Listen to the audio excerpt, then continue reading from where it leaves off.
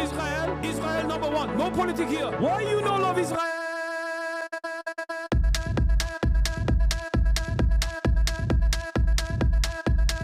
Oh, you hate it?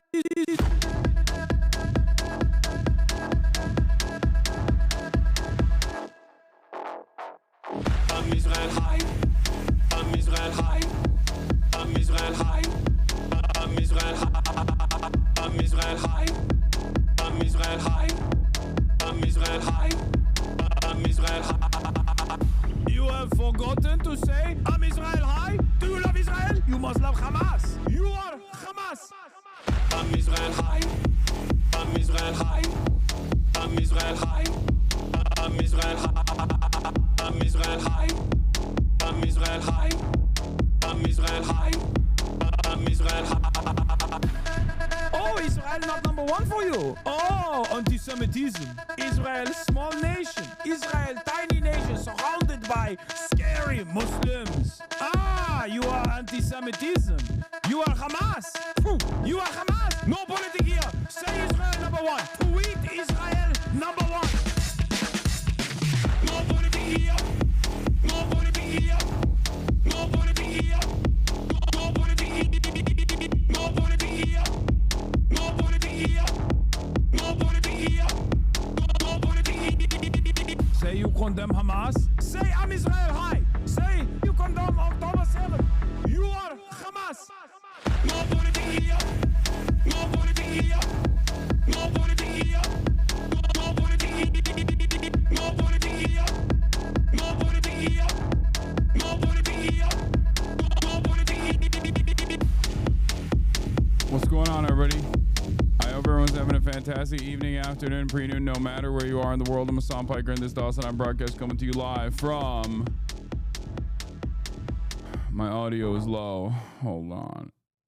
Coming to you live from sunny Los Angeles, California, folks. We're live and alive, and I hope all the boys, girls, and MBs are having a fantastic one because today's a beautiful day. Today's a wonderful day. Today is... Okay, boom. Increase the audio. We're back. We're good. Today is Newsday, Tuesday, ladies and gentlemen. Ladies and gentlemen, Newsday, Tuesday. That's right. That was I'm Israel High from Brilliant Drink. An absolute banger. Totally mental. Totally fucking mental. It's Newsday, Tuesday, innit? June 17th. June fucking 17th. 2025, innit? Fucking hell. Fucking hell.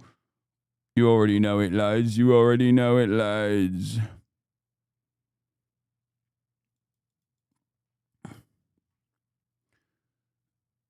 Anyway,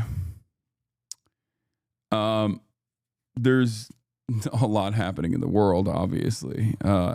But before we get to all the stuff that's unfolding around the world, all the chaos and disorder, I must tell you about my personal news. This is part of the broadcast where I tell you about my personal news about what's going on in the world of HasanAbi Piker in between time period where I press the stop streaming button and press the start streaming button. So help me God. That's what I'm going to do. Okay. That's what I'm gonna do. So help me God. Yeah. All right. So what's going on? What's unfolding in my life? Last night I ended the broadcast, another half day. It was like, what, 9 hours or something? You know, light work, a little light work as always. Never a moment's rest. Never a moment of rest allowed. No moment of respite. Fit check, question mark? No fit check today. Anyway, Good night. what did I do? What did I do? I actually, ironically enough, someone just sent me this to be like, yo, teach your nephew, coach your nephew. But this is what I've been doing. I just go on TikTok and I watch nephew, Riz Up, Kaide's sister, Sakura. And then I watch Extra Emily and Agent. That's what I watch. I watch Agent and Emily. And I watch the am I a shipper? I'm a filthy shipper, dude. I'm such a filthy little shipper. It's disgusting. I am such a, it's like extra weird.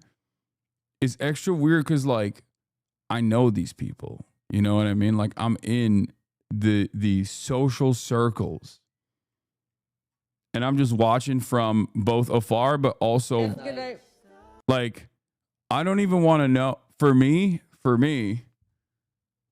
I would rather watch from afar as a 33-year-old man.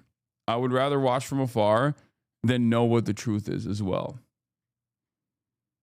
Do you understand? You fucking understand? I know, it's messed up. Good night. I'll see you soon. Oh yeah, I'll see you soon. Love you. Whoa. That was crazy. That was crazy. That's a crazy thing to say and do, for the record.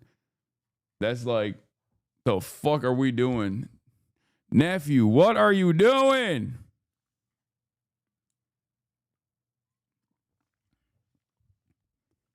Over Minecraft, dude?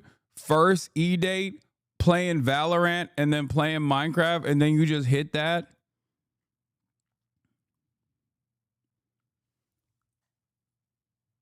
Farming clips this generation. Yeah. It's funny because some of you guys also do that for me, but with like protest footage, clip farming. That's what I need to do. I need to go to the protest and clip farm. You know what I mean? Let me see if I can find it. Someone was like, Unk is aura farming. It helps, at least in my experience. The mace and the tear gas, it adds a different flavor profile to the citrus Zin. Zin helps. W aura farm, W advice.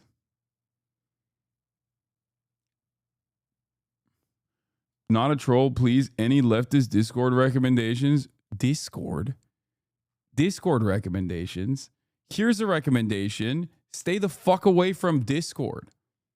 Here's a recommendation. Go join like a real, I was going to say like go join community organizing, like any sort of like real, like go join your DSA or your local PSL chapter or something. But like, honestly, even anything else, anything but this. Okay. What is this? Oh, I need a Discord recommendation.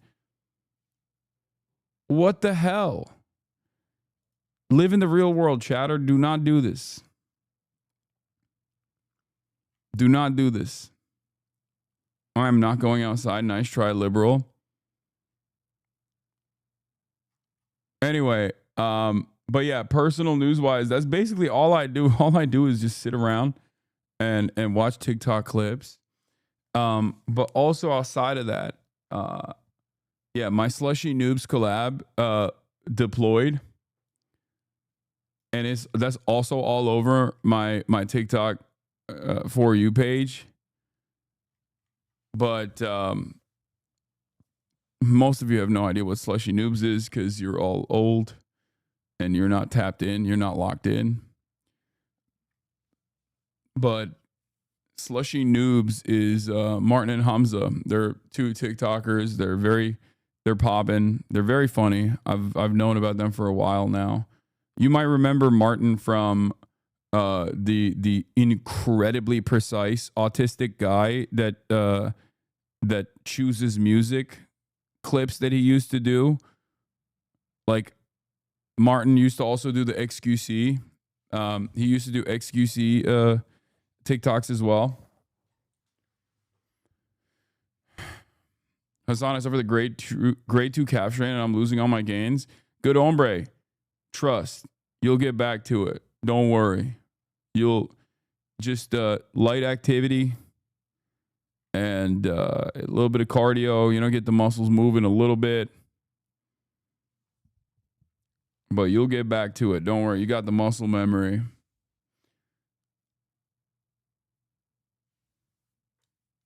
You liked my TikTok moments after ending the stream last week when it had under 1,000 views. You're kind of a TikTok demon. Yeah. So, where was I? Down 1K because Hasan isn't wearing a soccer shirt? No soccer shirt today. Okay. What was I saying? Oh, personal news wise, yeah. We finished with the fam. We finished Marie Antoine Carême, the show Carême. And it was pretty good. It's interesting that like Carême finds a way to always handle everything through cooking food, espionage. Everything is done through food. It was a fine show. It's a sex food show. If you like sex and you like food, or if you like French architecture, you will love Carême. It's very good. So, other than that, woke up early this morning. I did actually take Kai to the park. I had an interview with Middle East Eye. I don't know when that will be released. I took Kai to the park after, and I also played a little bit of basketball. Like I did a little bit of cardio. I did not actually like move my foot around too much. But I want to give a shout out to that one chatter who gave me the ankle brace brand, the German brand. Because I got knee sleeves off of that brand as well, and I'm using both now. And I feel like it's pretty good. My leg is getting better every day. I crack a little Tylenol, okay, little paracetamol, little acetaminophen in the morning, and then I move the foot around a little bit, and I keep that shit. I keep that shit tight. Yeah, off the yerk. Play a little bit of ball, move it around a little bit. Gatekeeping the brand. Bauer Fiend is the name of the brand. Piker Broadcasting Service says Bauer Fiend. It's true. The name of the brand is Bauer Fiend. Ja, ist sehr gut. Ja, Bauer Fiend. Oh, ich möchte Bauer Fiend. Oh, ich liebe Bauer Fiend. Ich liebe Bauer Fiend. Ja, Bauer Fiend ist sehr gut.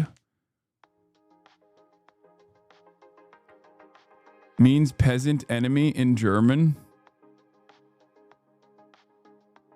Acetaminophen is not anti-inflammatory though. You should do ibuprofen or Naxprofen. I don't fucking know. It's fine. In any case, that's what I've been doing. Also, shouts out to Tony K Films for the incredible photos that he took. I haven't even posted them yet, but there's hella photos that he took where I'm aura farming.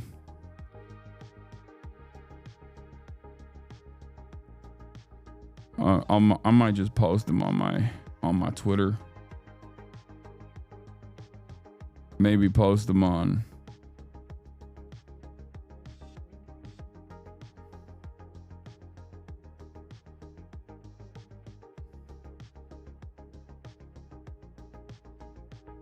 Maybe post them on Instagram as well. You guys see the Garp Kuzan Dap meme? Yeah.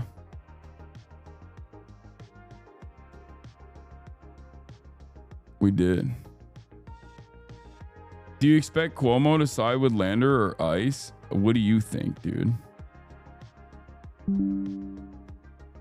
Uh-oh. GeForce Game Ready driver update available. I ain't downloading that.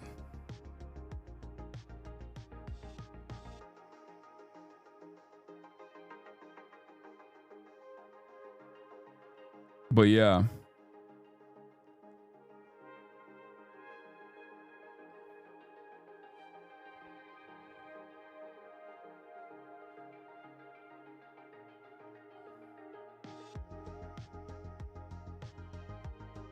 Hold on, I'm gonna post this.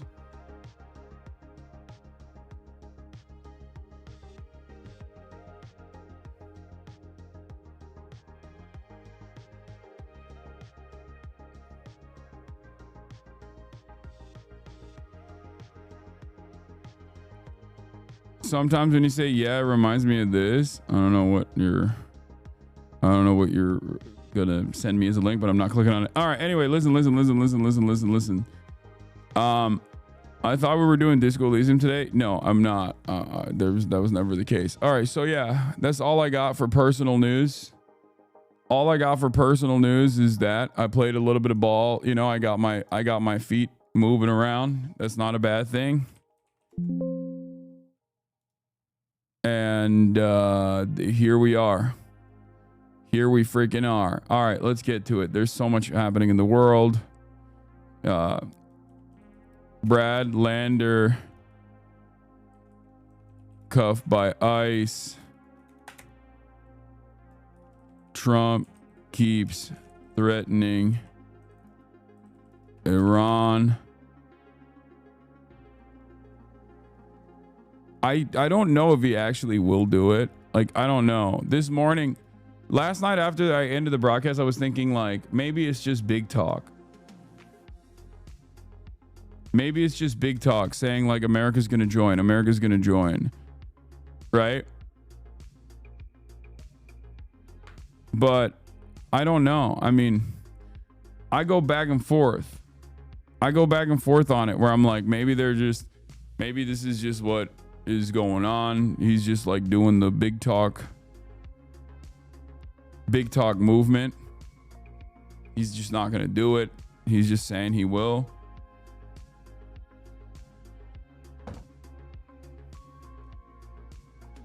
But who knows?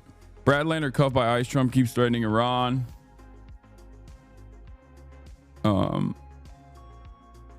Israel's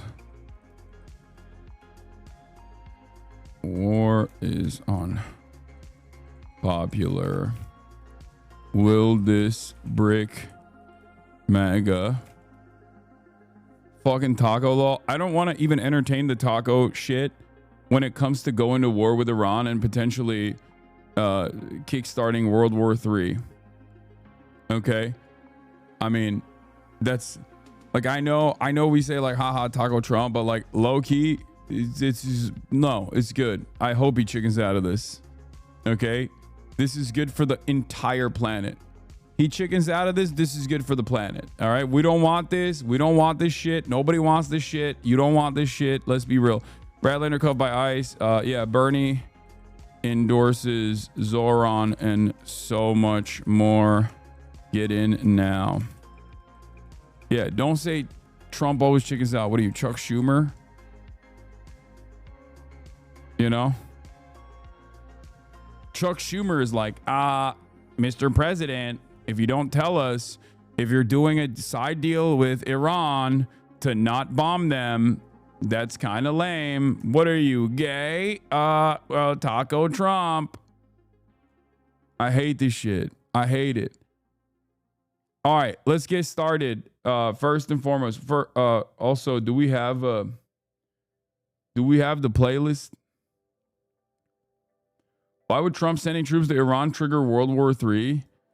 I mean, listen, World War III is where battle lines are defined in one pole of the world, one plank of the world being China and the other one being America. clearly all of the Western liberal nations are on board with American dominance and the continuation of American dominance. They like it. They totally are on board with it. They want it. They also are very bloodthirsty. Shouts out to the fucking Germans, especially. Germans are baying for blood, it feels like. I would have never thought in my lifetime that I would see the Germans that post World War II that like seemingly were pacified. They were like polite versions of the Nazis that they used to be. Turn around and start talking about in the lamest and nerdiest ways, like we must immediately go into war with Iran. Yeah, this is very important. This is the most important thing. Also, we hate that there are so many refugees in our country as a consequence of America's destabilization in the region. But also, we love the blood. We love the bloodshed. Israel Chai. Yeah. I love the bloodshed. I want the murder. I want the murders. We need the murders. We love it. We love it. I love being the liberal and doing the murders all over, yeah. Oh, meine Industrie.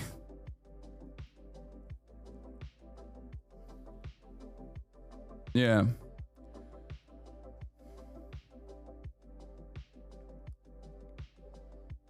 Friedrich Merz said Israel is doing the dirty work for the West in an interview today. No, I know. That's what I'm referencing. Yeah, Israel is doing the dirty work for the West. It's defending the West. Yeah. It's crazy. It's like, bro, know your fucking place. Like, it hasn't even been 100 years since you did the fucking Holocaust, man. Why are you so excited to do Holocaust 2? I mean, you already are watching a Holocaust 2 unfold and you're defending it. But you also like directly want your hands to be bloodied. Right now it's indirectly bloodied, but you're like, I want the hands to have the more blood. I love it. Anyway, that's where we're at with fucking, that's where we're at with the world. But the reason why it's going to turn into World War III is because, again, Iran is a deeply important strategic asset both for oil and energy production for China, but also a stabilizing force in the region for Chinese interests, as opposed to the rest of the region that is completely dominated and servile to American interests. So they don't want, I don't think that China wants Iran to fall by the wayside and turn into another like Syria situation, right? Because what happened to Syria and how Syria falling was consequential for Iran, and Iran falling would be consequential for China. This is why I think it's like a World War III style situation. MSM really isn't talking about the potential for China's involvement because China is the most restrained and the most like cold, calculated, pragmatic country out there to a fault.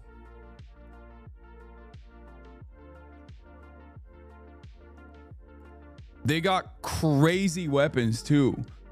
They got good tech, crazy weapons. Time to defend your assets. You know what I mean? That's what I think.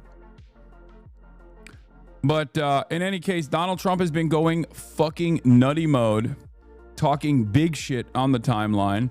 And that's obviously what we're going to start off with today, because that's just the way politics runs nowadays. As you know, yesterday, he urged the evacuation of Tehran, which is an incredibly large city.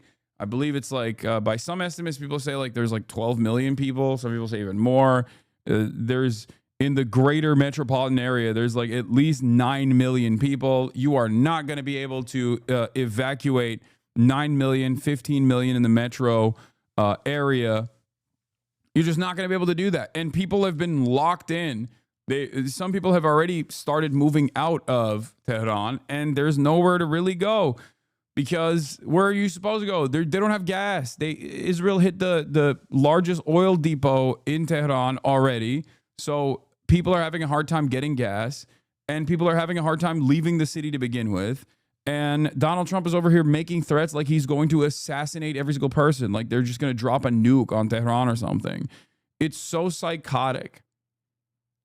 It's so insane. Like Americans, we do not understand this feeling. We will never understand this feeling because there is no force as powerful and as like there's no force on the planet that can threaten us in the same exact way. Not even China cannot, at least right now, cannot threaten us in the exact same way where they've like designed the entire rules of warfare and international rules and law and order to suit their purpose and can strike and do genocidal things with impunity. Like there's no comparison, which is why we can't comprehend what it's like to have like normal people have no say in what happens in their own lives. Something that Donald Trump might be saying simply because he thinks it gives him an upper hand in this negotiations process is ultimately so consequential for millions of people. It's terrifying. I hope you guys can maybe close your eyes for a brief moment and recognize the humanity of the Iranian people and recognize how devastating this kind of statement is without simply talking about how big, bold, and brave and beautiful our big, beautiful president is. Because like a lot of Americans are so callous in their indifference to dignity, to the dignity of human life when it's overseas, when it's supposedly be a civilian population of a foreign adversary. You know, all Iran had to do was not build nukes, though. Not justifying this, but their government isn't innocent either. You're a fucking idiot. First of all, Iran hasn't built nukes. They should have built nukes. They literally should have built nukes because if Iran had built nukes, Donald Trump couldn't say, Tehran, clear out. So ironically, it is actually the government's incompetence, I would say, that has caused them to try and play ball with America and play ball with the Western world over and over again as the Western world has fucking slapped them around. Can Donald Trump tweet out, Moscow, clear out? No, obviously not. And Moscow and Russia has done a metric ton of damage to Ukraine. So why can't Donald Trump say, hey, Kremlin, clear out? Why can't they say, hey, DPRK, clear out? Pyongyang, clear out. Why can't they say that? Oh, that's right, because they have nukes. Okay? That's it. You got to have nukes. If you want to have sovereignty outside of the sphere of NATO influence, outside of the sphere, the protective banner of the West. And by the way, ironically, when you are in the NATO protective banner, you don't have any sovereignty. Look at Turkey. Okay? You got nothing.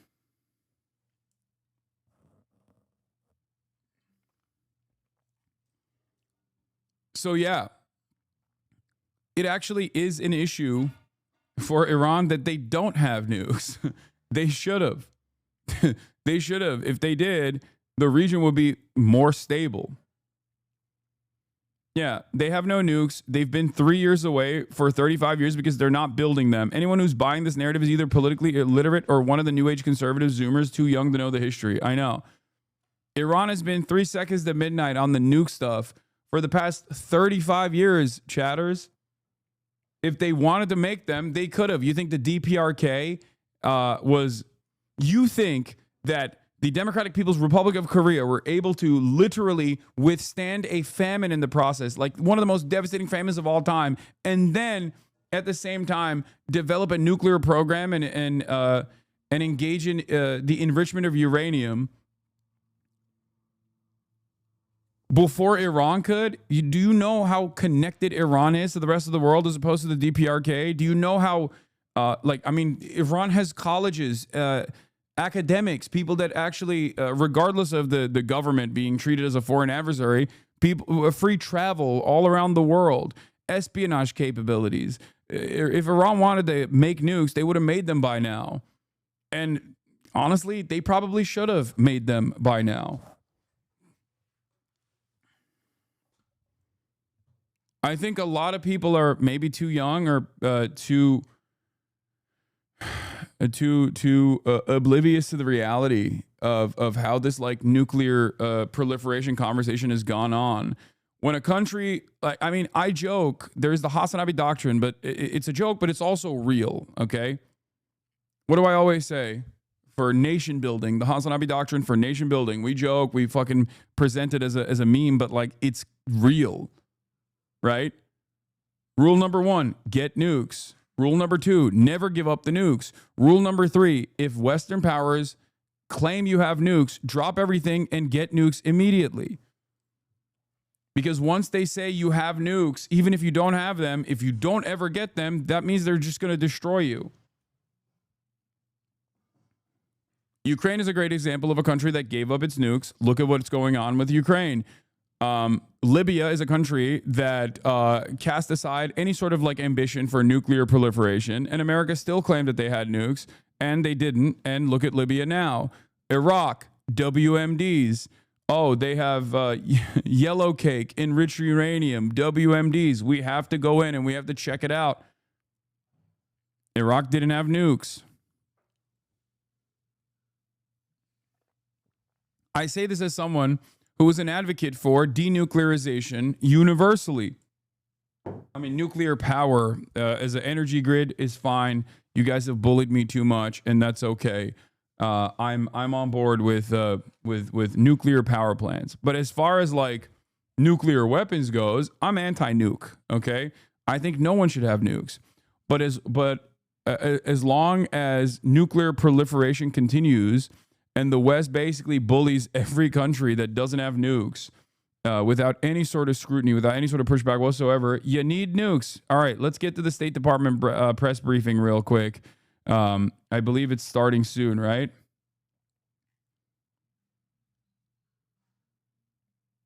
Here's what? Yellow cake press conference? Okay, stop. Actually send me the State Department.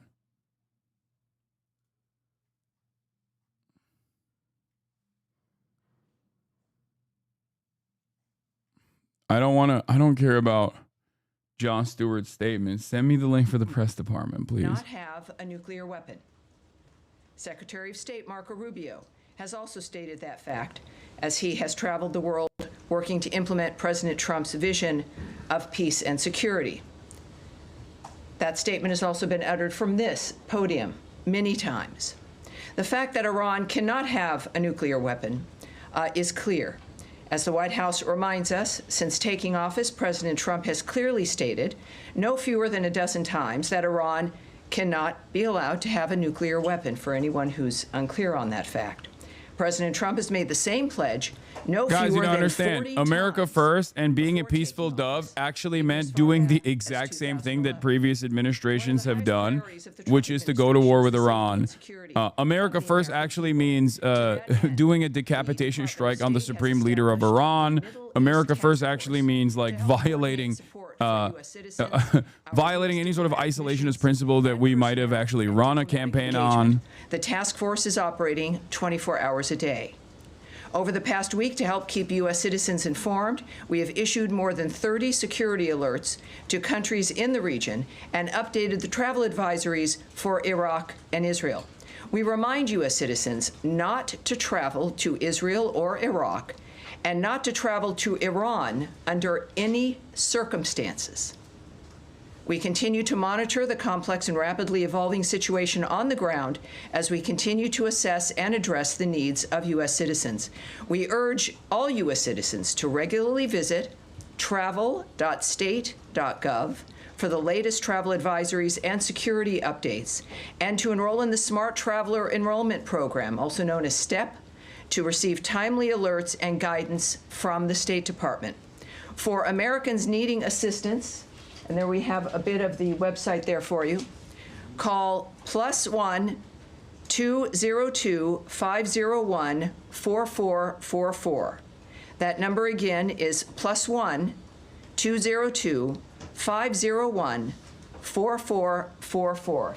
If you're on that website, you can also click on that red box. It will take you to a page where you can search for the embassy of your interest, where you are, where you would like to connect to be able to get help from the embassy in the country where you are. Yeah, unless you're in Israel, in which case the Israeli government doesn't want you to. U.S. Embassy. Yeah, I know Trump leaked Mike Huckabee's text message. I read this morning. What an insane screenshot. I didn't even know you could screenshot something this long. I don't know how Trump screenshotted this. A rapidly evolving dynamic, but to conclude the topper here today, I want to recognize the State Department and other U.S. government teams around the world working under threat on behalf of the American people, particularly those in Israel and Ukraine, who spent another night sheltering in bunkers as they came under attack. Our priority is the safety of Americans overseas and here at home. It is the priority of Secretary Marco Rubio.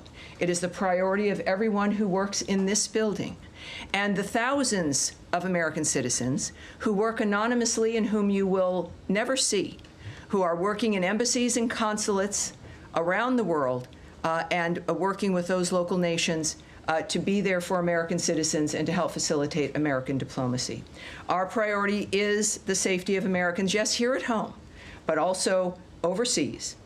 We thank all of those working on behalf of the American people, all of you watching from home and from around the world. We thank you. And for everyone around the nation, we know and honor your work as we begin another briefing here, ready to take your questions. All right. Yes, sir. Here we go. Yes, hi. By the way, notice how the State Department press briefings are damn near identical in their response to the previous State Department, regardless of how different things are. It's going to help Americans potentially leave the Okay. region. My goats are there. Or Goat. depending on the countries that they're in. I guess And, Prem any is more Prem detail not you can there. give on I that. don't see him. Right. I won't guess be they giving revoked you, just as a Zeteo's reminder, how today is a little bit of a different press day for the credentials. This briefing. is live, yeah. There is always things that I can't say to you. And yet we have a long back and forth. Sometimes we have a little bit of a debate.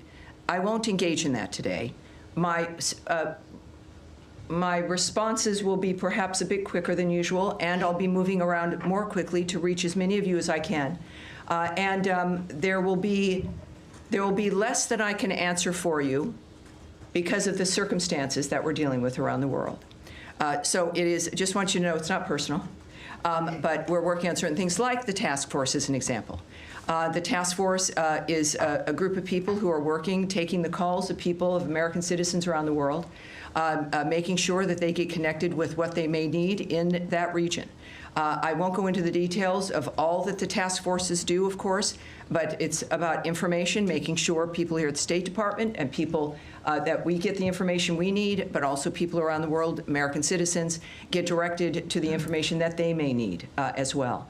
So I'll leave it at that, but this is something that the State Department does when there's a situation that requires it, and this is one of those times. Tammy, I'm sorry. Could I just ask Sure, about the Matt, phone sure, number? of course. That phone number that you get, if you call that number, which I can do right now, who do you get? You get an individual who is Task force or? no, you don't get the task force. That phone number is a general phone number. The task force is busy, but it is a separate unit that is established to take the calls to assist American citizens who call to the embassies. Particularly, you're going to be referred to embassies who can help you get what it is you need. So good question. Thank you, sir. All right. Yes, Andrea. Just a quick question. There's some specific consular needs. One in particular that I'm aware of, and there may be more than one, is an American citizen in Iran, where there is no embassy, no consulate. Mm-hmm. Would that be the Swiss protectorate? Would there be other options? Is consular affairs give any advice as to what to do about Americans right now stuck in? I can't bad speak to any places? advice or information regarding individuals in Iran at this point. And what about American Israelis or Israeli Americans either wanting to come out or wanting to get back home? LL, I believe, has resumed flights in some small measure. Why is for she people who- there? You know, some people have kids in Israel and they were visiting the States.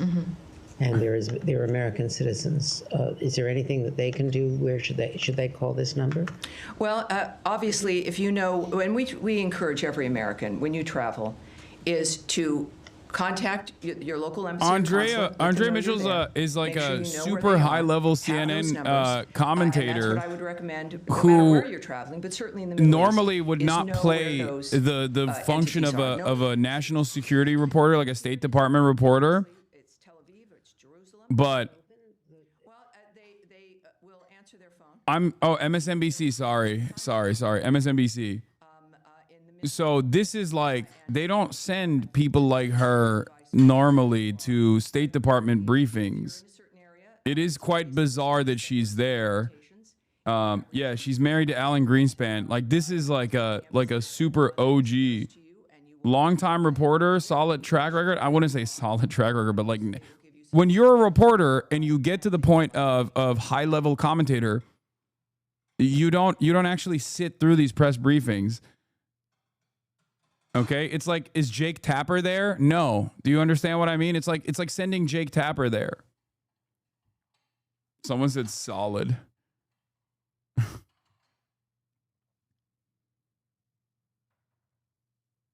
Oh, she stepped down from anchor chair on MSNBC and is now a correspondent for NBC. She got demoted? Well, I'm certainly not going to characterize what President Trump says or tweets. Yeah, she's also, unsurprisingly, very pro-Israel. It's like sending Wolf Blitzer. Yeah. So like all these guys obviously at a certain point were, loyal little soldiers in the media that did like their quote unquote journalism. They did their reporting only to get elevated to the highest status. The highest status in the media is like when you become like a New York Times op-ed writer, or when you become, or when you basically become a commentator, like with your own show, with your name associated with it. To stop peacefully through diplomacy. That has been his commitment. And he wants these things, as he said, about a number of situations, not for a month or 6 months, but durable ends to this nature of forever wars. And that has been his posture, and that's his posture now. Okay, I have an easier follow-up. Yes, ma'am. How many people... I'll take a hard one, too. I'd say. How many people so far have contacted U.S. missions in Israel or elsewhere, American citizens? I'm losing my mind. Stop asking about American citizens being allowed to leave Israel. Oh, my God. That is, sure, it's relevant, but it's the least relevant part of this. Please ask about what the administration is planning to do. Please prod some questions. Why are tankers moving into the region? Why are there bombers in the region? Does Donald Trump need congressional authorization? We know the answer, but at least it's important to have it on the record. I know that our commitment is to the safety and security of Americans around the world. All right? Yes, sir. Yes, sir. Go ahead. Tammy, would the U.S. government like to see a regime change in Iran? First of all, I'm certainly not going to remotely address that. It would require me to speculate or speak on behalf of the president, which I will not do. What we've seen, though, is clear, is months and repeated statements that all he wants is a peaceful world. His activity and the nature of the action. Yes, the answer is yes. The answer is yes. Everybody knows this. Israel wants regime change. America wants regime change. They want it. The point is, will they try to get it by doing a decapitation strike? Who will they actually try to put in the position of power? Will a decapitation strike be successful? Okay. All right. I'm cutting this. This fucking briefing is so stupid. Okay.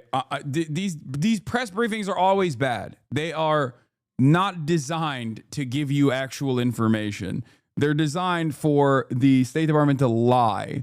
And I just wanted to show you how the similarities are between like the previous one with, Matt Miller, who now considers what Israel's doing as war crimes or whatever, as opposed to what is going on currently. Yap Miller. Trump's desire to handle the escalating conflict in the Middle East diplomatically is waning. Officials familiar with the ongoing discussions tell CNN Trump is growing increasingly warm to using U.S. military assets to strike Iranian nuclear facilities. This is basically the same fucking holding position, the holding pattern that we've been in.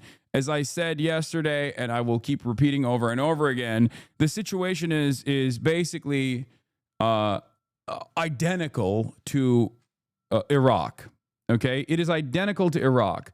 We are we are at the precipice of a fake reason, fake justification, WMDs, fake pretext to go and wage war in an even larger country with an even more powerful military in mountainous territory that is basically designed geographically to be like a natural castle that will be incredibly costly in terms of human life and human casualties in Iran, first and foremost, and then also for American troops as well. This is Iraq War 2.0 coming from the guys who claimed that they were anti-neocon, coming from the administration that successfully ran and won, positioning themselves as antagonistic to the Iraq War. But this time it's different. That's where we're at. Now, I don't know if they will continue along with this ambition or if they're just simply doing like the Trump madman doctrine, which has happened in the past as well with like Qasem Soleimani's assassination, for example. Trump does something absolutely insane that under normal conditions would be considered a severe violation of another country's sovereignty. But then there is not much response from said country, this time Iran again. And then they get back to the bargaining table or whatever. And the only reason why this has worked so far is because of the unimaginable power that America has in the region, unimaginable power it has in terms of like doing damage to the civilian population, and the lack of appetite from countries like Iran to kill their whole fucking population, like throw their population in the field of fire under American munitions. That is the only thing that has stopped. Iran's restraint is the only thing that has stopped World War III from unfolding, and it's not because of the brilliant calculations of Donald Trump. It's almost identical to like the way that Kissinger operated, bullying all of these other smaller countries and just like brutalizing them over and over again, pummeling them, doing a fuck ton of war crimes in Asia, knowing full well that there was no retaliation that America would ever meet. The only major difference between what's unfolding right now and 2003, however, is that there is one, no 9/11 component. Two, we're living in the post anti-Iraq war meta, where Americans like recognize the war on terror as being overwhelmingly a failure, right? And on top of that, I would say that we have tremendous economic instability, which I think plays a role in Americans not feeling as patriotic, or the Western world in general, not feeling as patriotic about their countries, like not feeling as though they are willing to go and serve in the military to like defend Western nations or whatever. It's like they can't pay rent. Why the fuck? Like most people, if you ask like Gen Z, they're like, "Oh, would you serve in the American military? Or would you serve in the British military?" And they're like, "I'm not gonna die for someone else's wars. Like, why would I do that? I can't even pay fucking rent." And on top of that, there's tremendous enmity towards Israel. There's tremendous anger and resentment towards Israel in the public's eye. Politicians are united on defending Israel, but the American population even is not so united. It's one of the most common metas right now is like, I'm not dying for Israel. I'm not dying for Israel. That's like the rallying call of an entire generation. So when you look at that, when you look at the situation with deep economic volatility, deep uncertainties about people's futures, anger and resentment, and try to slap on a additional war that is even more costly than the previous wars that America is engaged in that are deeply unpopular, I don't know if Americans will be on board with this. I feel like this could potentially destabilize the entire Western world if implemented. Maybe I'm wrong. Maybe America will find a way to fucking nip this in the bud and have this like full-throated pro-war propaganda that they've been pummeling, that they've been pumping out on every outlet right now. They've been doing that. They've been doing that nonstop. If you notice, like CNN and New York Times is damn near identical with the way that you hear commentary from Fox News on this stuff. There are very few outspoken anti-war people out there. You got some crazies on the right. Some of the most like crazy MAGA people are coming out against it. But then also you got like the AOCs and the Thomas Massey and the Republican Party and the Bernie Sanderses of the Democrats that are coming out against it. But overall, Democrats and Republicans, especially at the highest levels of the party, are fully on board with escalating this conflict and moving in to Iran. You are genuinely stupid if you think the whole world will end because you acting like it's the combined 7-hour invasion of Earth, which was worse. You act like you're the leftist tough guy. You would not last a single second in City 17 and nobody is crazy except the people you hired to ban for you.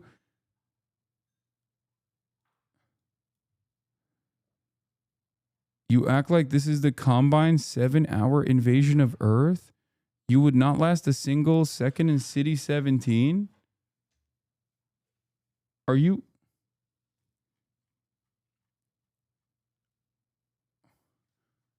Do you think Half-Life 2 is real life?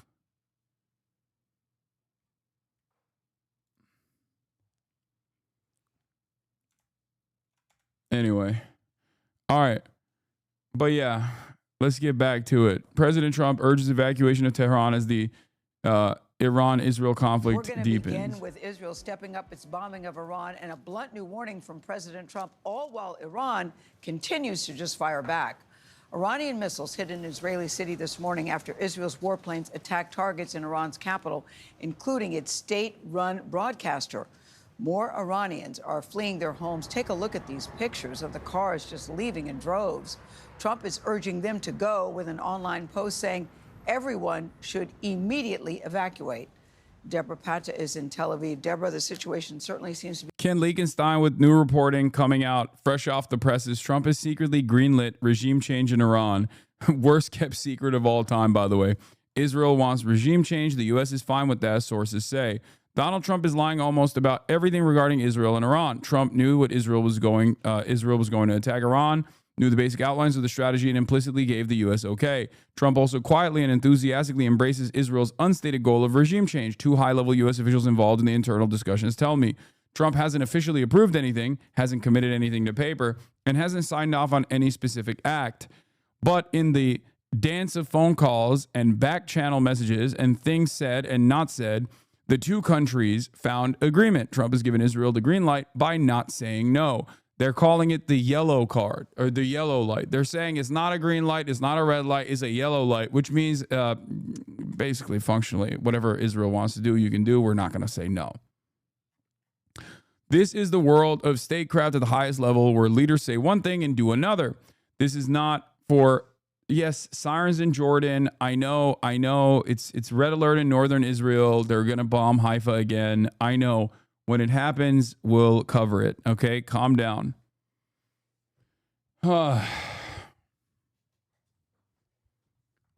This is not only for deniability's sake or to intentionally mislead. This is not only for deniability's sake or to intentionally mislead the public. It's just the way way of the world that includes a set of rules and workarounds that allow leaders to never be frank. There are massive risks involved in Israel's campaign and in America's implicit support, but in the ways of national security, we just don't get to discuss them.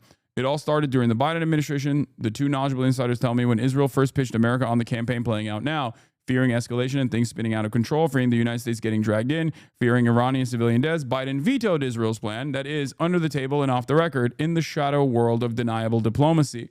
Washington's lack of assent meant that direct action to operate outside the context of Hamas were off the table. Instead, Israel in 2024 carried out a spate of assassinations of extremely high-level adversaries. First, Israel killed Hamas leader Ismail Haniyeh in Tehran. Then they bombed an Iranian embassy building in Damascus, killing high-ranking Iranian generals. For the record, all of these things that happened under the watchful gaze of the Biden administration was directly a violation of numerous red lines, and it was reliant on a hopeful Iranian restraint that actually did exist. Restraint paired up with Iranian naivete, I would say.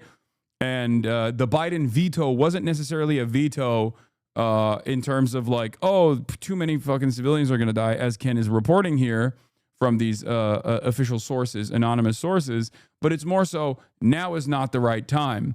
Now that actually the axis of resistance have been entirely gutted, and there is very few striking capabilities that can come from all of the fronts, with the exception of Yemen, basically. Now that Syria is toppled and Hezbollah is decapitated, and even like all of the IRGC troop positions in Iraq have been compromised, it is much more difficult for Iran to create an air of deterrence and restraint around Israel. Okay? Now is a better opportunity for Israel to strike Iran, which is why they're doing it, which is why they're doing it right now, as opposed to under the Biden administration. Nobody expected these operations to be as successful as they were, which emboldened Israel. On April 1st, 2024, Iran attacked Israel in a massive and unprecedented missile and drone strike.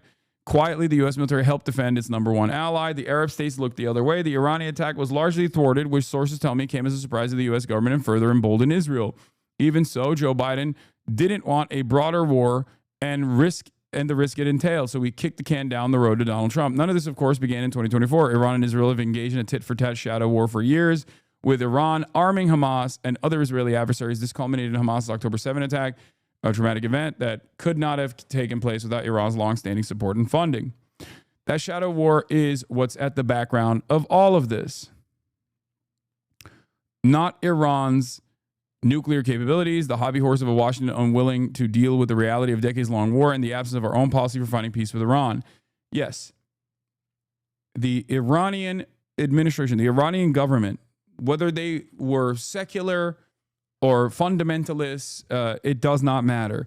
As long as the Iranian government is outside of the sphere of American and Israeli control, they will always be a threat. And the American government will always find a way to say, these guys are our adversaries, they're terrorists, they're bad, they're wrong. It fucking doesn't matter.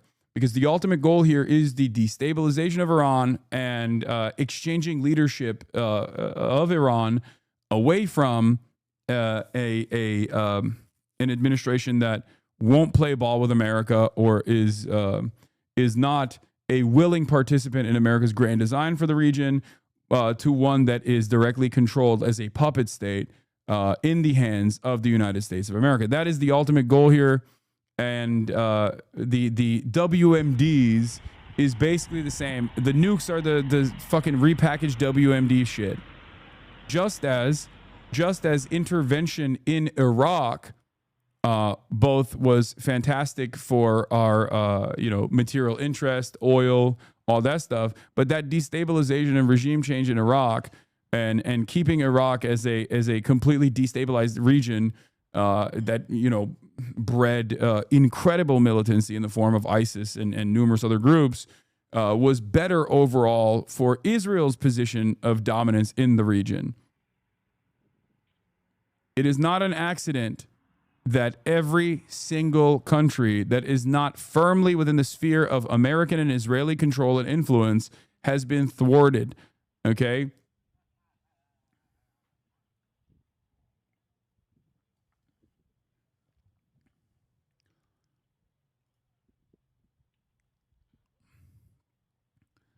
The ultimate goal here isn't even Iran. The ultimate goal here is China. For for America's interest, like in the region, Iran is basically the final big bad that won't let them that threatens their overall full-blown control over the region. But the real reason why they want to completely control the region is because they want to have complete control. They want to have complete control over the energy production, or at least almost complete control over the energy production, and use that as a incredibly powerful weapon against China. Okay?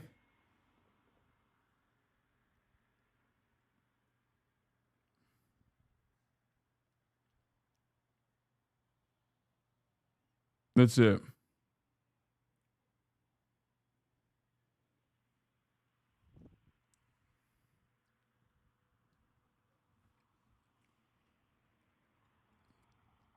The president has made it clear that Iran cannot have uranium enrichment, Vice President Vance said today. And he said repeatedly that this would happen one of two ways, the easy way or the other way. This is about the Strait of Hormuz, right? They could theoretically block it for countries like China. Yes, the Strait of Hormuz, where the overwhelming majority of oil tankers pass through. It is where the economic engine of the planet, the fuel supply of the entire planet basically goes through. And it's not just the Strait of Hormuz. It also is just like oil production in general.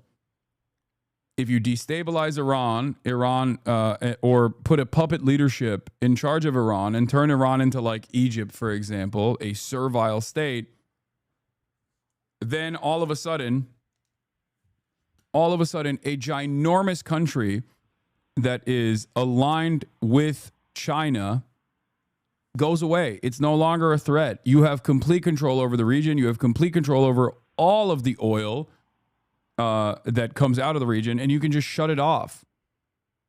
You can shut it off from going to China.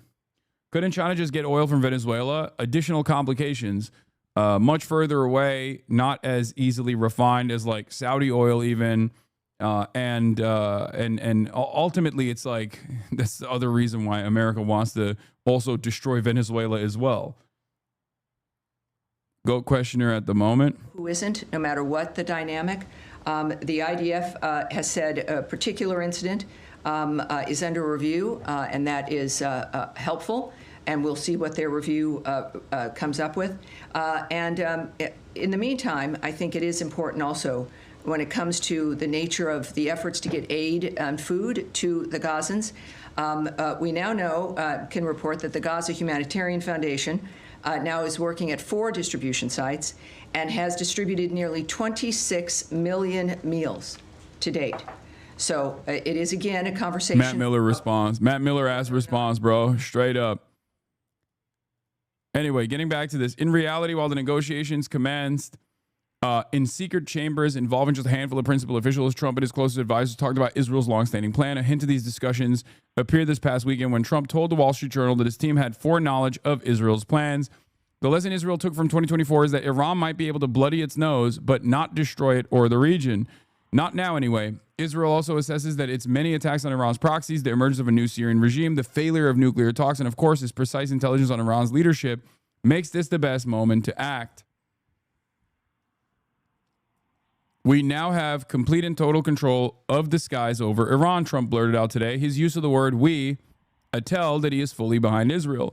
It will take a while for the military and the bureaucracy and, of course, Congress to catch up. The news media will be filled with stories about the contradictions of this and that, about how close Iran was or wasn't acquiring a nuclear weapon, about World War III, and how toppling the Iranian regime is just the next Iraq or Libya, right up until it happens, whatever it will be. Everyone should evacuate to Iran, Trump said on Monday. President Trump has been unusually tight-lipped about Israel's military campaign. Asked Monday about the possibility of regime change, the normally loquacious Trump said simply, I want to see no nuclear weapon in Iran, and we're well on our way to making sure that happens. Pressed further at the G7 before the president walked out about what he knew, he answered totally out of character that he didn't want to talk about that. Israel has not yet officially said that its goal is regime change. I mean, they have. They have. It's that's part of the game as well. But with much of Iran's military leadership eliminated in a lightning-fast series of strikes Friday, Israel's objectives clearly extend beyond just halting their nuclear program. According to the IDF, as of yesterday, Israel struck more than 865 targets, really aim points at targets, not targets themselves. The IDF says 20-plus senior military commanders have been eliminated. Israel's also attacking Iranian missile launchers, and it says it has already eliminated 120, a third of Iran's force. Aware of Israel's desire to mount a stronger attack, Trump publicly said he wanted 60 days to negotiate with Iran. I had 60 days, and they had 60 days, and on the 61st day, I said, we don't have a deal.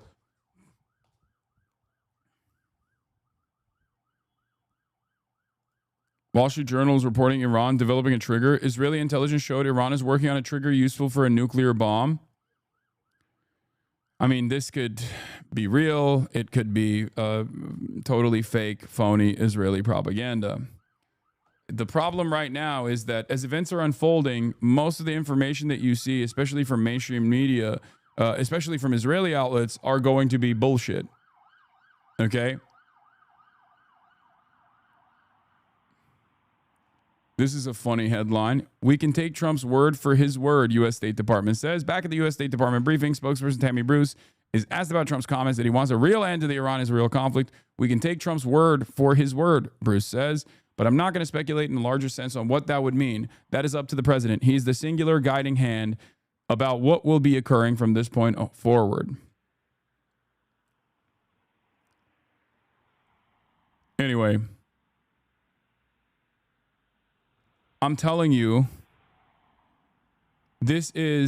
I think this has been the plan for a lot longer. There's only two options out of this.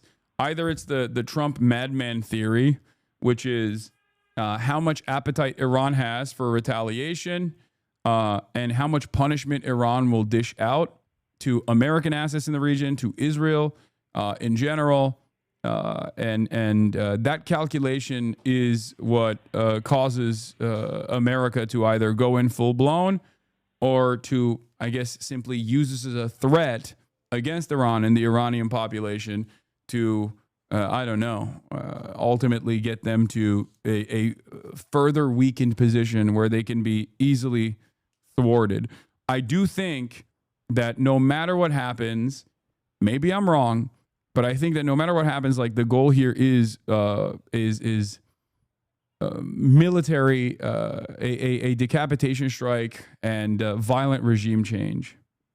That's what I think. I might be wrong. I hope I'm wrong, but I do think that the goal is to ultimately destabilize Iran and then inevitably down the line develop new leadership, create new leadership that is servile to American interests in the region.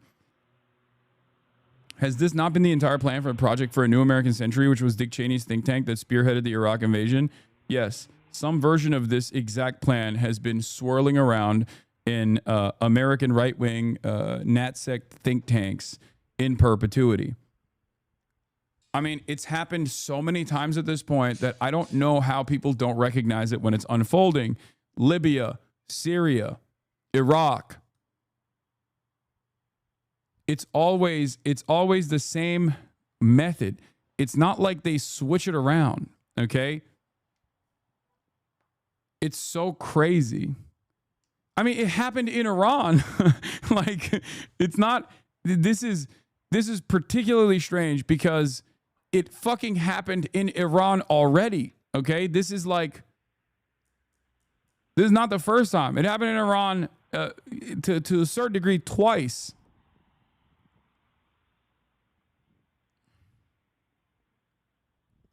Be escalating there. What can you tell us? Escalating indeed, and a very good morning, Gail. Israel has expanded its aerial assault on Iran, not only striking nuclear facilities and assassinating senior military leaders, now targeting the regime-controlled media. That's crazy. You're a fucking press person, dude. You are literally, dude, this is shooting the BBC headquarters. Okay? This is bombing BBC. This is a foreign government bombing the BBC. You can't say regime-controlled press to try to normalize blowing up a fucking news station. The BBC is also regime-controlled press. One might make the argument that every single private enterprise in American press is also regime-controlled. That is so twisted. Israeli forces have broadened their tactics. Last night, striking Iranian state television during a live broadcast. Thousands of Iranians have been trying to evacuate major cities since Israel launched its surprise attack last week. This dashcam video in the city of Isfahan caught an explosion on camera as the passengers were trying to flee over the weekend. The human cost of the war is escalating on both sides. Over 200 in Iran and at least 24 in Israel.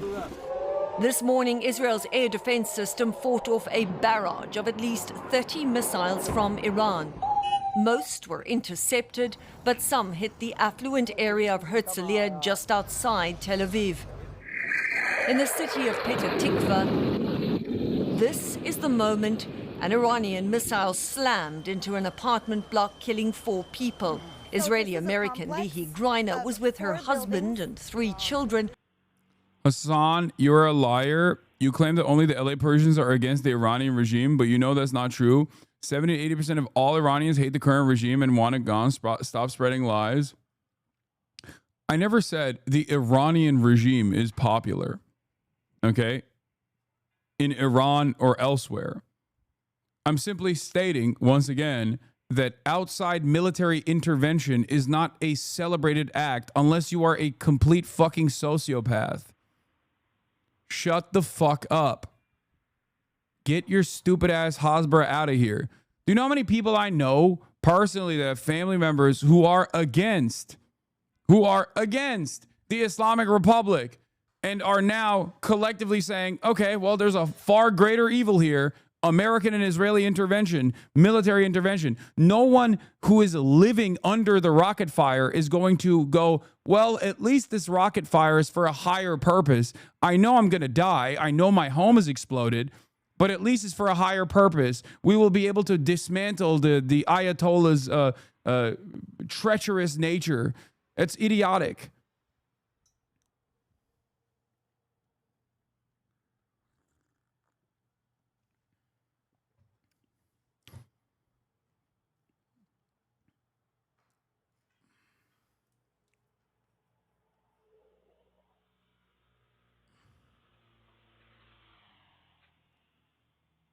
So dumb.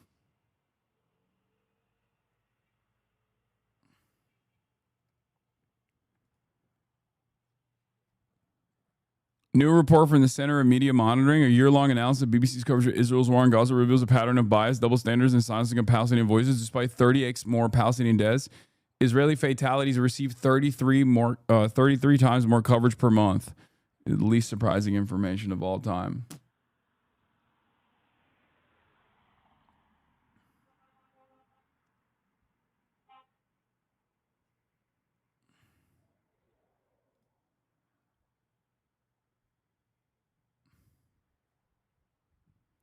Anyway, let's continue.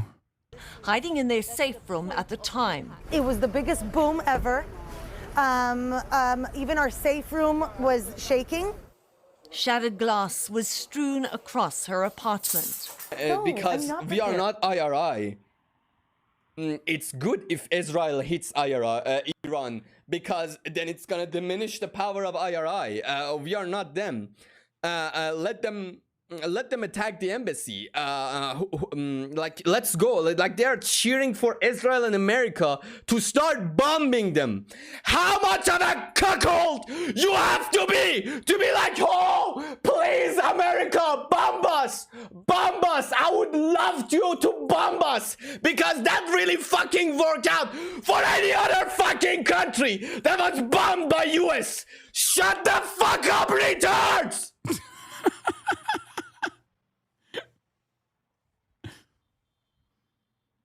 No, you guys don't understand. This guy is clearly an asset. He doesn't know what he's saying. No, I have it on good authority that every Persian in Tehran is saying, please bomb us. Please, I am Iranian. I am Persian. Please bomb us. Please, Israel, please bomb us. That's what they're saying, right? Fucking stupid ass, dumbass, moronic donkeys in the fucking chat. That's not what I said. Holy shit, man. Oh my god. These are the fucking people who are cheering for fucking Israel. All right? And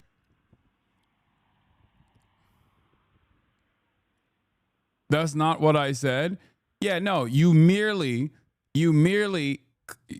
simply act as though I'm making an argument that the Islamic Republic is very popular. The government is very popular in Iran. I've never said that. Okay.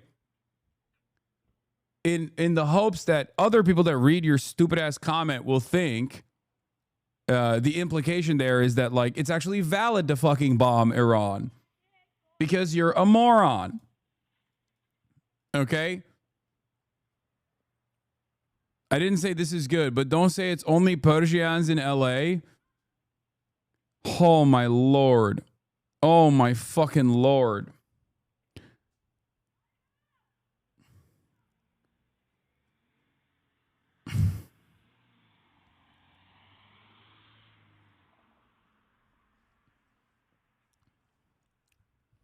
Is that chatter even Iranian? Probably.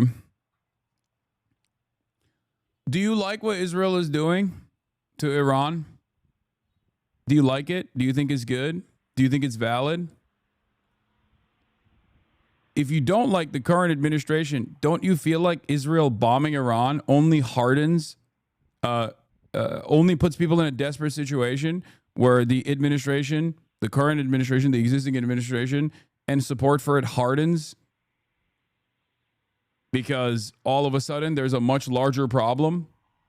Don't you feel like this is consistent all around the world when a much larger superpower or regional power comes in and decides to engage in military action?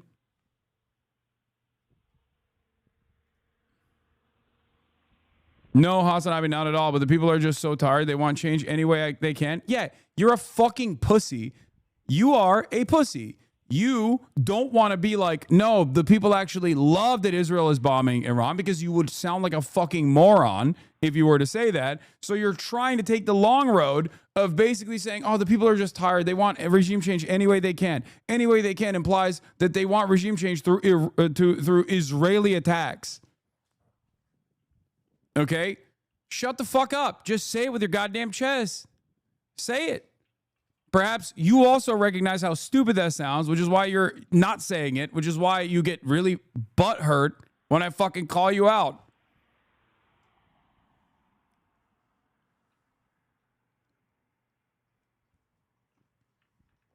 Yeah, once again, people hate Saddam. We have to liberate. The people will welcome us liberators. People hate the Ayatollah. We have to bomb Iran. They will welcome us. They will welcome us as liberators. Russia said that about Ukraine. Ukraine is Nazified. Zelensky is corrupt. We have to fucking bomb Ukraine. They will welcome as liberators. They will welcome us as liberators. Every fucking regional power and superpower says the exact same dumb fuck bullshit. Okay? These countries have issues, of course, but they need to be worked out through the regular process, through popular mobilization, through potentially a real revolution. And any kind of foreign intervention puts a fucking direct stop on that. Benjamin Netanyahu said, people hate Hamas. We are liberating Palestinians from Hamas. They will welcome us as liberators. Look at Gaza now. Do you think that's what Tehran should look like as well? I always use my own personal experience with this. America has always had complete control through the Cold War over Turkey by way of NATO. Okay, they did an Operation Gladio in Turkey. They have complete control over Turkey. Okay, Turkey has American nukes in American military bases inside of its national boundaries. But as soon as Erdogan stepped a little bit out of line, they tried to fucking do a coup d'etat.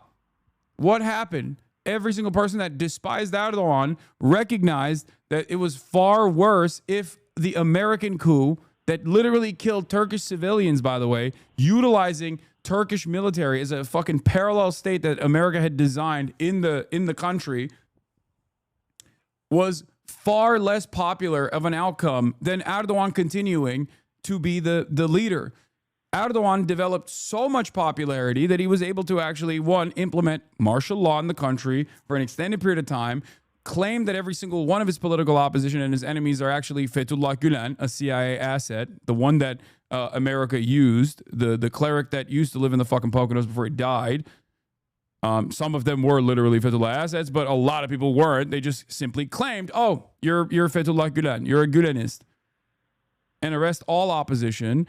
And then also on top of that, he was able to put together a referendum to change the fucking constitution of the country from a parliamentary structure to a presidential one, basically solidifying his permanent power. Unnecessary turkey tangent. It's not unnecessary, you dumb fuck. The reason why I'm talking about this is because it's identical. It's always the same. I fucking despise Erdogan. But foreign intervention, especially American foreign intervention, unironically causes people's positions to fucking harden behind the only entity that is at a defensive posture. Do you understand? So if you want real democratic regime change in Iran, then fucking tell America to stay the fuck out of Iran. That is the only way.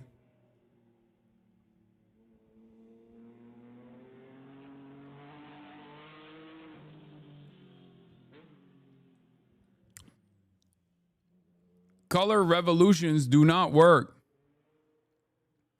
Half Iranian here. I'm so sick of these diaspora Iranians wishing America to glass their own country so they can vacation back without wearing a hijab. It's not about liberation. The goal is to balkanize it and Iran will cease to exist. Exactly.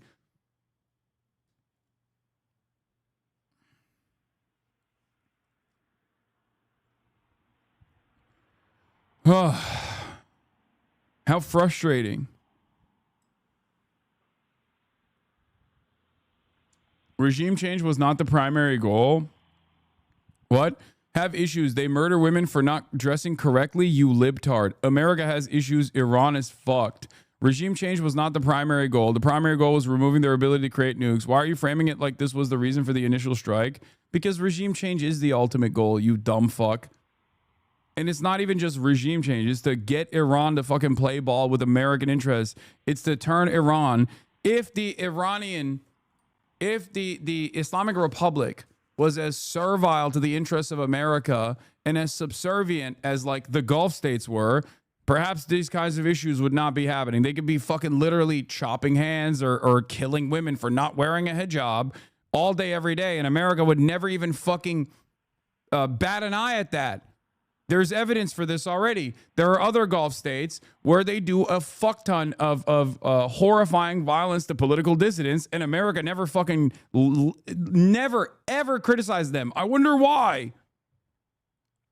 This has nothing to do with like the repressive structures of domestic governance of fundamentalist countries, you fucking moron.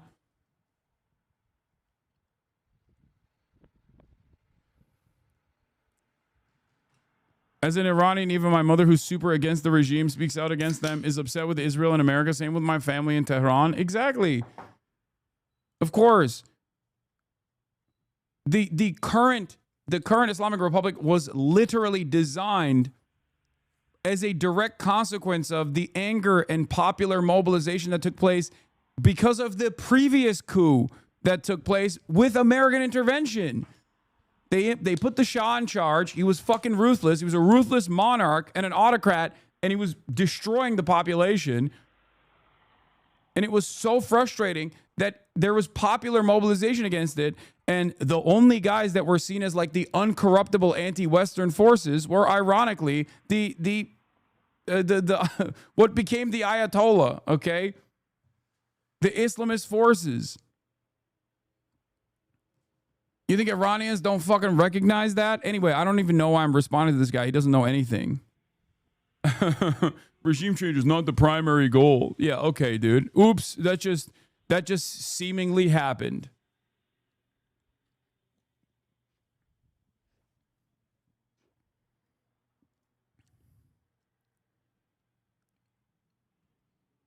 Like initially, the revolution, the Iranian revolution, was popular mobilization of all different political dissidents in the country, including leftist mobilization in the country as well. What came after that was actually an issue of consequence, because in order to basically, in order to solidify and centralize support around the Ayatollah, the Islamic Republic basically fucking destroyed any kind of leftist mobilization that actually helped them thwart the Shah.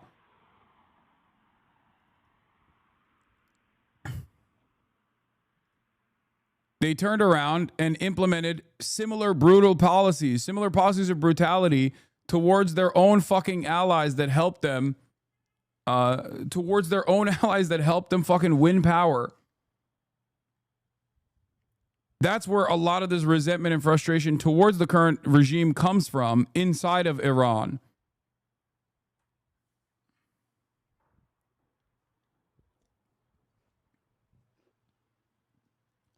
Iran almost had an internal regime change over the hijab protest in 2022. Like, Jesus fuck. Iran is one step away from the government collapsing due to public pressure. Doing this just reinforces support for the government is stupid.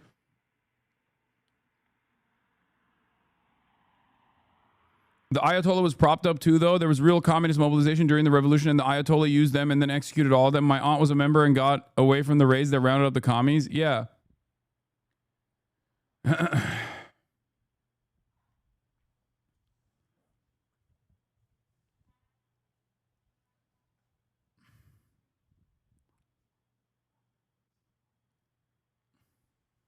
I agree with your statement about intervention undermining progress. Do you believe it applies to North Korea? I would go so far as to say that the current North Korean government takes advantage of the economic strangulation that the country experiences and keeps the country and its information as limited as possible in order to maintain its power. So yes, it would make it quite difficult to maintain a stranglehold on the population in the way that like the Kim dynasty has if they had complete connection to the outside world. I don't like Israel at all. They're committing a genocide, but you don't do enough to call out the Iranian regime, Hasan. You make them seem like the good guys a lot of time when they're not. They fund terrorist groups and kill their own people like it's nothing. They've been stealing money, destroying the country, then sending embezzled money to the U.S. and Canada for their kids living there.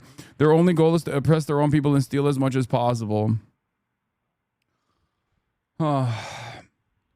Brother,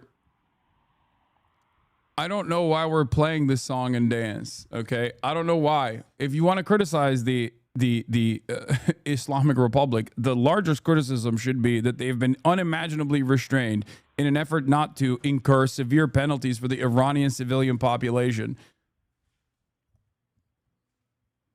Remove the fatwa for developing a nuclear weapon now. Okay? Yeah. Do you think carpet bombing Tehran will actually solve this equation, will solve this problem? Because if the answer is no, then there is no reason for us to have this back and forth.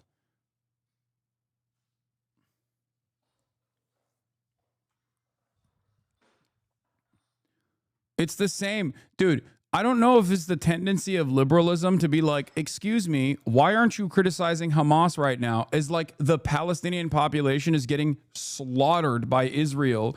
It takes liberals 7 to 8 months of total societal collapse and annihilation to finally recognize, yeah, maybe actually I shouldn't be criticizing Hamas here. And maybe Israel is the larger evil here, the greater evil here. Maybe I shouldn't be criticizing the Islamic Republic in this moment, you know? Maybe America and Israel are far more consequential and far worse for the Iranian population right now. Like, do you have to watch people from your country get fucking slaughtered? How many people do you have to see die before you go, okay, maybe Israel is worse, my bad? Because inevitably, you are going to arrive at that conclusion. And the ones that don't basically become full tilt reactionaries. Why are you watching Jason clips when you're 40? My nephew, that's why. I watched one Jason clip in the morning. We've been doing Iran-Israel coverage for the past fucking hour and 30 minutes, and this guy's still operating on his Motorola phone. It's like, oh, got you. I'm not prepared for any terror. I'm not prepared. We don't want terror. Israelis don't want terror. We want okay, sure. peace. Iranian media is now reporting that they hit an Israeli military intelligence site. Problems in these stupid diaspora Iranians, they're subject to years of Western psyops, causing them to internalize Western colonial traits like white supremacy, anti-Arabism, as well as Islamophobia. I mean, there's that aspect of it, but I'm also very familiar with this. There's a lot of fucking dude, it's the same shit with diaspora Cubans. They also salivate at the prospect of nuking Cuba, okay? This is how it works. You bring in reactionary elements and collaborators into the fucking country, and then you cut a steady flow of propaganda so that you can justify the death and destruction or whatever suits your foreign policy goals and needs in that moment for whichever country we're talking about. I'm an anti-monarchist Saudi, and if Israel started bombing Saudi Arabia, I would suddenly be a hog for Saudi. I mean, don't worry, that's not going to happen anytime soon because Saudi Arabia is a very wonderful ally to America and Israel. In Herzliya this morning. There's been no official comment on that from Israel's Defense Force, although they have said military sites with... Just wanted to bring up an anecdote. My very normie friends are saying anti-Israel shit and are empathizing with Iran shit is changing. Yeah, it's actually pretty fucking crazy. It's actually pretty crazy. Good evening.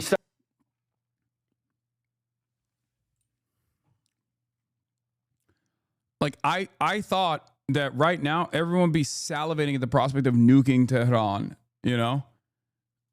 Under, like, if you were to tell me pre-2023, if you were to tell me there would be a moment where I would see a shit ton of people actively celebrating Iran striking Tel Aviv, the LGBT movement, the Let's Go Bomb Tel Aviv movement, I'd be like, you're an insane person. You're a madman. What do you mean? What the fuck are you talking about?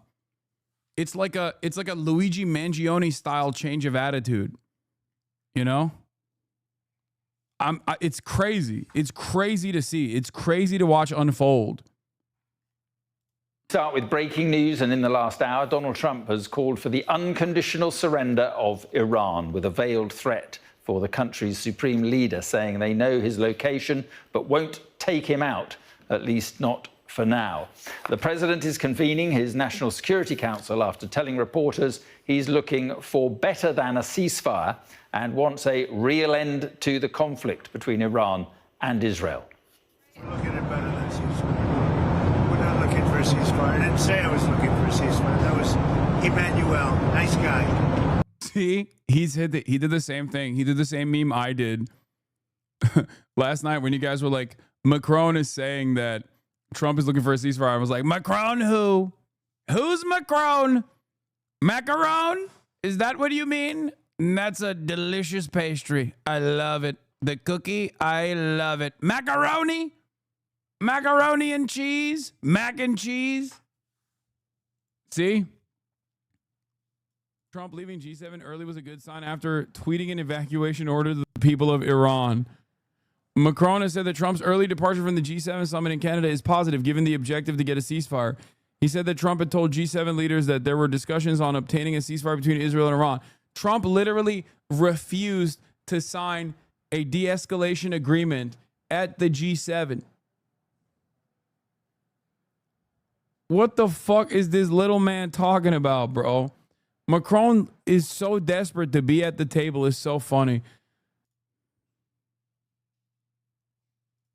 Get out of here. But he doesn't get it right too often. But we're not looking. We're looking for better than a ceasefire. That's just when you're looking to get into this more. You're not going to involve the U.S. in this conflict. Trump called him a publicity seeker. Publicity-seeking President Emmanuel Macron of France mistakenly said that I left the G7 summit in Canada to go back to D.C. to work on a ceasefire between Israel and Iran. Wrong! He has no idea why I'm on my way to Washington. But it certainly has nothing to do with a ceasefire, much bigger than that. Whether purposefully or not, Emmanuel always gets it wrong. Stay tuned. I told you. Are you going to do anything more for Israel right now? Yeah, here. Trump has made an offer for a ceasefire between Iran and Israel. It's got like a cool little flavor. Trump has made an offer for a ceasefire between Iran and Israel. Who the fuck is Macron? Do you mean the French pastry? You know, the ones that they make with like vanilla? Like it's like a cookie and it's got like a cool little flavor in the middle? Is that what you're talking about? Who the fuck is Macron, bro? Fuck's a cookie gonna do about 40 plus years of American dominance in the... Anyway. We're doing pretty well. Right now, we're doing pretty well. Remember, Iran cannot have a nuclear weapon. It's very simple. We don't have to go too deep into it. They just can't have a nuclear weapon. What was the thinking on the call for Tehran to evacuate? Is there a threat or is there incoming? What was the thinking on the full evacuation? I want people to be safe. And that's always possible. A thing like that could happen. I just want people to be safe. Is there any new concern about U.S. troops or assets in the region at all today? Great people, they know how to protect themselves. And in the last hour, the president said this on his Truth Social channel. We know exactly where the so-called... I'm Iranian, and from my opinion, I think the IRGC government was never good to his people. Maybe 75% of people resent them and want them gone, but this is our country and our history, and we not going to be cuckold and ask them to liberate us by killing us and bombing us. I think 70 of that, 75% will fight for their country and resent Israel more for the killing and destruction. I mean, yeah, that is my assessment as well. I think it's ridiculous to assume that like there is, no matter how much resentment exists for the current administration, when when Western intervention comes around, Western military intervention comes around and starts fucking killing your people, you're going to resent them more than the admin. I said this even about Ukraine. What did I say? A lot of people constantly point to me saying Russia would never invade Ukraine as a way to be like, remember when you got it wrong?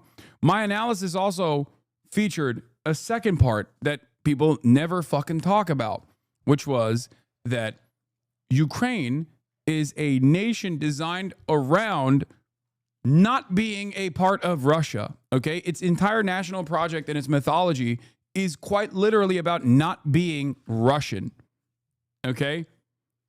So as soon as Russia goes into denazify, the only thing that it will do, and I was 100% correct on this, is that every single person that previously fought against Nazi elements, for example, like the paramilitary groups that existed with football hooligans that were doing like security work, right? All of those, like the Azov battalion or whatever, they would then take up arms alongside them. They would see the most nationalist elements, the most militant elements as liberators. And that's precisely what has taken place.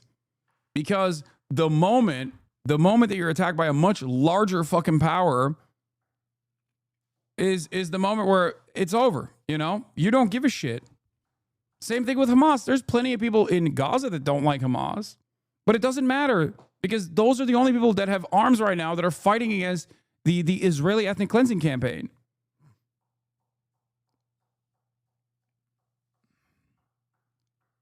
Okay?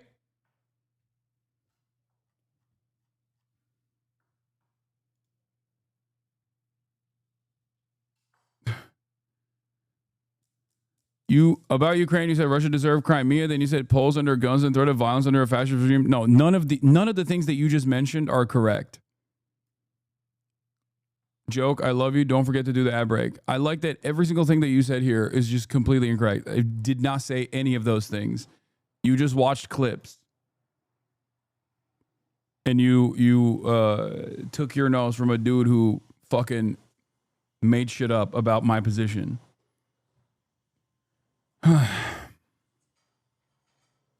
Called Supreme Leader is hiding. He is an easy target, but is safe there. We're not going to take him out. Kill, exclamation mark in brackets, at least not for now. But we don't want missiles shot at civilians or American soldiers. Our patience is wearing thin. Yes, this is I just did another post. He said, morning. Unconditional surrender. Well, our US correspondent Mark Stone is in Washington. Well, Mark, obviously Donald Trump facing a major decision. Difficult to know really what is going on in the Trump mind.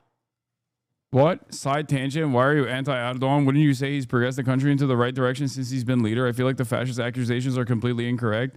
Erdogan is a fucking corrupt charlatan and completely subservient to Western interests.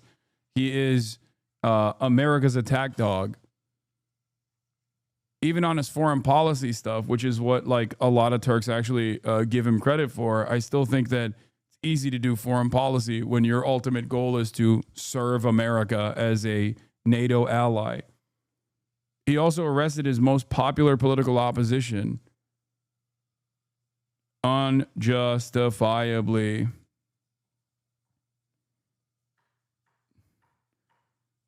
He is Mr. Fake fuck Netanyahu. He's the top dog of. He is the top dog at acting as though he hates Benjamin Netanyahu while simultaneously serving America's interests and therefore helping Israel.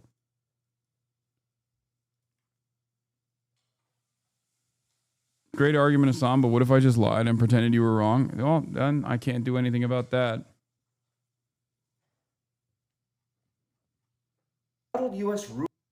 America, if the news covered it like those countries over there. Deployed armed troops against U.S. citizens amid mass protests over the regime's increasingly repressive kidnapping tactics.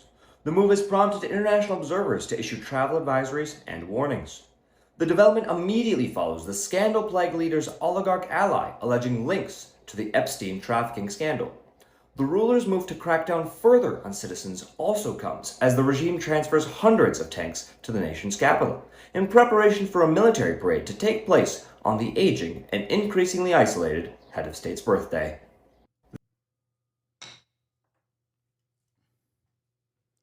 Erdogan is responsible for the slaughter and bombing of Kurdish civilians. Every single week, there's a new civilian site getting drone bombed. The other day, they blew up a grain silo in a Kurdish village. For what other reason other than being a deterrent for civilian populations? The fucking point of that shit? I mean, it's just like, yeah. There is also a ethnic displacement goal, an ethnic displacement ambition that Erdogan has specifically for the northern Syrian corridor for national security reasons.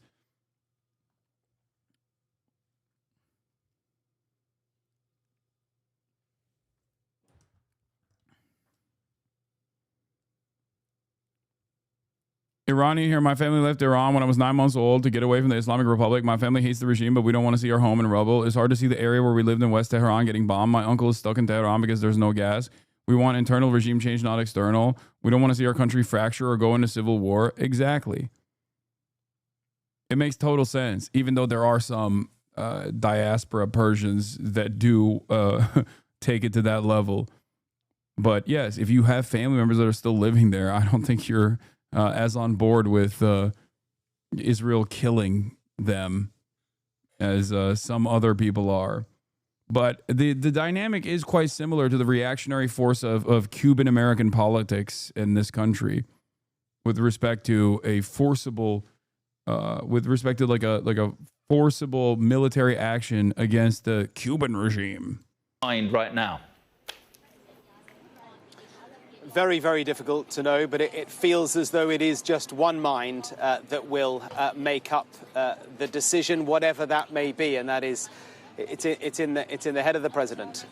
He is about to convene a meeting of his National Security Council here at the White House. We haven't seen any comings and goings yet, and there is no Marine on the door of the West Wing, so my assumption is it hasn't yet begun, but you get a sense of this highest stakes diplomacy that is taking place now over social media.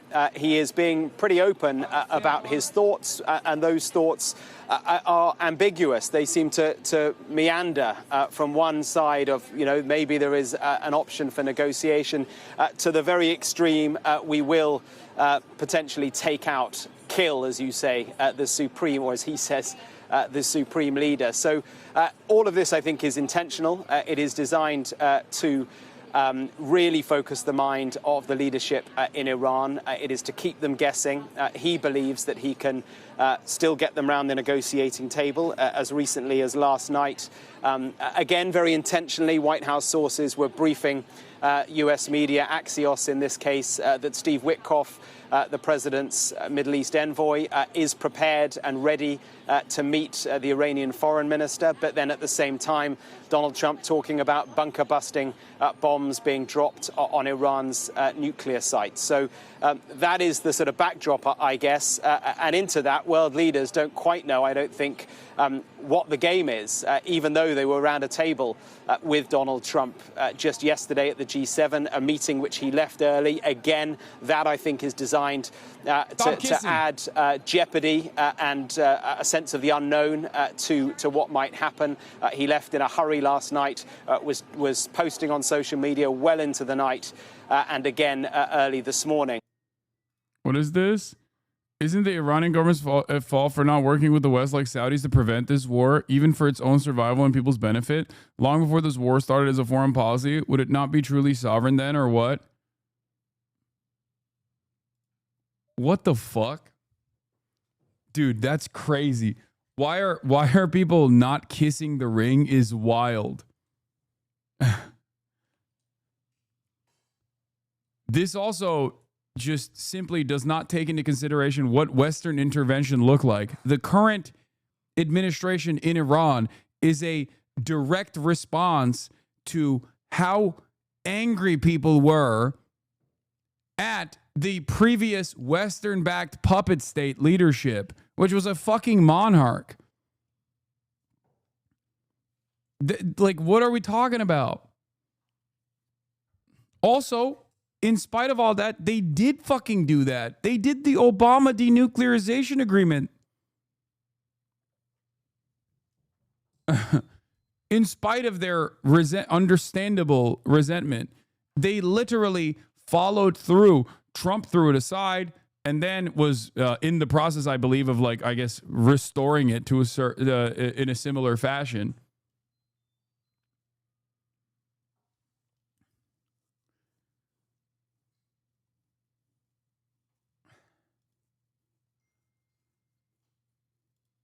So far, Israel has launched. Ayatollah Khamenei could fix this with 3 words: Trump Tower Tehran. Yeah, true.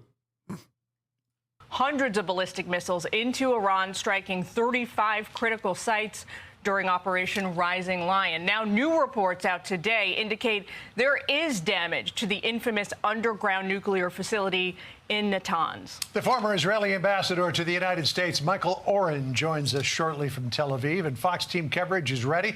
Mark Meredith will have live reaction from the White House. We start, though, with our senior correspondent, Mike Tobin. He is live in Tel Aviv. Selçuk Bayraktar, Leonardo ile güçlerimizi birleştirecek kulduğumuz LBA Systems hayırlı olmasını istiyorum. Wishing the very best for LBA Systems joint venture with Leonardo. Turkish chatter says, "Did you see this?" Wait, is this where you find out, Turkish chatter, that Bayraktars actually used to get components from Israel directly? And I don't even know if they still do, but they might.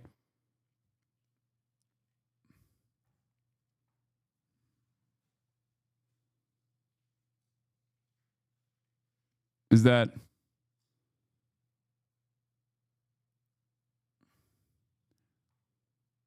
Are you a tanky? I have to pee. I'll be back. Are you a tanky? Are you a tanky?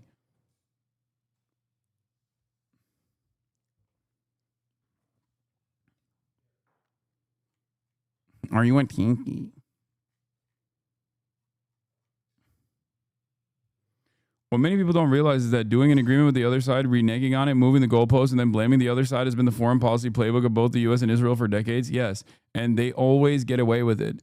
They get away with it because no one turns around and says, like, no one ever calls into question. Erdoğan'ın damadı bu. Hayır be abi, millet inanmıyor. Bayraktar bu adam bu şirket İsrail'e parça mı ne yolluyor? Evet, İsrail parçaları da Bayraktar'ın aslında bir parçasında yani. Bayraktar İsrail parçaları da kullanıyor.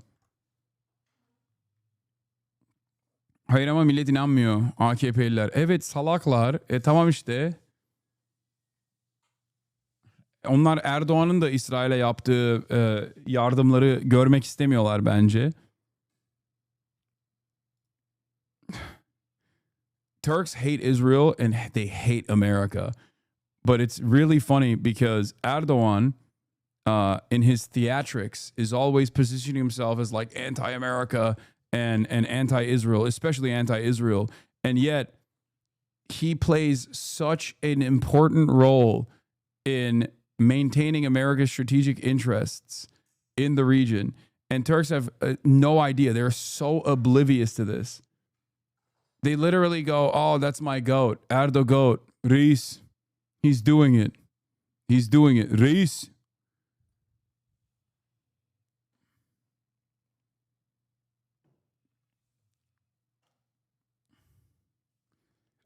Before October 7th, secular Turks definitely did not hate Israel. Well, some secular Turks didn't. Okay? Oh, we know you hate America, Lamau. I mean, I live here. I remember because they yelled at me. They fucking yelled at me nonstop. I remember. They all quieted down real quick though.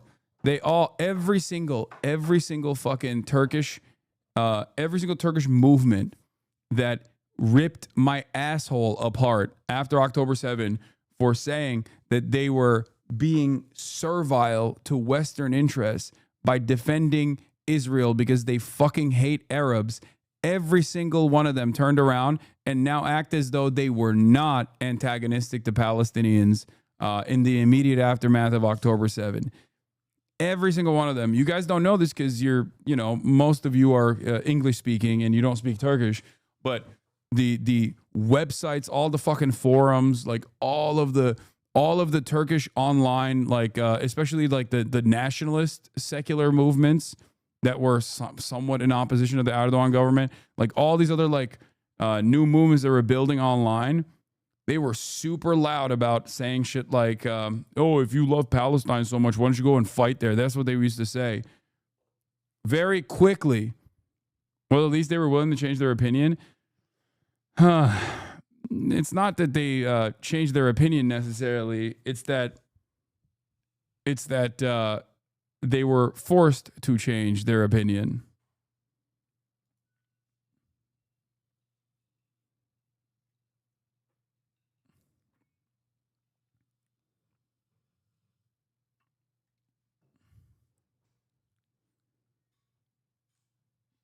Okay, according to Caitlin Collins, the national security team in the national security team meeting in the Situation Room has ended. It lasted for over an hour.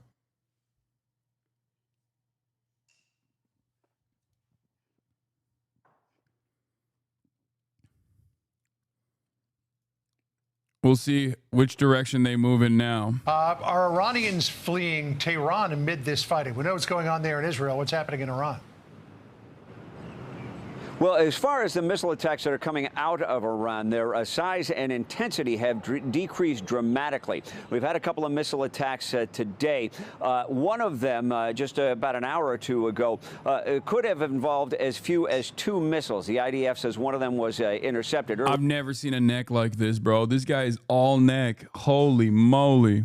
Earlier this morning, there was a missile attack involving some 20 ballistic missiles out of Iran. 4 of those got through. The damage was minimal. It resulted in a bus that caught fire, a structure that caught fire, and several craters that were formed in the ground, but no injuries reported from that. Now, Israel's defense minister has taken to the airways with a warning for Ayatollah. That man will never experience whiplash.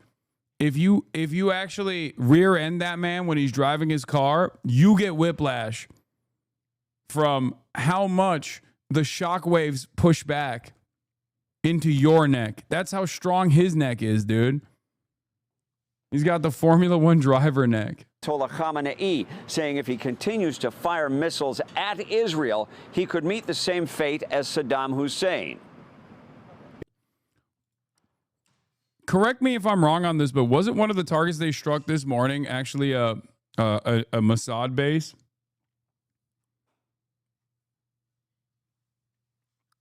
They're saying they hit nothing, but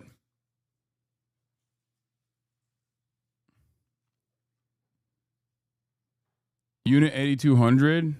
Yeah, there were a couple intelligence targets. I warn the Iranian dictator from continuing to commit war crimes, firing missiles at Israeli citizens. He should remember what happened to the dictator in the country neighboring Iran, who took this path against the state of Israel. And that is in line with... Yeah, here is from I Really Hate You. One of the Iranian missiles fired this morning hit the entrance to the intelligence division's logistics centers in Gilot.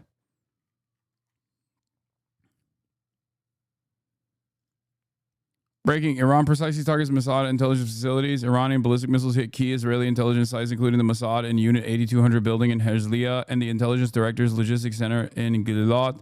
I don't think it actually hit the... I don't think that it hit like center mass, though. I think it hit the at the entry point.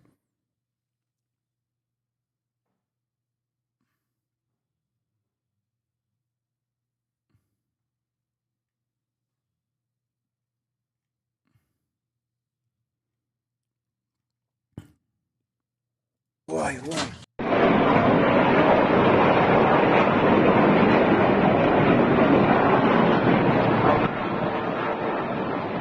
What the frick is this, bro? Bro, it's coming right at him. Hello? Is it coming right at him? I can't tell. What is that, bro?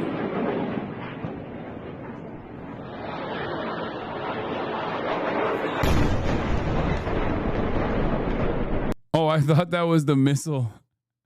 I thought that was... I was like, it's not moving. It's the sun. I'm so stupid. Oh, dude. I was like, what is happening? Don't act like you didn't think it too, bro. What do you mean? Yeah, I think that's the entrance, right? Or I don't think that's like directly. Is that a target directly on the facility? Oh, shit. Oh, never mind.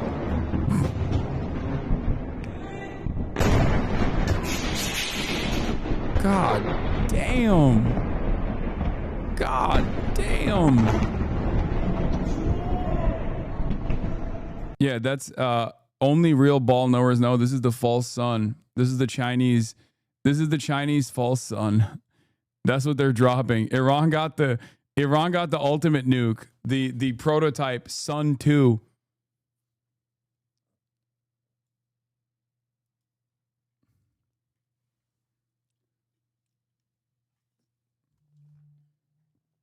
Don't try to lie your way out of this. What? Yeah, I mean, I'm stupid. Hey guys, I don't know if you know this, but like, there's nothing wrong with fucking admitting that you're stupid and wrong. I already did that. I don't know why you're like freaking out over it.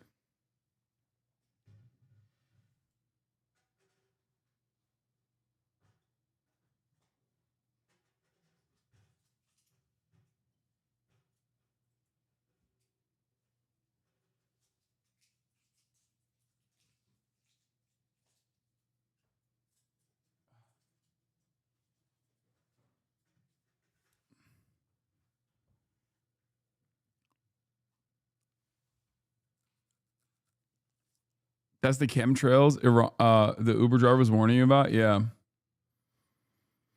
Why do you think the Iranian missiles and rockets have quickly decreased in frequency and strength? Do you think Israel has diminished Iran's capabilities to this degree? It seems too early in the war on Iran's military to be this diminished.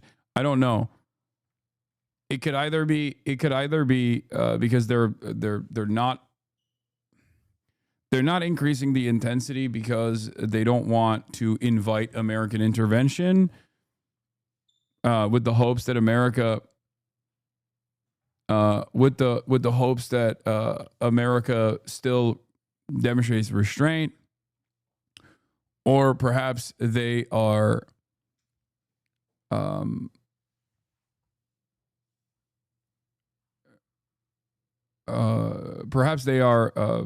using some of their newer tech in a limited capacity and trying to keep this up for as long as they can.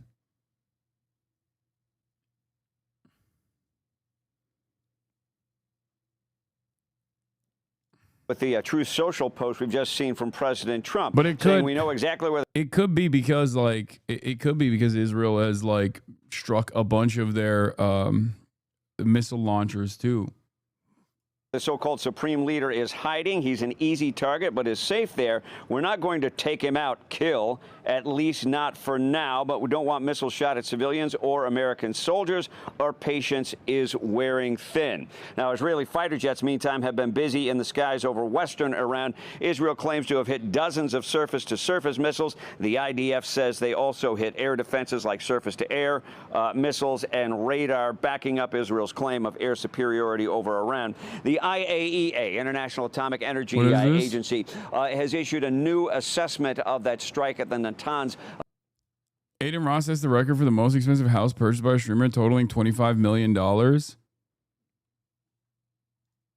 Wow. I'm cooked. I'm so washed. I'm so washed, dude. Second place now. No, mine was depending on who you, the Iran military Twitter account is going insane. This is not the actual Iran. This is literally says a commentary account, chatter. It says commentary account. This is not the actual Iranian military account. It says it right here. Even with new Twitter, you can still tell that is not a real account. I'm an Aiden fan now. You fell off. That's true. I did. Nuclear enrichment facility, saying that facility took a direct hit from Israeli airstrikes, sustaining significant damage. That new assessment was issued after they reviewed satellite imagery of the Natanz facility. John, back to you. All right. Mike Tubba with the latest from Tel Aviv. Mike, thank you. Jillian? All right. Well, President Trump cut his G7 trip short as Israel and Iran broadened their attacks yesterday. He's expected to spend the day at the White House today, meeting with his National Security Council in the Situation Room. Mark Meredith is at the White House for us this afternoon. Hey, Mark. Jillian, good afternoon to you. The White House and President Trump himself throwing cold water on the idea that the U.S. is going to be brokering a ceasefire between Israel and Iran anytime soon, even though there's growing political pressure on the White House to limit any U.S. military exposure to what's happening in the Middle East. The president cut his trip to Canada short by a day, given the developments, the escalating violence between these two countries. And as you and John were just talking about, he's been quite active on Truth Social. Mike Tobin read one of the posts, but I wanted to read one of the other ones where he also said this, and it was interesting. He said the word we, because we now have complete and total control of the skies over Iran. Iran has good sky trackers and other defensive equipment, but it doesn't compare to American-made, conceived and manufactured. By the way, this is what the chief of staff of Iran's armed forces has said. That the attack against Israel so far has merely been warnings for deterrence, while a punitive operation will be executed soon. He calls on the residents of Haifa and Tel Aviv to evacuate. They've been kind of saying that, though. They've been saying that. A punitive response for Israel is coming soon. Iran's army commander-in-chief, Abdul Rahim Musawi, warned Tuesday. The operations carried out so far have merely been warnings for deterrence, and a punitive operation will be executed soon. They also mentioned that they're every now and then testing out the defenses to see what is penetrating through the Iron Dome, and that there will be a major retaliatory attack. But they've been saying that every single day.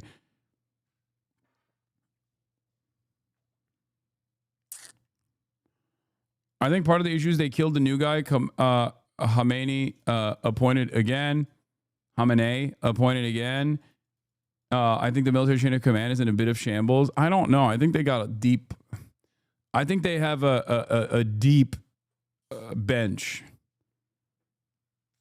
I don't know. Like, I mean, I feel like Iran is a competent state. It's not like they have a fairly deep bench. If anything, they might actually be eradicating the nepotism slowly but surely within the IRGC that might cause the IRGC to be a better fighting force overall by consistently assassinating like 75-year-old dudes that have been doing this for far too fucking long. It's like that meta of if you kill a spider, you're making the spiders evolve by making sure that the only spiders that survive are the ones that don't die. Like, the IRGC does kind of have a gerontocracy. It's not a joke. So, actual spooky analysis, are you a Fed? What do you mean? I mean, there is actually a issue with the gerontocracy within the IRGC for sure. There is definitely an issue with nepotism. But yeah, Iran is in Hezbollah. They have a robust chain of command and the resources to direct the war while taking command casualties. Yeah, they've also designed their whole government around this. They've designed their entire government around this. It's the same as Israel. Like, we talk about Benjamin Netanyahu potentially being assassinated or something, but like that doesn't change the dynamic for Israel at all. There are thousands of people that will take his place and maybe even be more violent than Benjamin Netanyahu. It's not like Russia, where I think like if there was a direct decapitation strike against Vladimir Putin and heads of state in Russia, I think that Russia would fall into a state of collapse because there's no contingency plan, as far as I know. Whereas with Iran, that's not the same.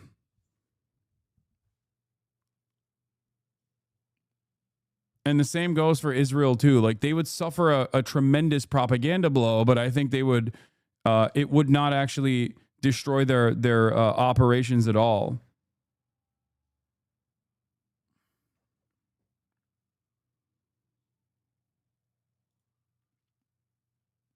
Yeah, Israel confirms the elimination of over 20 high-ranking Iranian military officials in recent precision strikes, marking one of the most significant decapitation operations in decades. It's an impressive tactical accomplishment, but Iran is not a terrorist organization. It's a country of 80 million people with hundreds of thousands in the armed forces, and there's a chain of command and redundancies. In as much as gerontocracy is a problem, it might even help. Oh my God, he said the same thing that I did. That's crazy.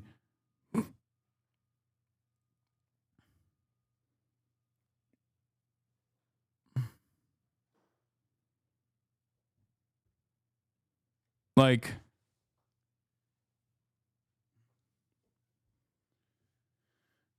Channel 12 reports Israeli estimates suggest that the United States may join the war against Iran tonight. They just keep fucking pumping this out. Channel 14 said it yesterday. Now Channel 12 is saying it today. Any day now, any moment now.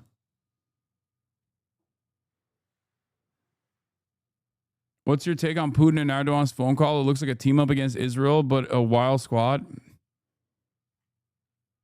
No.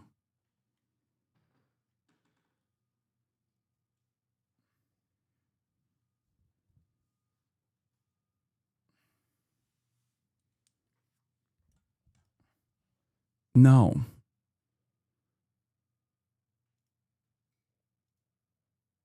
Trump is considering joining Israel on strikes of Iranian nuclear sites, including Fort Al. Sources confirmed to Jim Laporta and Jennifer J. Jacobs.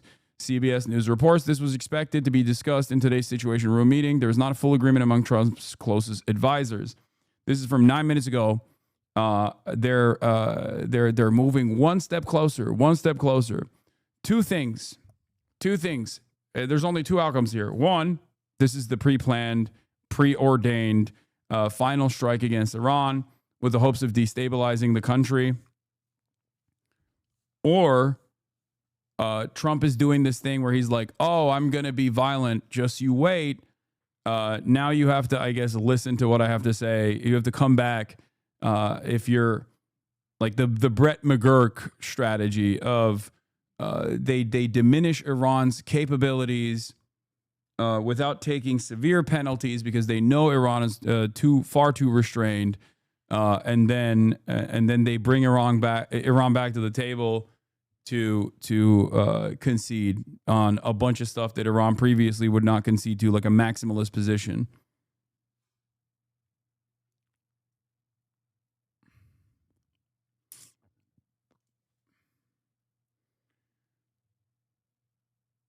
if something happens to America as a result of this, Trump will actually go down as the worst of all time. I mean, this is Trump's George W. Bush moment.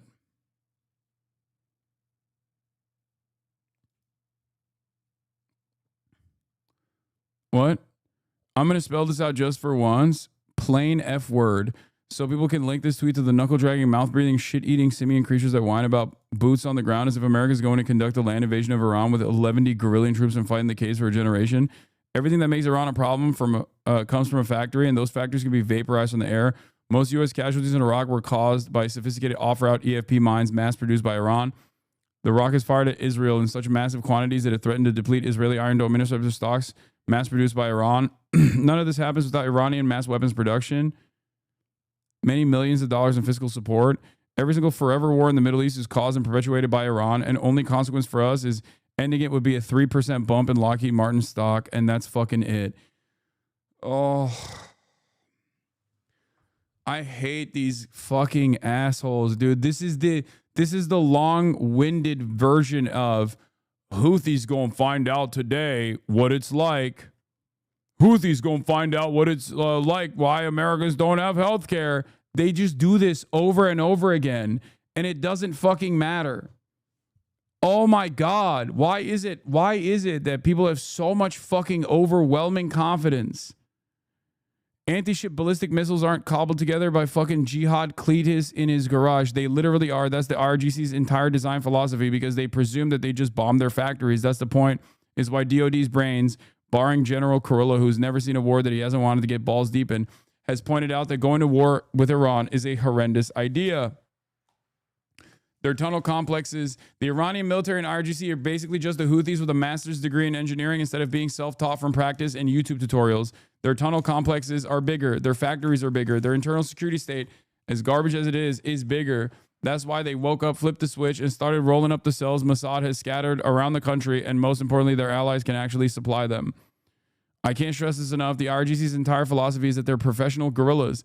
That affects everything they do from the strategic and tactical level. It's why their infantry units are trash at firefights, but insanely good at making IEDs that kick like a kangaroo. They're what you get if you elevated the Green Berets to the level of a service branch, but simultaneously took away all their range time.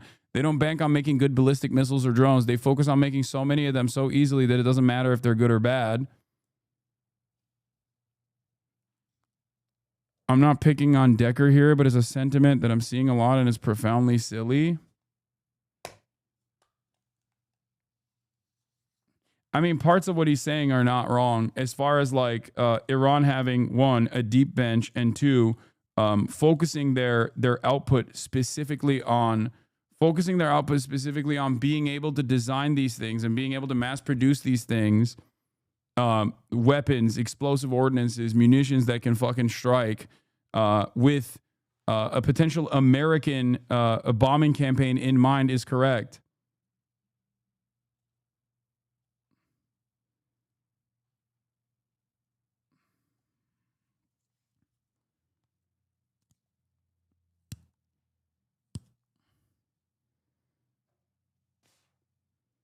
Like, surely, it's not easy to continue mass producing the weapons necessary while you're constantly being bombed by Israeli rocket fire and constantly fucking bombed by even potentially American rocket fire. But like their entire security apparatus is designed around that that devastating outcome. Surviving said devastating outcome.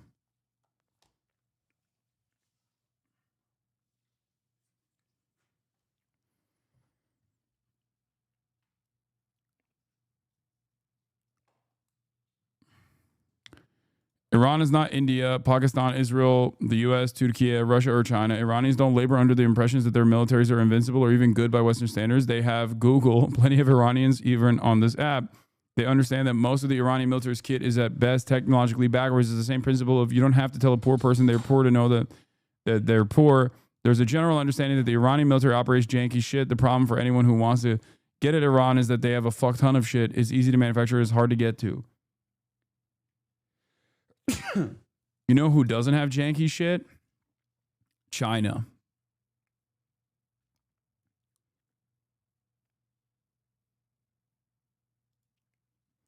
By the way, it's unlikely we're going to see much of this latest round of missiles from Iran. Many such cases, I was lucky I found a photo this time, but remember the people who say all missiles were intercepted, especially in the first 5 minutes of the alerts, are just parroting Israeli lies. Censorship is too high to tell within the first hours. First image of an impact from the latest Iranian targeting doesn't look like a 100% success interception that they and the propagandists can claim at the Afula area. The Haifa oil refinery went out of service, I think 2 days ago at this point, chatter. And the only reason why we found out that it fucking went out of service, was completely decommissioned, is because they had to report it to the fucking stock exchange. Israel is stamping out all of the successful, Israel is stamping out all of the successful missile strikes and the impact sites. They are criminalizing filming the impact sites. They're saying it's a matter of national security.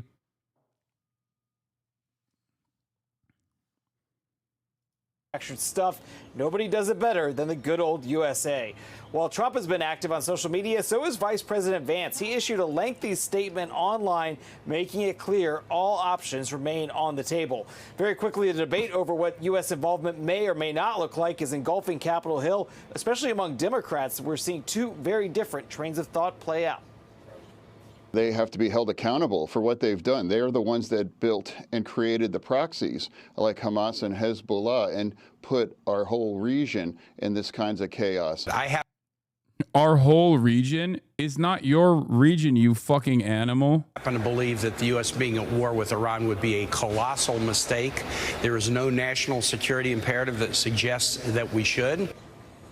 And it's not just Democrats who are speaking out against the possibility of any U.S. involvement in Iran. We know that today, House Republican of Kentucky was also Thomas Massie, was one of the ones who said he would try to limit the president's ability to use U.S. military against Iran without Congress's say so. Jillian.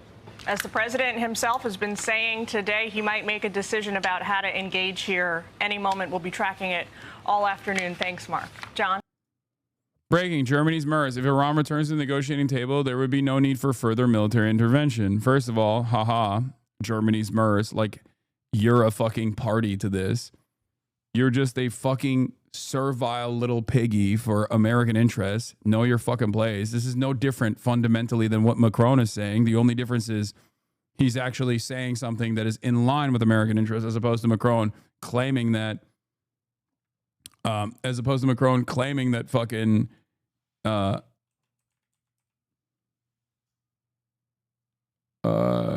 do you call it? As opposed to Macron claiming that the fucking thing is Trump is actually looking for a ceasefire. Okay.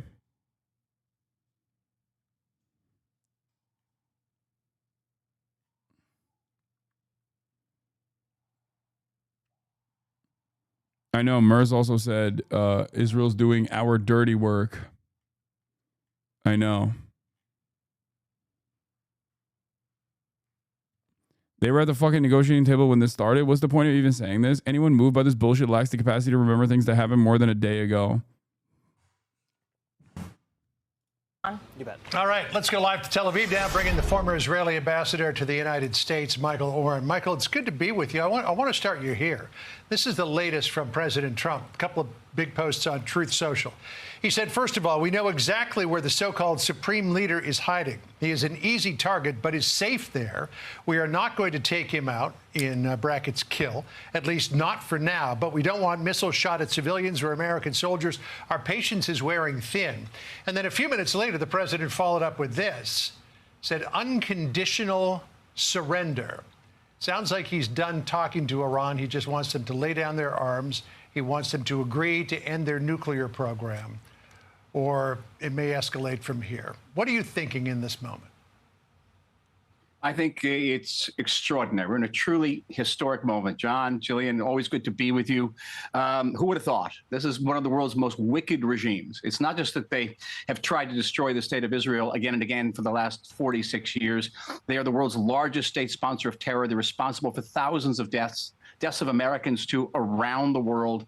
They are the major backers of Hezbollah and Hamas that triggered this horrendous Middle Eastern war for the last year and a half. They supplied the drones and the rockets that kill Ukrainians. I can go on and on. This is a truly wicked, wicked regime. And when the president says total surrender, unconditional surrender, we couldn't agree more. And we hope it's not just about their nuclear program. It's the end of Iran's support for terror. It's the end of Iran's attempt to assassinate American leaders, including President Trump himself. I mean, who lets a regime get away with that? It's not just about their ability to enrich uranium. So it's an extraordinary moment. And we greatly appreciate the president's support for us throughout this crisis. It's providing us with munitions, even with jet fuel. And if the president decides that he, in the United States, wants to intervene directly, we're the last people who are going to say no. Well, let me ask you this question. Can Israel accomplish its goals of eliminating Iran's nuclear program without U.S. help? But about eliminating, we certainly degrade it extremely. And if the Iranians do come back to the negotiating table, they're going to negotiate about dismantling the program and not just capping the enrichment. And the great thing is they'll be discussing dismantling nuclear facilities that are already dismantled to a certain extent.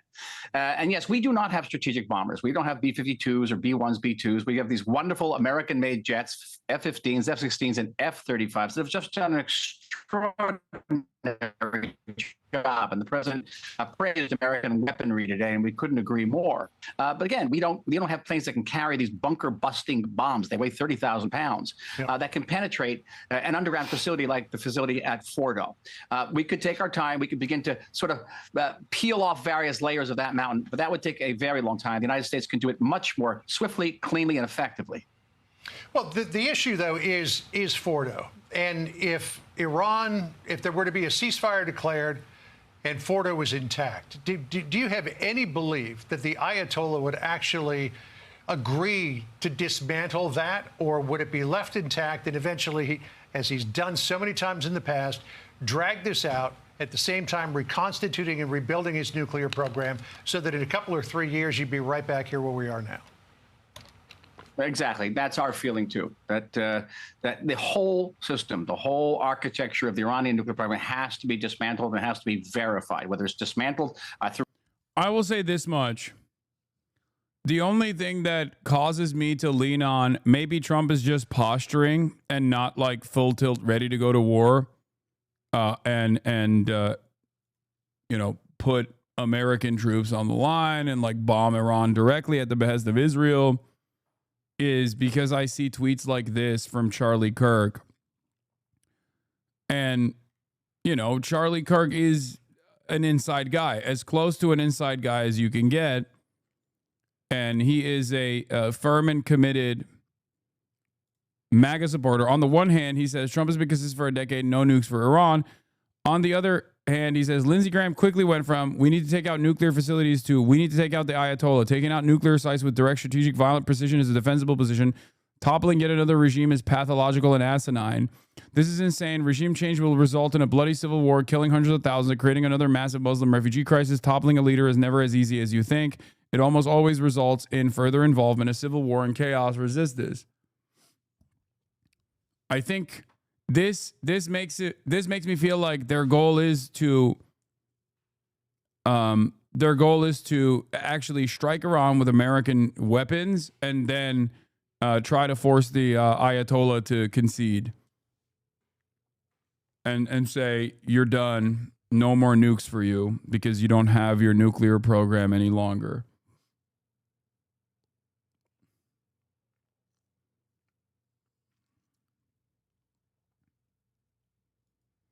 Oh, this was funny. I saw this. We won in Gaza and Iran. We will play the final with Turkey. Israeli media channel 13. Devlet Bahçeli also came out. He is a part of the coalition, the ultranationalist MHP party leader, America's very own other asset. And he came out and he said, Israel wants us as the final. Like what Israel will do to Iran, we're monitoring very closely because Israel wants to do the same to us. Which I don't think is real. I don't think that's, I think that's kind of silly. But, Turkey is a NATO nation. Turkey houses American nukes. I don't think it's a part of America's grand design to eradicate one of its most loyal servants in the region. But it is funny to see all of the Muslim majority nations come out and be like, Israel wants to do this to us too. Like Pakistan is making similar statements as well. Again, another country that's like almost completely controlled by the ISI and therefore the American State Department. And it's funny that these guys are just like posturing in this way.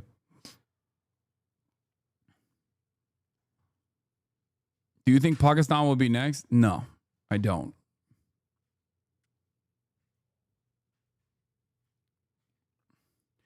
I mean, Pakistan maybe more so than Turkey, considering its involvement with China,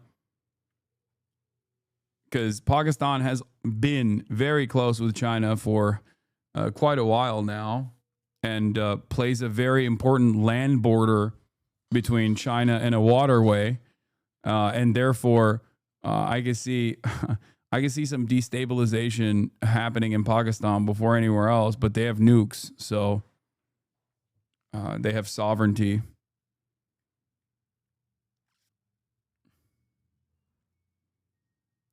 Through an agreement, or is mantled through a kinetic measures, as they say euphemistically, by military measures, that is okay too. That's the goal, though. But I would stress it shouldn't be just about the nuclear program.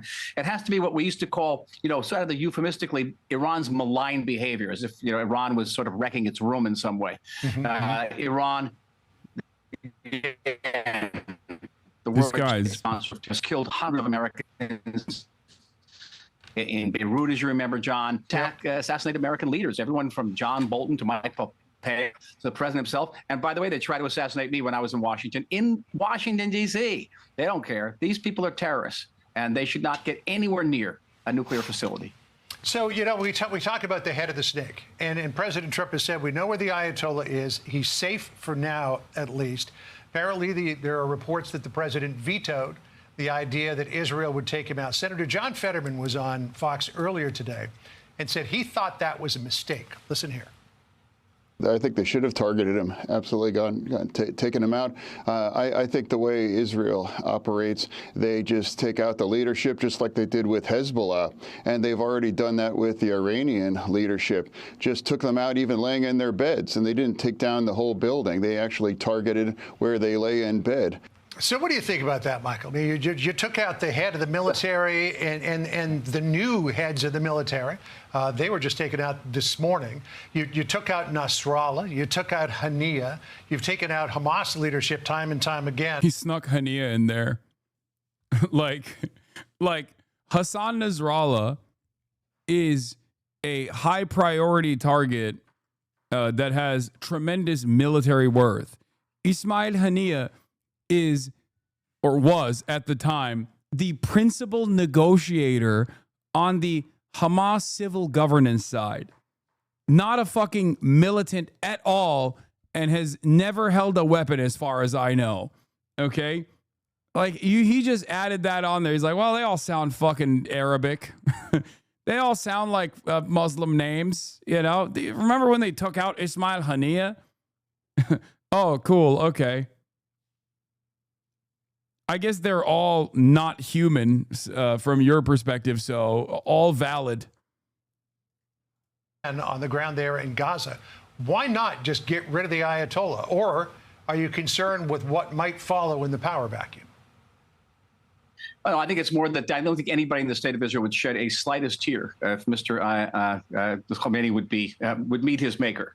And I think the maker would be very happy to see him. I think what I really thought, is my background is in military history. When the president said unconditional surrender, what does that evoke? It meant when Roosevelt said that about Japan in World War II.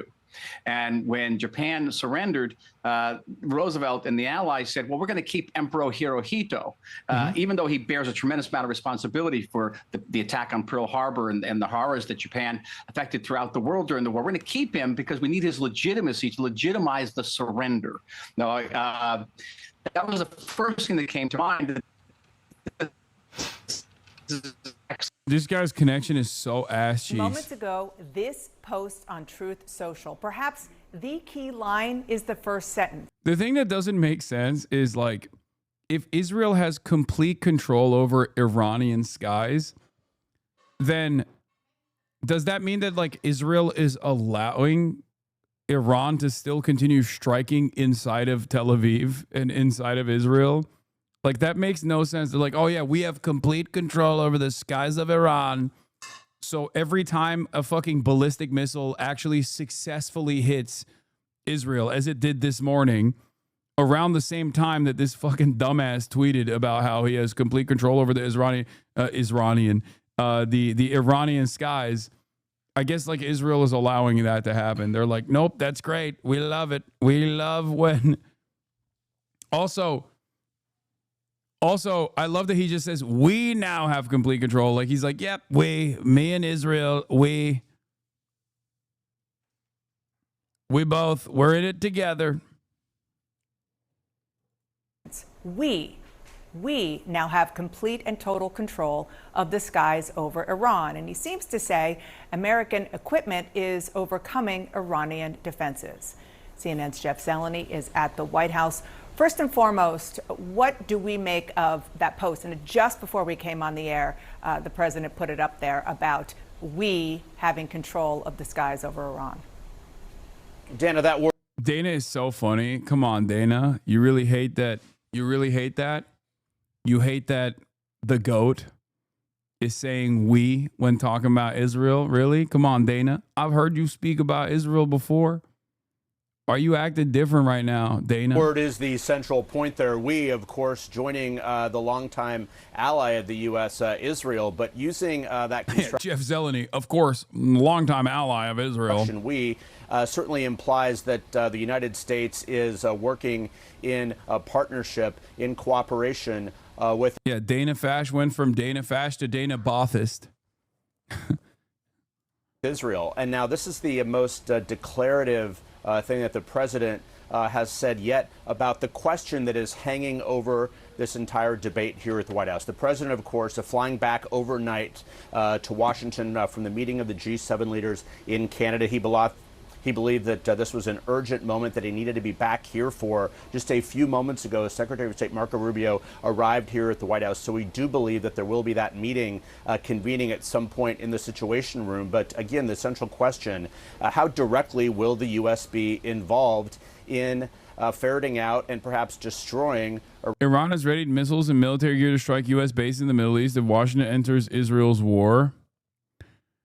Source, the New York Times. Iran's nuclear capabilities. That is really a central question, not only for the Trump foreign policy, but certainly for the world. And this is something that the president, when he was being sworn into office on Inauguration Day, he talked about being a peacemaker. He talked about ending long wars. Of course, that has been the anthem of his really last 10. By the way, new polling out for Newswire, Insider Advantage poll. 74% of Americans say Iran must be stopped from developing nuclear weapons. I'm seeing a lot of these like inconsistent polls because the YouGov poll that just came out show that there is major opposition amongst Americans, amongst the American population of intervention in Iran. But I'm seeing like a lot of these wonky ass fucking polls left and right. And that could be a matter of like Americans and their inconsistency. It's the same principle behind like, you know, majority say they want amnesty and majority also say they want mass deportation, right? Like that happens all the time. But this could also be a byproduct. It could be a byproduct of the framing, the way that the question is framed, or it could be a byproduct of the media manufacturing machine, the consent manufacturing machine working in real time across every spectrum, across every single outlet, no matter what the ideological component is, claiming that like Iran must not have nukes. Iran is going to nuke us. Iran must not have nukes. So who knows?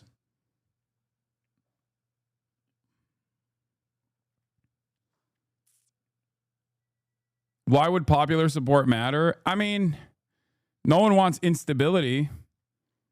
Donald Trump is also clearly a little bit invested in making sure that at least his base remains intact.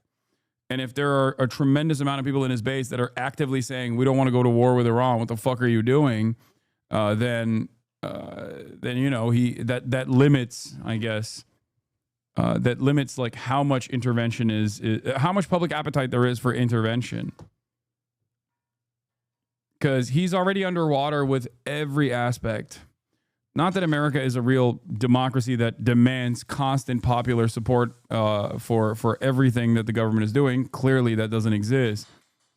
But you know, that's still somewhat of a concern. I think that's always going to be a concern of every administration, no matter what. And years in American political life here, but by saying we, that clearly is implicit there. But he's also responding to the vice president, to J.D. Vance, who offered some commentary just a short time ago as well, pushing back against this growing divide inside the MAGA movement. Some supporters of the president believe the U.S. should not be involved at all. And a very interesting window into part of the administration. Hasan's base does not care. We're not putting boots on the ground unless Iran directly hits military assets and kills directly military personnel. Yeah, that's the difference. That right there is not the incorrect assessment. You're right. If Americans have a broad appetite for, Air Force campaigns, as demonstrated by Yemen. The difference here, however, is that if they are doing bombing campaigns and Iran retaliates against American troop positions in the region, which they can very clearly strike, okay? Because there is a fuck ton of American bases in the region, which Iran says they will. At that point, it's a matter of how much restraint will Iran apply? Will they actually eat American missile strikes without any retaliation whatsoever towards American military, American troops in the region? Because, as you said, then it's full-blown war, right?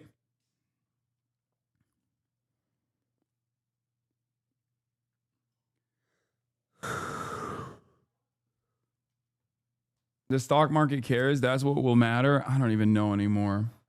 Administration's thinking coming from Vice President Vance. Let's read a part of it together. He says this, speaking of the president, he may decide he needs to take further action to end Iranian enrichment. That decision ultimately belongs to the president. The vice president goes on to say, and of course, people are right to be worried about foreign entanglement after the last 25 years of idiotic foreign policy. But I believe the president has earned some trust on this issue. Well, boy, Dana, there is a lot packed into that. Of course, 25 years would include the Bush administration and beyond. And this is the central question facing this president now. Is he going to engage and get the United States engaged in a wider war? Or is he going to essentially watch from the sidelines with perhaps a bit of help? But we do believe that those decisions will be made in the coming hours, beginning with a meeting in the Situation Room at some point this afternoon. Before I let you go, Jeff, I just want to underscore. Chatters, I have yet to cover Brad Lander's arrest and detainment and release. Obviously, because there's a somewhat of a more pressing matter unfolding in front of us, which is World War III and potential American escalations in the region, maybe even going to war with Iran. I will eventually get to Brad Lander getting arrested by ICE. Don't worry. Because a lot has happened like in the last 10 minutes. But I want to underscore that last point that you made.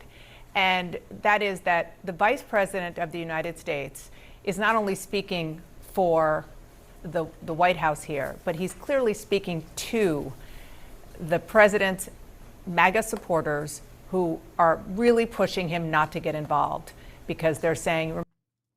Residents of Tel Aviv and Haifa in Israel should leave these areas to save your lives, Iranian Brigadier General Sayed Abdurrahim Musawi said in a televised message on Tuesday, though it is not clear that Iran can make good on such threats. He said Iran's barrage of missiles against Israel so far were deterrents, and soon Iran would move to retaliation attacks. I don't know either.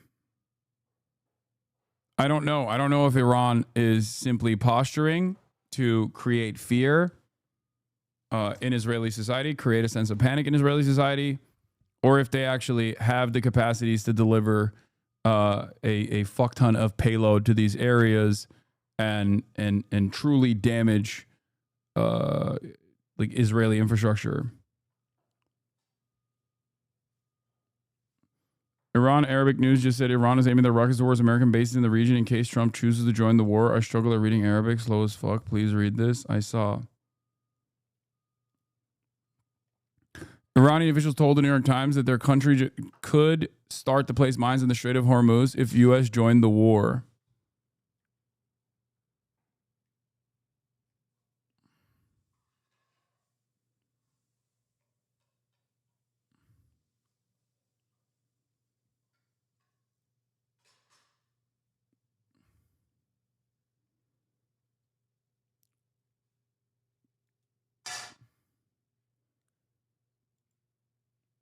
Heard it's called the deployment meal. Brothers Defect has. I mean, these are, I don't know when these are from, but yes, the steak and lobster, surf and turf is deployment.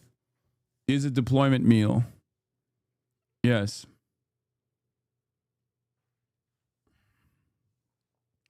I still get the World War III angle here. Who would back Iran in this scenario? Russia and China. Also Armenia. Maybe Pakistan. Who knows?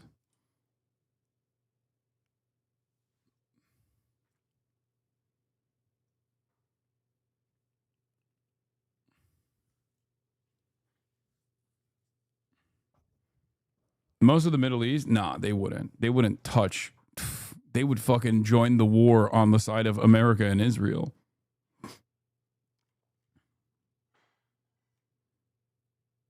DPRK, Belarus.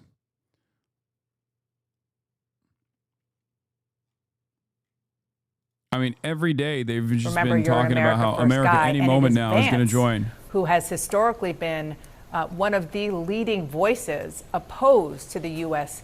getting involved in foreign conflicts. It really was a remarkable, lengthy post that he put out for many reasons, but especially the internal GOP politics. It certainly was. I mean, in one hand, it's sending a message to the dissenters out there, Tucker Carlson and others who've been critical of the president, and just the idea that the United States would deepen its engagement. So the vice president basically told them to pipe down, and they should follow and trust the president. But Dana, also speaking potentially to divisions inside this own administration. Secretary of State Marco Rubio, of course, has been much less of a disciple of the American First agenda, at least by brand. So it's very interesting that the vice president decided to put out that very lengthy statement before there is really a meeting or before there is a decision. But certainly, I'm told it's designed to quiet the outside dissenters. But even more, he, of course, has a seat at the table here. It's to perhaps push the president in one direction as well. Policymakers are free to ignore intelligence assessments, but I hope there was serious conversation between Trump and his national security team regarding any claims made by Israel to include a U.S. intelligence community assessment on those claims before any decisions were made. I raised earlier the point of having the intelligence community's take on Israeli claims was crucial. This means that, in effect, that Trump has chosen to believe the Israeli conclusions over those of his own intelligence community. Israel shared intelligence they claimed showed that Iran was working towards a bomb. U.S. intelligence agencies didn't see it that way. Oh, that's the other side of the story, by the way, that the American intelligence community's assessment, what you're hearing on mainstream news is entirely different than what is actually unfolding behind the scenes. The American intelligence community's assessment is that Iran is not fucking 3 seconds to midnight on a nuclear weapon.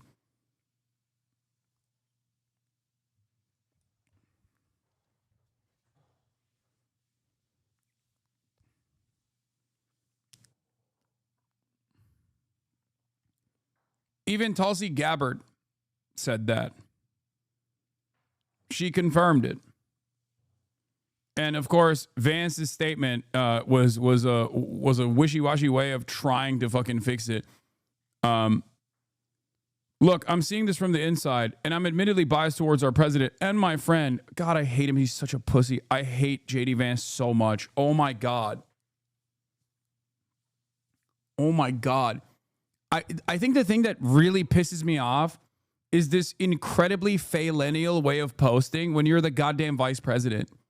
My friend, but there's a lot of crazy stuff on social media, so I wanted to address some things directly on the Iran issue.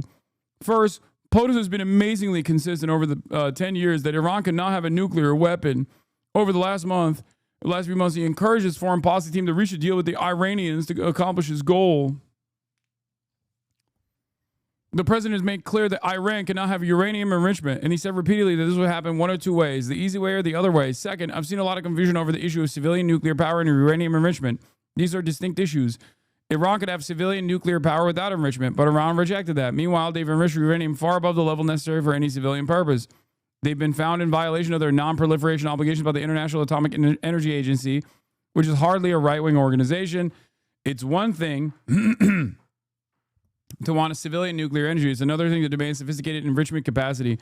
Interesting, because they're hitting the fucking civilian nuclear sites. So that's weird when you're saying that they should not be allowed to have nukes, and then you're simultaneously saying that these are distinct issues. But for Israel, it seems one and the same. And it's still another claim to enrichment while simultaneously violating basic non-proliferation obligations. Yeah, I wonder why. I wonder why.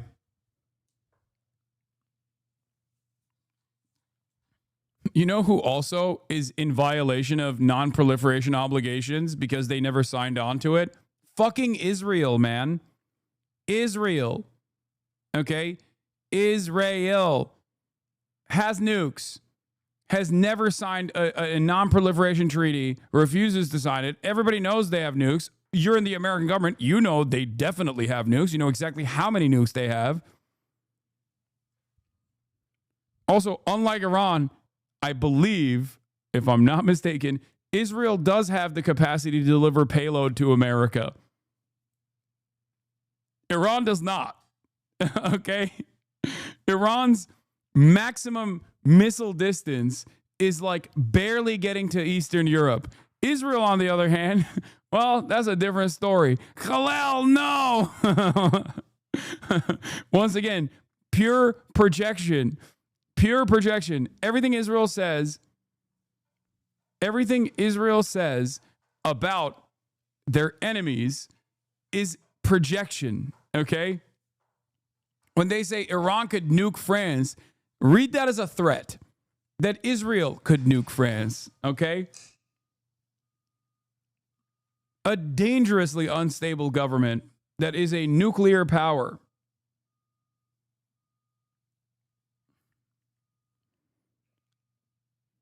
I've yet to see a single good argument for why Iran needed to enrich uranium well above the threshold for civilian use. I've yet to see a single good argument for why Iran was justified in violating his non-proliferation obligations. I don't know, maybe because the previous Trump administration ripped apart their denuclearization agreement. The previous Trump administration did that. Trump did that. He did that. Okay? And also, amidst a denuclearization agreement that was brought to the table, Trump came out and said, haha, we were just doing a fake negotiation so Israel could fucking shoot you guys. That just happened. That happened like yesterday. Sure, maybe you forget what took place in, I don't know, when you were a pussy-ass libtard who fucking said Donald Trump is actually Hitler. Maybe you weren't paying close attention to what Donald Trump was doing with ripping apart the Obama-era denuclearization agreement. But don't act like you weren't in the fucking room 3 days ago. You know, that didn't happen that long ago. What, like a week ago, there was a fucking denuclearization negotiation taking place. There were maximalist positions that America was abiding by, but as is the art of the deal, you're supposed to make concessions, right? You called Trump Hitler. Yeah, I think Donald Trump is a fascist. Yes. Are you talking about JD Vance? Because he did as well. Meanwhile, the president has shown remarkable restraint in keeping our military focused on protecting our troops and protecting our citizens. He may decide he needs to take further action to end Iranian enrichment. That decision ultimately belongs to the president. He's so like weepy. He's so weepy in the way he talks. I hate him. It's just like, I thought homo-fascism was going to come from the Democrats as opposed to the homophobic fascism from the Republicans. But J.D. Vance is fucking carrying the torch of homo-fascism on the fucking Republican right single-handedly. Okay? The fucking weepy, condescending, like, oh, you guys are really doing it again, huh?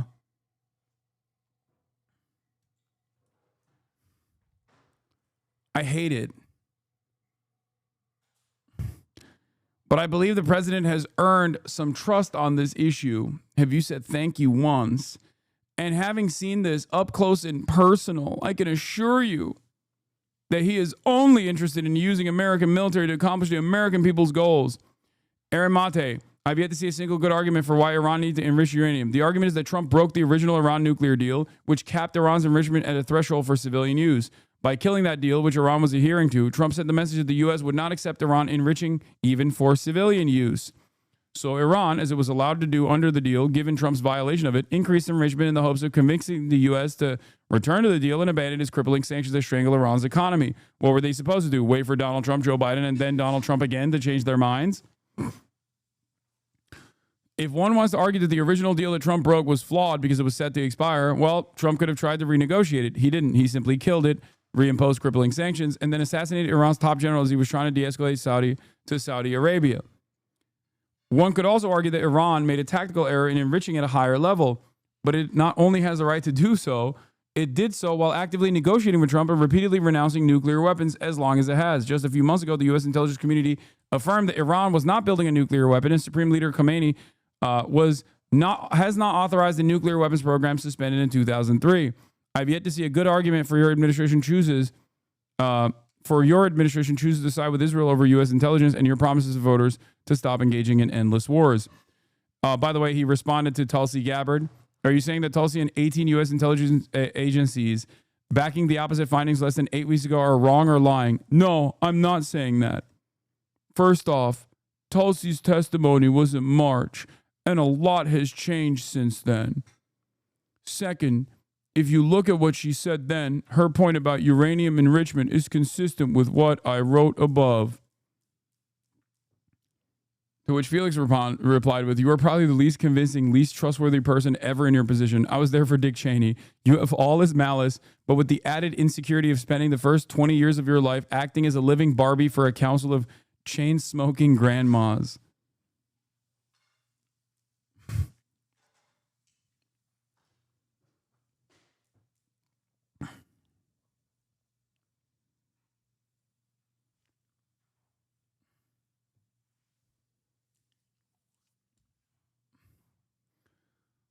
Once again, this conversation should not be held around denuclearization.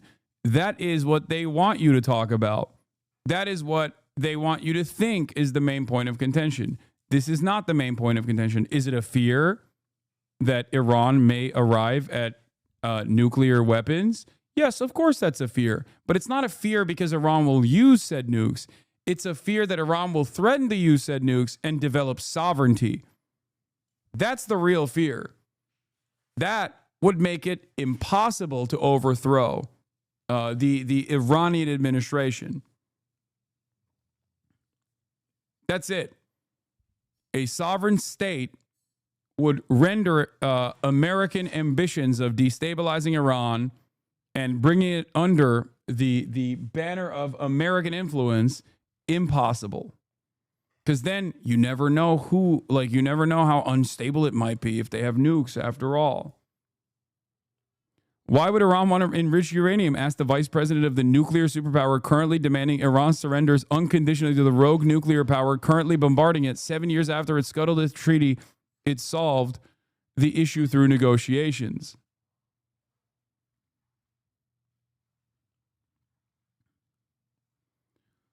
Iran must arrive at the tech tree at nuclear weapons if Iran wants to be a sovereign state. Damn it. Yeah. Yeah, really, really fascinating turn of events in the last few minutes. Jeff, thank you so much for reporting it and making sense of it for us. And we have a terrific group of reporters here at the table to continue doing just that. CNN's Stephen Collinson, CNN's MJ Lee, Tyler Pager of the New York Times, and CNN's Lauren Fox. I just want to pick up where I just left off, Stephen, with Jeff.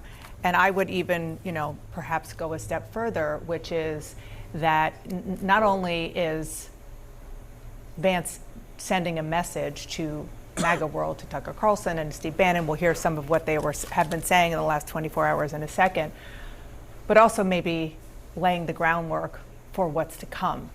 Like he knows what's to come, and that's why he's sending that message now. Certainly, and I think Jeff is right. This is a message to the MAGA world, but it's also a message to Trump and his political conscience. He's saying effectively, you can go ahead and still be compatible with everything you stood for. Remember in 2016 campaign, the moment that the president took down Jeb Bush, it was over the Iraq war. He said it was a big fat mistake. You got sucked into a war that was a forever war that didn't end. It's hard to say how, it's so endemic to Trump's appeal. When you talk to people at Trump rallies, the idea that those days are gone. Yet Trump, if he goes ahead, we don't know how it's going to end up. It could start with shock and awe. It will have all sorts of reverberations. He becomes the interventionist that he always decried. And that's why there's so many splits right now in the Republican Party and the MAGA movement. And one of the most interesting sentences from... How could the dumbest political movement on the planet... How could the dumbest political movement on the planet be duped once again? Oh no. Surely this time things will be different. They will actually get really mad. Maybe, I hope they fucking wake up. Or maybe they'll sit around with their Fell For It Again awards and wonder how this happened. That long statement we saw from the vice president, I thought was Jessica where he said Tarlov is he in is the chat. only No, I'm interested kidding. in using the American military to accomplish the American people's goals. I mean, Dana, that is not an outright rejection of the use of the American military. It actually sure sounds like he is priming the American public for the possibility of the U.S. getting directly involved. We're not saying that we know for sure this is going to happen, but all of the body language that we are seeing from this lengthy statement certainly suggests that this possibility is very much out there. I mean, you couple that with President Trump suddenly deciding to cut short a foreign trip, and a lot of signs are headed in that direction. I will just say one reason that I think this just is so remarkable, the possibility, the potential of this kind of intervention, is that President Trump, as a candidate and right before he was sworn in, was so determined to not have wars on his plate as he was getting sworn in. He didn't want the war in Ukraine. He certainly didn't want the conflict in Gaza.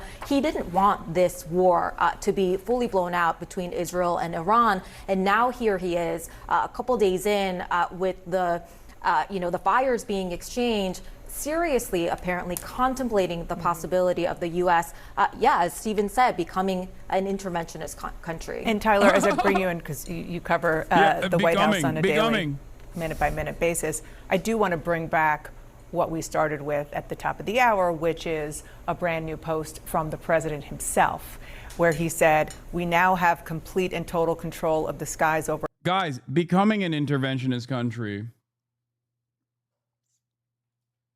Con News, citing Western sources, said there are clear signs that U.S. may strike Iran very soon. Iran had good sky trackers and other defensive equipment and plenty of it, but it doesn't compare to American-made, conceived, and manufactured stuff. Nobody does it better than the good old USA. Yeah, and I think this is part of this effort we've seen the president and his allies laying about how this fits into the America First policy. He's under fire from some critics, Tucker Carlson chief among them, and here we see him fashioning about how this is America First. I mean, the two things, MJ, just to add on to what you were saying, not only did he not want these wars, his inaugural address was all about being a peacemaker, peace through strength. We've talked to sources who said he's very obsessed with winning the Nobel Peace Prize. So it's not only remarkable that he doesn't want more conflict, it's that he's inserting the U.S. potentially into a greater conflict there. And I also think one of the things that's interesting, MJ, from the point that you just read of the vice president's statement, is that sounds a lot like former presidents justifying previous military actions, that actions overseas are in part to protect American interests, not just at home, but all around the world. And so it's just so interesting to see that language being used by two politicians who have made their name promising no forever wars, and promising not to engage in additional military conflict. Right, especially, again, from J.D. Vance, who is effectively the ambassador because he has such credibility with that part of the Republican Party, the newer part of the Republican Party, as opposed to what used to be most of the Republican Party, which is more hawkish. In other news, President Trump is cutting his G7 trip short as Israel and Iran are trading these devastating strikes. Mark Meredith joins us live now with more. Mark? Ainsley, good morning to you. President Trump is back at the White House after cutting his trip to Canada short. The president making it very clear he does not believe in any uncertain terms that Iran should have any nuclear weapon capabilities. But the president was also asked on Air Force One on his way back to D.C. why he decided he needed to come back to D.C. so quickly. Listen to what he had to say. We're not looking for a ceasefire. I didn't say I was looking for a ceasefire. We're looking for better than a ceasefire. Remember, Iran cannot have a nuclear weapon. It's very simple. You don't have to go too deep into it. They just can't have a nuclear weapon. What was the thinking on the call for Tehran to evacuate? Is there a threat or is there incoming? What was the thinking on the full evacuation? I want people to be safe. Now, the president was in Canada meeting with many world leaders, including French President Emmanuel Macron. And while he was there, the president signed on to an agreement calling for peace in the Middle East, but also was critical of some comments that Macron made. Macron was suggesting that the reason that Trump was heading back to the U.S. was to create a ceasefire between Israel and Iran. Trump put out on Truth Social, publicity seeking. Trump is live. Is he? Macron of France mistakenly said that I left the G7 to go back to D.C. to work on a ceasefire between Israel and Iran. Wrong. He has no idea why I'm on my way to D.C., but it certainly has nothing to do with the ceasefire. Much bigger than that, whether purposely or not. Emmanuel always gets it wrong. Stay tuned. We'll be looking to see if the French president has any new reaction while he is still in Canada. But the president, he is back here in D.C. meeting with his national security team. We don't have an updated schedule yet, guys, so we don't know if we'll see the president address the situation on camera later today. But, of course, there are so many developments happening in real time. And Brian, Lawrence, and Hasan? It's not the Israeli-Iran conflict. I get it. But the president is on a fast track to get a trade deal, it looks like, with Canada. He had formally signed the one with the U.K. And I personally think that he was not thrilled about the Ukrainian talks that were on Chatters, I know Brad Lander has been released. Shut the fuck up. tap. He probably knows he's going to get pressured to hit Russia with sanctions. I don't think he was really looking forward to that session. Do you think that played into it, Mark? Well, Brian, Macron and Trump have certainly had interesting relationships over the last year. Trump last year praised him as a pretty smart guy, but obviously we've seen the back and forth that Macron has had. He's been very vocal when it comes to the Ukraine issue, and Macron obviously wanting to keep Europe and the U.S. involved with Ukraine. However, I would imagine with so much of the focus, though, for the president's going to be on what happens next with whether or not Israel goes forward with an even larger attack against Tehran. Trump was asked about that on the plane, why he said the people of Tehran should evacuate. He didn't elaborate further, but obviously people are reading between the lines that a possibility of a major attack is still on the table. All right, Mark. Thanks so much. Do you know if they made up at all, the Macrons? I mean, after that little incident on the plane? The president and his wife? Chris, could you follow up? President Trump left the G7 summit in Canada one day early to keep track of the fighting in the Middle East. As the president returned to Washington, he told reporters that he wants Iran to give up any thoughts of developing a nuclear weapon. Nancy Cortez is in Calgary covering the summit of Western leaders that will continue today without Trump. Nancy, good morning. Good morning, Nate. That's right. The G7 summit will have to do with just 6 leaders here in Canada today after President Trump's abrupt departure last night. Overnight, aboard Air Force One flying home, he told reporters that he plans to spend the day in the Situation Room and that his new goal is for Iran to shutter its nuclear facilities entirely unless Israel destroys them first. We're looking at better than ceasefire. We're not looking for a ceasefire. Flying home from Canada early this morning, President Trump said he had to get back to monitor Israel's bombardment of Iran, which he suggested could intensify over the next few days. Iran cannot have a nuclear weapon. It's very simple. This was supposed to be a 2-day meeting of the minds for the leaders of the world's largest democracies. But towards the end of day one, Trump's press secretary posted this. President Trump had a great day at the G7 and much was accomplished. But because of what's Like a baby. They're talking about him like he's a kindergartner, dude. going on in the Middle East, he will be leaving tonight. And I have to be back early for obvious reasons. Before departing, Trump posted this ominous message, urging everyone to evacuate Tehran. I want people to be safe. And that's always possible. A thing like that could happen. I just want people to be safe. White House officials say the U.S. has no plans to join the fight, though refueling jets and a second carrier strike group are moving closer to the region, just in case Iran tries to strike U.S. bases. Well, we'll come down so hard if they do anything to our people. We'll come down so hard, then the gloves are off so beautifully. Now, I think they just in case. don't have to touch our troops. President Trump said this morning that he has not reached out to Iran to initiate peace talks. He said they should have taken the deal that was on the table because they are now losing this conflict badly. Here in Canada, the summit goes on, with Canadian officials telling CBS News that they were given a heads up that President Trump was planning to depart early before the news was made public. Nate. Nancy, thank you.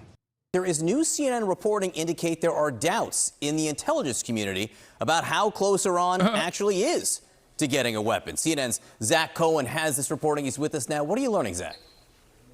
Yeah, John, there appears to be some daylight between the U.S. intelligence community and Israel, and I guess now Donald Trump, on this question of how close Iran is to obtaining a nuclear weapon. And specifically, sources telling me and our colleague Katie Bo-Lillis that the intelligence community assessed before the most recent Israeli strikes that Iran was years away, as much as 3 years away, from not only obtaining a nuclear weapon, but developing the system meant to deliver it at a target of its choosing. And that does really run counter to the more urgent and dire timeline that Israel and Donald Trump have put forward in recent days. Israel, of course, saying, and Israeli Prime Minister Benjamin Netanyahu saying that Iran has been working in secret to develop nuclear weapons over the last several months, and that it's very close to having a nuclear weapon. Donald Trump, of course, addressing this question today when he was asked by reporters about his Director of National Intelligence, Tulsi Gabbard's testimony in March, where she said that Iran is not actively working towards a nuclear weapon. Take a listen to what Donald Trump said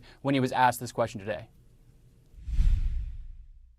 You've always said that you don't believe Iran should be able to have a nuclear weapon, but how close do you personally think that they were to getting one? Because Tulsi Gabbard testified in March that the intelligence community said Iran wasn't building a nuclear weapon. I don't care what she said. I think they were very close to having it. So why does this matter, right? Israel has used this sort of urgent warning about Iran's nuclear program as justification for its latest round of preemptive strikes on Iran's nuclear facilities. Of course, this big question still hangs over the entire situation as to whether or not Donald Trump and the U.S. will become directly involved in the conflict. Donald Trump has said as recently as today that he wants to dismantle Iran's nuclear program. And in order to do so, that will require one of two things, experts tell us, either a negotiated deal or U.S. military strikes. All right, Zach Cohen, some brand new reporting that fits right in where this story is right now. Appreciate your work on this. Thank you very much. With us now is CNN Global Affairs analyst Brett McGurk. He's a former White House coordinator for the Middle East and North Africa who's been deeply involved in discussions in and around Iran for many, many years. And thank God we got a true diversity of opinion once again. Biden's very own Middle East envoy here responsible for one of the most responsible figures for Israel's genocide under the Biden leadership. Brett, what I want to focus on is President Trump headed to the Situation Room this morning, and much of the discussion might be focused around one site in particular, one nuclear site. I just want to put it on the map here so people can see. It's the Fordo nuclear enrichment site. We can push in a little bit to give people a sense of what it looks like, the area looks like. Why is this site so important? Well, John, I think the president should be in the Situation Room today. The Situation Room was actually created by JFK after the Bay of Pigs fiasco for a situation like this, to provide full spectrum awareness for a president as he has to make critical decisions. And there are three immediate priorities, and one of them is what you just mentioned. But number one, the protection of Americans in the region and the protection of Israel. We have to surge the missile interceptors into Israel. We're doing that as Dude. Sick. Dude, so much diversity of opinion. Do you see that? It's so strange.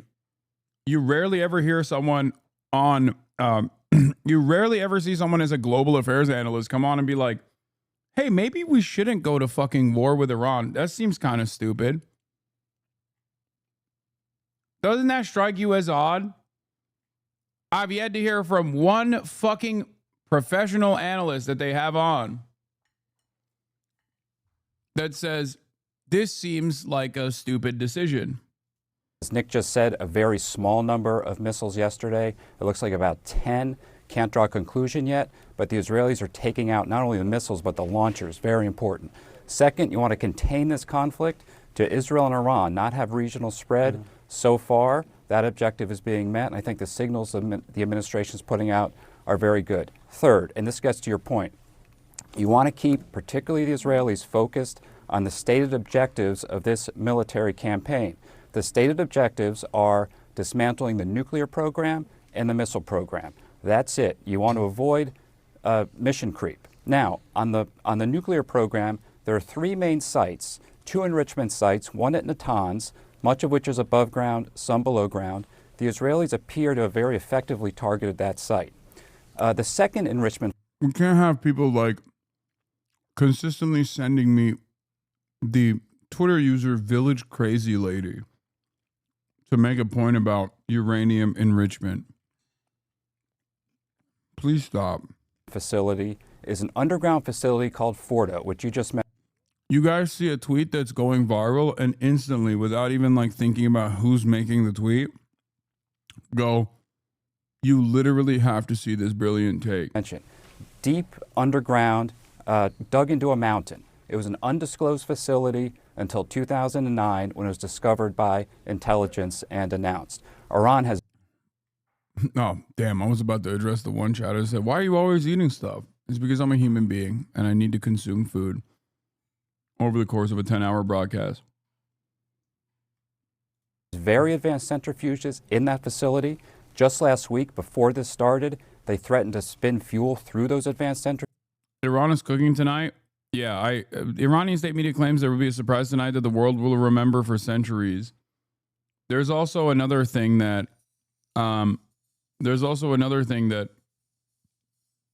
people were saying. They keep saying that over and over again.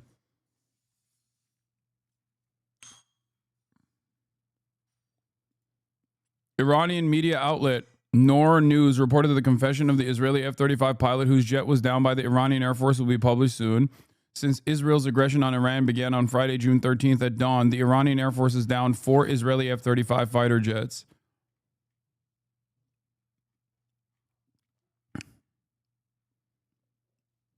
This is what I heard as well.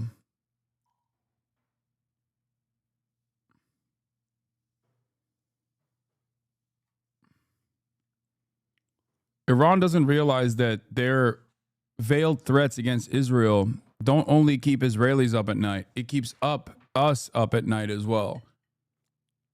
We are the real victims here. Okay? Every time they say, oh, just wait. Just you fucking wait. It's like oh, shit. Quick F, mini F, calm down. Calm down. It's going to be fine. It's fixed. It's fine. We're fine. It's okay.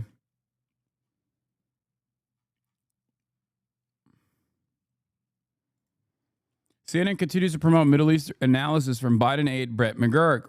I read this yesterday from Akbar Shahid Ahmed, who directed the U.S.-supported bloodshed and strategic drift in Gaza and Lebanon.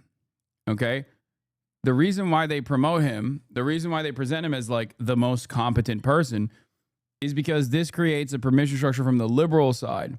This is the guy most responsible for Biden's fucking death and destruction in the region. Now, basically saying Trump's ambitions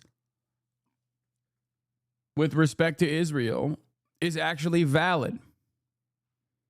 Centrifuges enriching just below weapons grade. Now, to take out that Fordo facility, it really takes a U.S. military operation with a B-2 bomber, and you can see our military actually positioning for that possibility.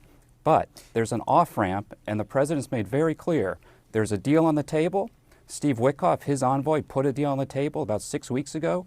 Iran did not answer that. They actually escalated their program in response. And what the president is saying, the White House is saying, is to Iran, hey, go back and take another look at that. Tell us you're ready to take the deal, and this will be over. So that's where we stand right now. At the end of the day, John, this has to end with Iran's nuclear program dismantled. And Fordo really is the key. It can be a deal, and we can all hope for a deal, or it can be a military operation.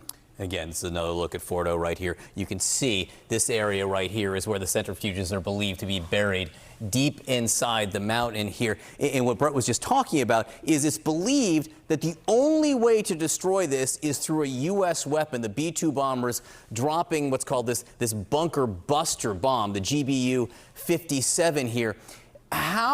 What do you think that discussion is like, Brett, about whether or not the U.S. should get involved here? Benjamin Netanyahu has all but explicitly said, hey, come on, drop this bomb.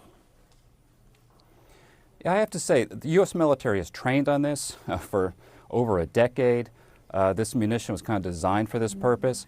Now, look, there have been massive risks about such an operation like this. Number one risk used to be Hezbollah. Hezbollah had 150,000 to 200,000 missiles and rockets aiming at Israel. Hezbollah has been knocked on his back. Number two has been Iranian air defenses. They had Russian air defense systems, very high risk of taking down airplanes. Those are no longer there. So those risks have basically been eliminated. Iran can certainly respond. I would never downplay the risks of any military operation, but I would just say this is a very feasible option. Iran knows it. It's important they know it for the purpose of trying to get a diplomatic resolution to this problem and the problem of Fordo. I think that right now is the main objective, but it takes the military pressure to get Iran to the table and to do that deal. This is really going to unfold here over the next 3 to 4 days. I think it's a very critical period. I'm watching today, can Iran again muster another missile barrage, or are they really now depleted? And Brett, you use the term coercive diplomacy. That's what's happening here. What is that exactly? Well, coercive diplomacy is what this administration, past administrations have used fairly effectively with the Iranians. Number one, coercive diplomacy means using the negotiations process as simply a shield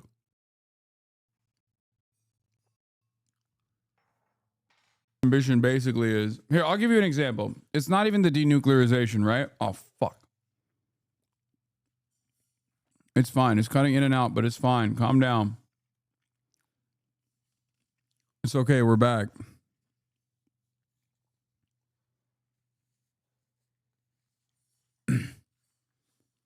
I'll give you a very simplified example of a coercive diplomacy. Someone robbing you at gunpoint. Someone comes up to you with a gun and says, "Give me your wallet and your phone." You say no, they shoot you in the foot. They repeat, "Give me your wallet or your phone, or else I'll shoot you in the head." And if you don't give him your wallet and your phone, they kill you and take your wallet and phone anyway. That is what he means. That's it. That's all this is.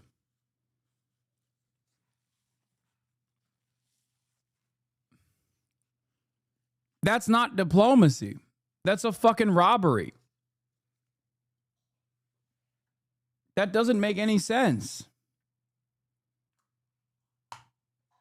To claim this is diplomacy is psychotic.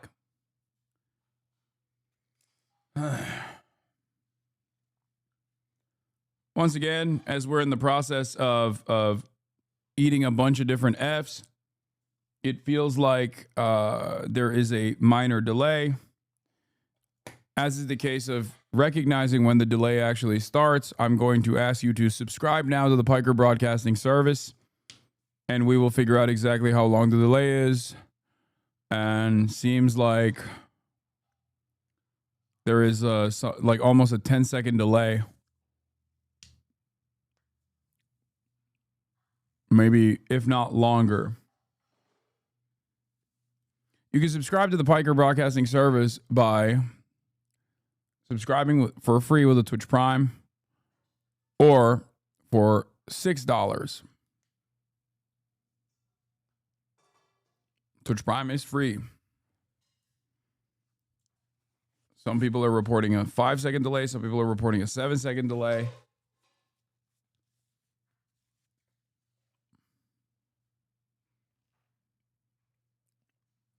It's 5 seconds.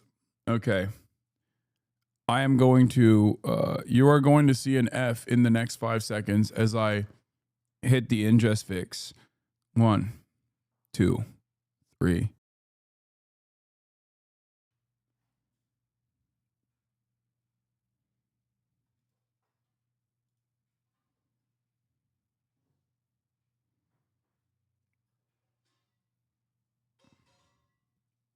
I think it's fine.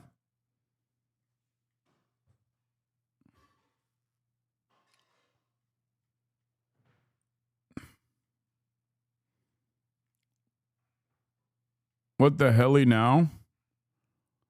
Press 1 to test the delay. Okay, it's like 2 seconds. All right, we're good. It's like a 1 to 2 second delay. All right, we're good. Economic sanctions, economic pressure, and number 2, the threat of a military force if Iran does not demonstrate to the world its program is peaceful. And I just have to say, last week, John, you know, the IAEA issued a report, very comprehensive report. It was asked for last year, and they found Iran to be an egregious failure to live up to its nonproliferation commitments. And 19 countries then voted in the Board of Governors in Vienna in the IAEA, the International Atomic Energy Agency, that Iran was in violation of its obligations. First time in 20 years. Yeah, they were like, we should nuke Iran. We should let Israel nuke Iran because they're violating their commitments. Which, again, they had no fucking commitments left because America had decided that they had no obligations whatsoever because they cast aside the agreement. What did Iran do? It announced escalations of its program, including in that Fordo site. Yeah. So Iran has made terrible choices here, and now the onus is on them to try to come to the table and take the deal that's been offered. Yeah, next 24 hours, next 48 hours, so crucial. Brett McGurk, thank you. You've probably heard this line before. Iran has never given up its quest for nuclear weapons and the missiles to deliver them. That's because Israeli Prime Minister Benjamin Netanyahu has been saying this for more than 30 years, claiming Iran is close to having nuclear weapons. Nuclear weapons. Nuclear weapons. Atomic bombs. In 1992, as a member of parliament, Netanyahu addresses the Knesset. He says, within 3 to 5 years, we can assume that Iran will become autonomous in its ability to develop and produce a nuclear bomb. 3 years later, in his book Fighting Terrorism, he repeats the same time frame, 3 to 5 years. Thank you, Mr. Chairman. Fast forward to 2002. Netanyahu testifies before a U.S. congressional committee actively calling for the invasion of Iraq. Are there any other nations that you would recommend that the United States launch preemptive attacks upon at this point? The two nations that are vying, competing with each other, who will be the first to achieve nuclear weapons, is Iraq and Iran. The invasion happens months later. No weapons of mass destruction are found in Iraq. This is a fragment of a 2009 US State Department cable released by WikiLeaks. Netanyahu tells members of Congress that Iran is 1 or 2 years away from being capable of developing nuclear weapons. They're online. It's 2012, and Netanyahu is holding up his infamous cartoon bomb at the UN General Assembly. By next spring, at most by next summer, at current enrichment rates, they will have finished the medium enrichment and move on to the final stage. From there, it's only a few months, possibly a few weeks, before they get enough enriched uranium for the first bomb. And now, 33 years after Netanyahu's first so-called imminent warning, Israel attacks Iran. And if not stopped, Iran could produce a nuclear weapon in a very short time. It could be a year, it could be within a few months, less than a year.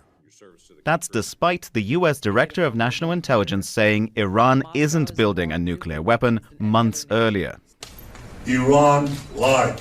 But for Netanyahu,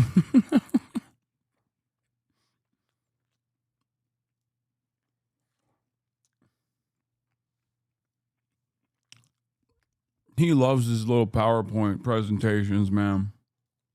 Big time. The slogan has been the same for decades. Dmitry Medvedenko, Al Jazeera. Make sure to subscribe to our channel to get the latest news from Al Jazeera.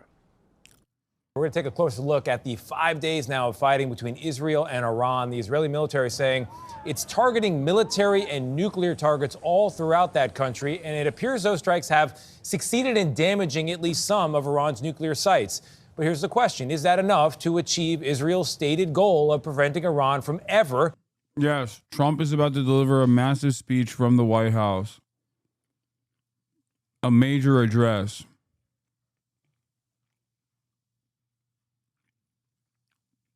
I think it's coming. I hope not.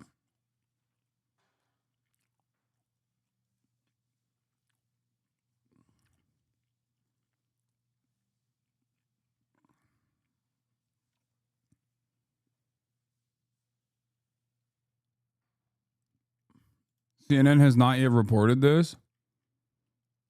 Update, CNN to give urgent speech soon. Endgame World War III.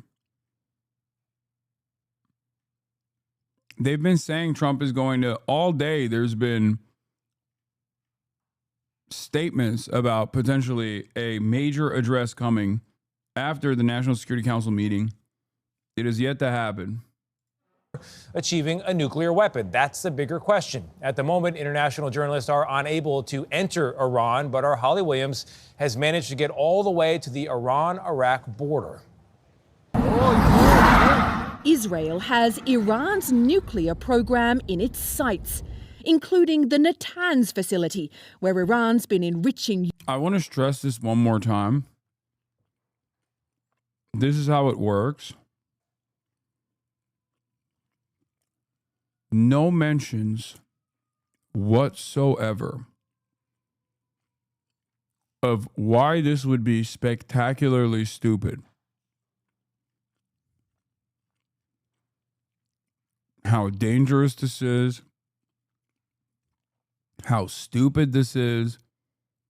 No mention of this whatsoever. No opposition to this whatsoever. The only difference between liberal mainstream outlets and right-wing media is aesthetics. One side is demonstrating maximalist bloodlust about why we must bomb Iran racistly. The other side is doing a cold, calculated, logical reasoning for why we must bomb Iran, sometimes for gay reasons. You know, they're homophobic over there. That's the only difference. Actually, that's not even true. Lindsey Graham literally also said they're homophobic over there. We must bomb them. So I guess we must do regime change because they're homophobic, which is hilarious for fucking Lindsey in the closet Graham to say.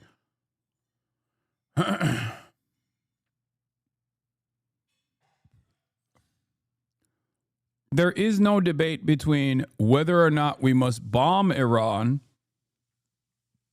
The only difference of opinion comes from how hard we could bomb Iran and how hard we could get away with bombing Iran and how awesome it would be. But it's never about why we mustn't do this. Uranium up to 60%, a step on the way to the 90% used in nuclear weapons. Iran's nuclear ambitions are a threat to Israel's existence, according to Prime Minister Benjamin Netanyahu. I mean, Mark Bar Mohammed isn't wrong when he says polling showing that Americans oppose a war doesn't mean anything. This country is too stupid and thoughtless to even notice if a war happens. They'll continue on their lives and not care. The government knows this too. The population is trained to be placid. Yes.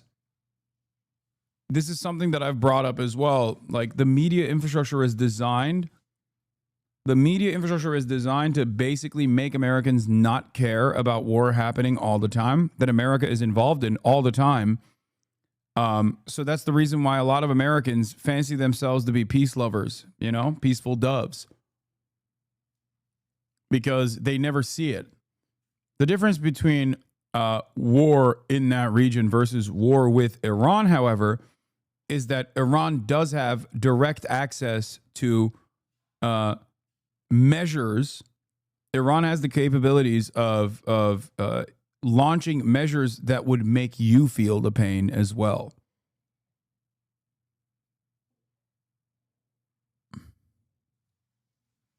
Do you understand? Oil. And also death of American service members by a lot.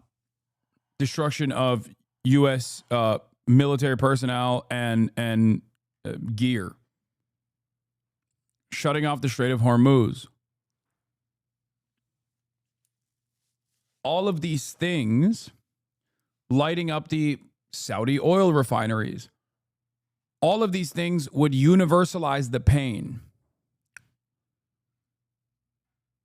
At which point, the nothing ever happens Andes would come to the recognition that things do happen.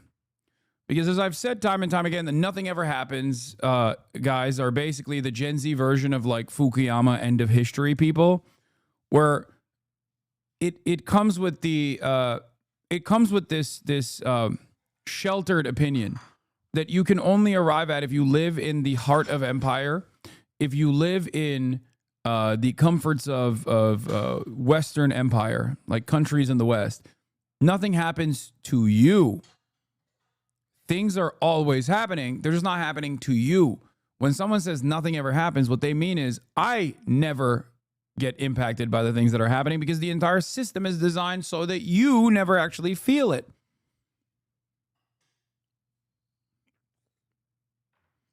Things are always happening.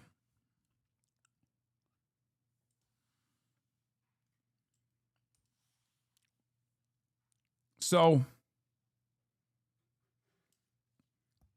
that is the other side of escalating tensions with Iran. Things might happen in a way that actually bursts our bubble, our comfortable existence in the Western world. Oil shock being one of the immediate responses.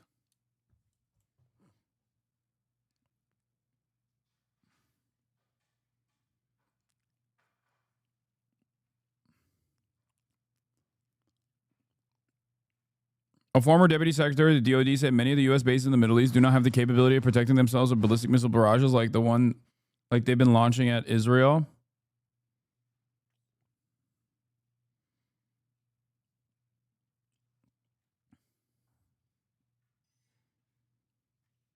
Anyway, let's continue. Iran has produced enough highly enriched uranium for 9 atom bombs. 9. But experts say Israel's war will be in vain unless it destroys the Fordow nuclear site, where Iran is also enriching uranium while denying any intention of building What is this? Unfortunately, this is where liberals are at.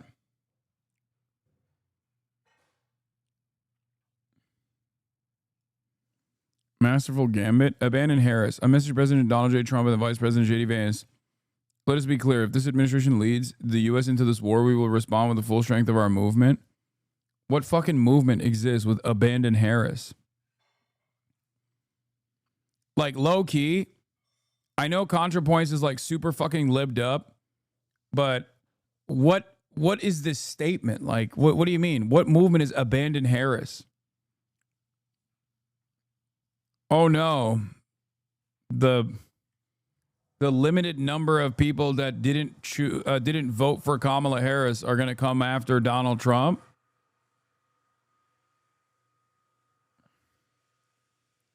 Hey Hasan, I've been following you for some time. I wouldn't say I'm a huge fan, but one criticism I have of you is your lack of coverage of the Pahlavi family and the direct connection with the Israeli government. I don't support Israel or Iran, by the way, but I think you need to shed more light on it.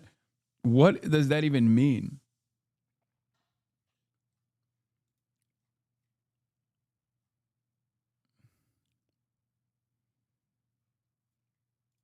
bomb. Fordow is the hardest to get at because it's so far underground. Jonathan Panikov is a former deputy national intelligence officer and told us Israel may not have the firepower it... Thank you for the 50 bones.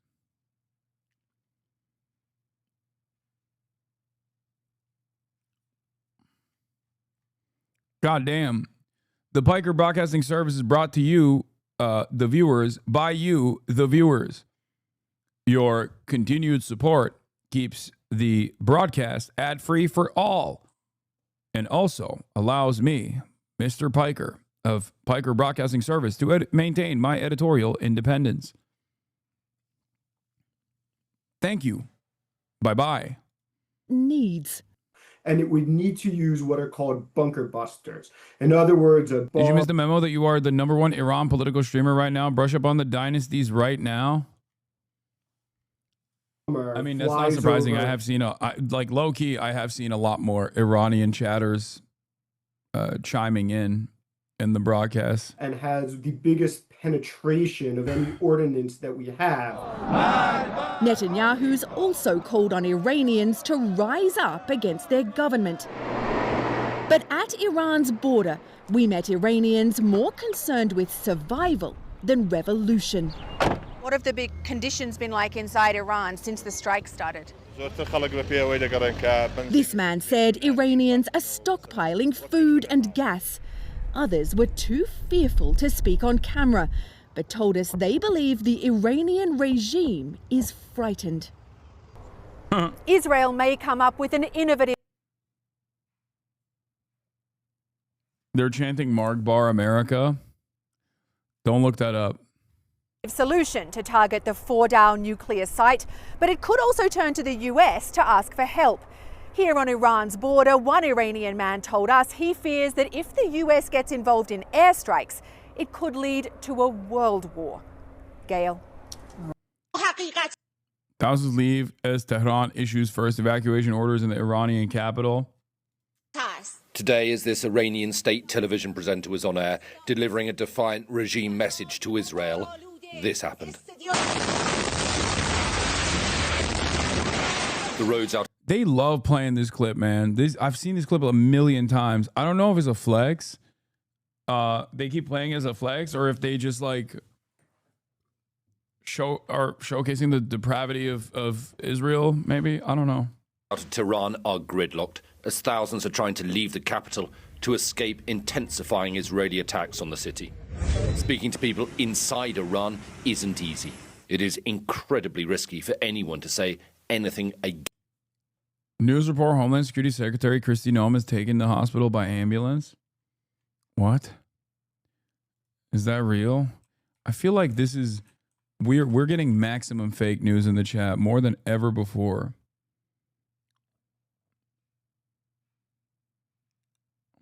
Oh, shit. Never mind. It's on CNN. Homeland Security Secretary Kristi Noem transported by ambulance to the D.C. area hospital say. What happened? Did they leave a chocolate out?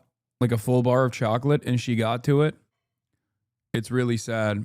They might actually have to call in poison control and flush it out.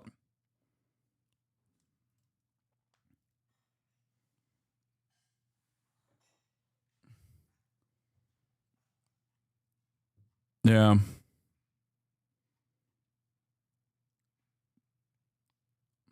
Yeah, I'm hearing reports of botched Botox. One of her Botox is leaking.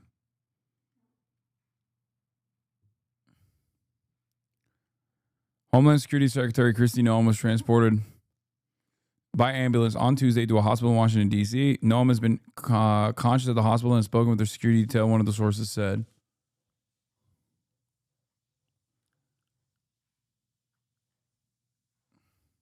She got to some grapes too.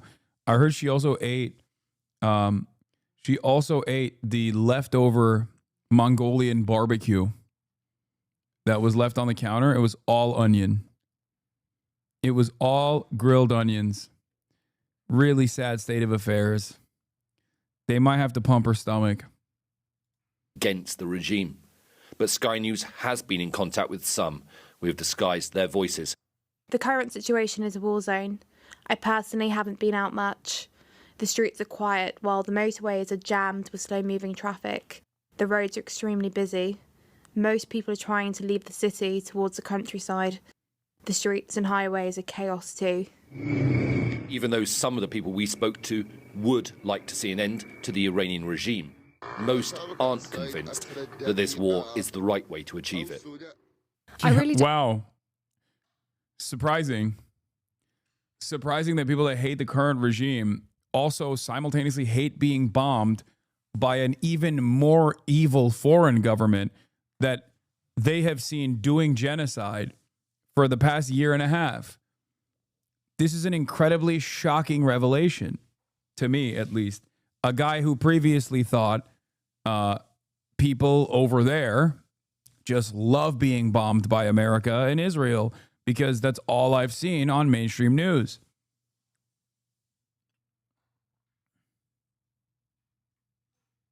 I don't think that the way for us to reach a better regime and government is through foreign military interference. This is clearly a conflict between two states, and as a result, ordinary people caught in between are being sacrificed. Israel says that it has now destroyed a third of Iran's ballistic missiles. But barrages are still being fired at Israel every night. And this is what happens when they get through the air defenses. 4 people were killed when this apartment block took a direct hit. And we think actually the ballistic missile hit one of the safe rooms where people were sheltering directly, which is what caused some of the fatalities here. The emergency services have cordoned it all off. They're still working here. That's not it, Hasan. An average Iranian is not thinking about Palestinians. If anything, a lot of Iranians were pro-Israeli, older Iranians. The switch has been because the damage Tehran has taken and how many innocent children have been killed. Yeah, no, I know. That's my point as well.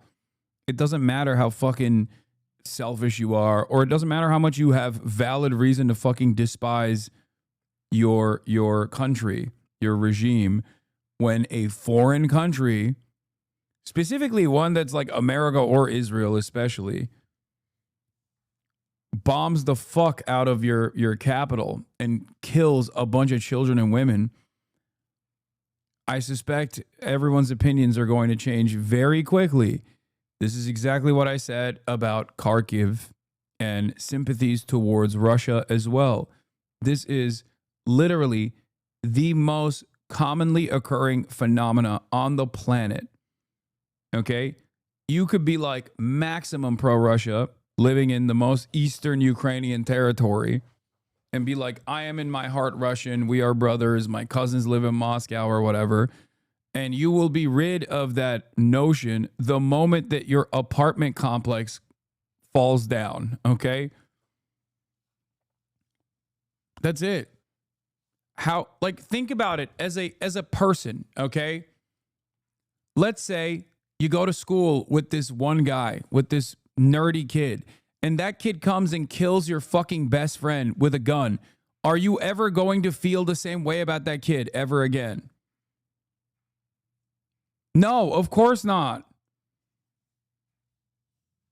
I can't believe in order to describe how people feel about being bombed to Americans, I have to use a school shooting analogy because that's the only thing Americans can fucking comprehend. Burger and school shooting.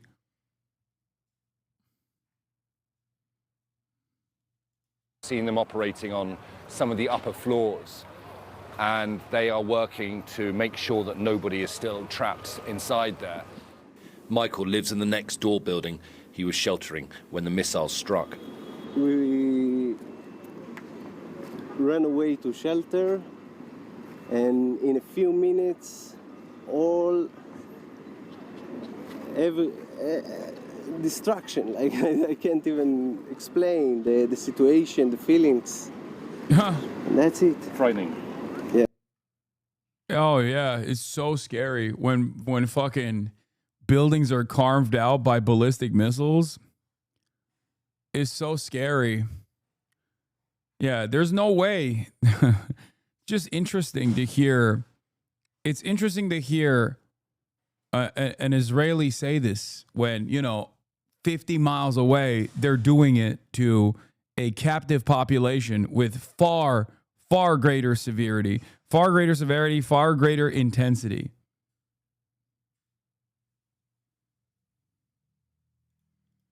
What is this?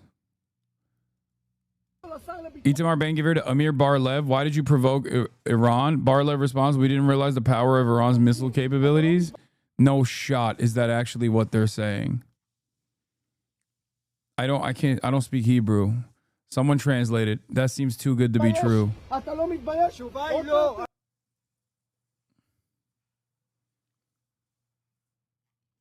This is old. It's fake. Video is old. That's fake. Is it from last year? Oh, it's from 2022.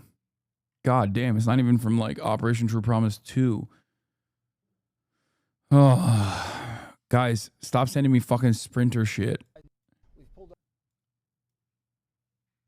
Please exercise a little bit of caution with like the links that you send in. Missile launches beginning. We've pulled off a number of surprises. When the dust settles, you're going to see some surprises on Thursday night and Friday that will make the beeper operation almost seem simple. Smirking Israeli ambassador suggests Israel has an ace up its sleeve that will decide the war by the end of the week. If it materializes, this would explain why the genocidal regime dared to initiate this war of aggression and why Trump is now demanding unconditional surrender.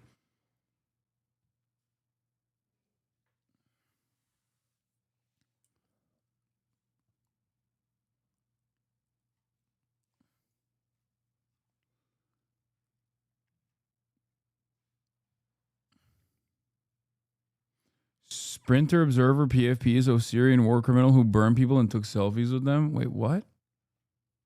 I mean, I don't think it's a reliable account anyway. Those are like the reactionary pro-Palestine crowd. Yeah. Despite the ongoing missile attacks and the daily casualties, Israelis we spoke to still support their government's action. That statement from that ambassador is actually kind of worrisome because in a direct tit for tat, without American intervention, Israel doesn't have as much smoke as they claim they do. But when it comes to espionage, especially considering what Mossad was able to fucking pull together inside of Iranian boundaries, that in and of itself is definitely terrifying.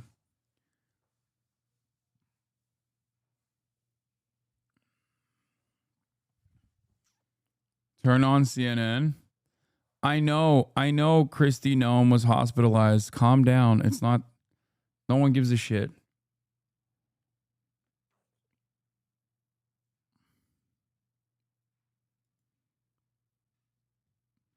Iran's security apparatus has banned Iranian officials and their security teams from using any devices connected to the public communication and telecom networks. This is a safety measure to avoid intel leaks. I still think that they have infiltrators within the IRGC. And I don't even know how they'll be able to figure it out.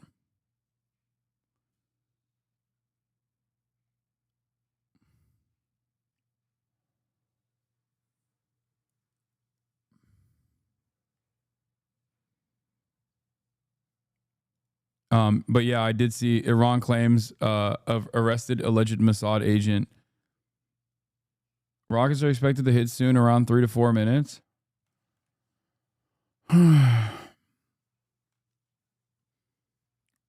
Misinfo op telling a destination to see which one gets bombed.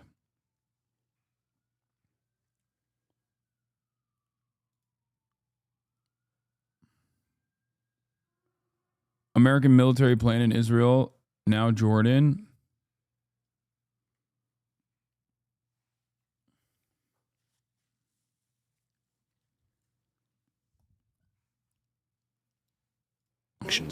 We need to stop the. Does anyone have the live link of Al Jazeera? Atomic bombs factory. Yes. No one has the right to create this kind of bombs and to aim on us. For the first time in the 4 American refueling planes and 4 escorting fighter jets took off from Ben Gurion Airport in the last few minutes. What? They will have finished the medium enrichment. They're not even on live coverage. They're on pre-recorded.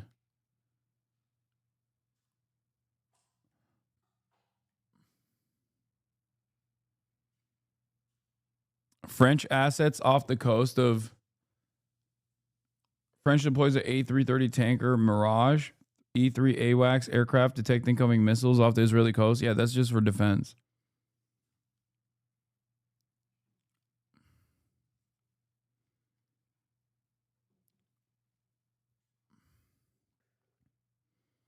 Iran launched missiles and is huge. Iran shoot missiles a lot.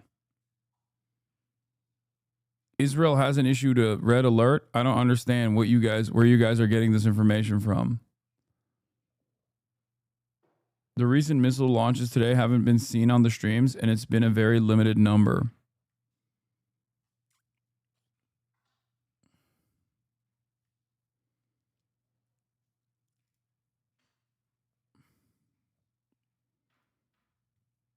سيمنحه نصر لم يتعبه كثيرا.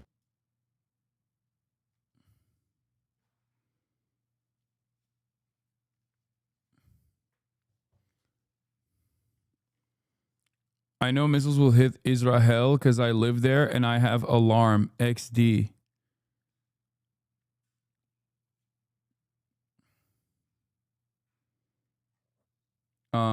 Last update 3 minutes ago, but it's the usual. We're bird watching, yes. Iran launched another missile attack, Israel says. The Israeli military says it detected incoming missiles from Iran, the latest of several attacks in the past 24 hours. Defense systems are working to intercept the threat, military said in a statement.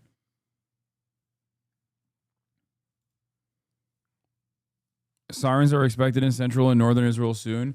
They also changed their sirens from 15 minutes prior to 10 minutes, I think, right?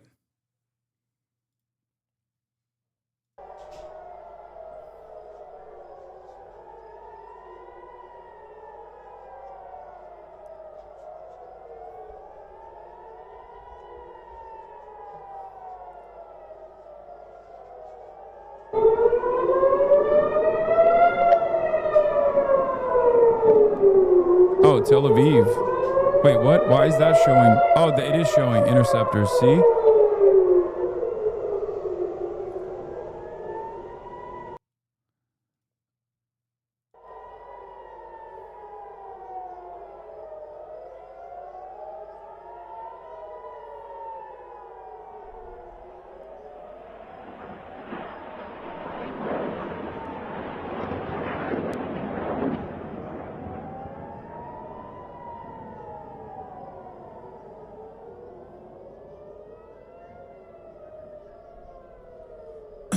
It seems like a lot of successful interceptions.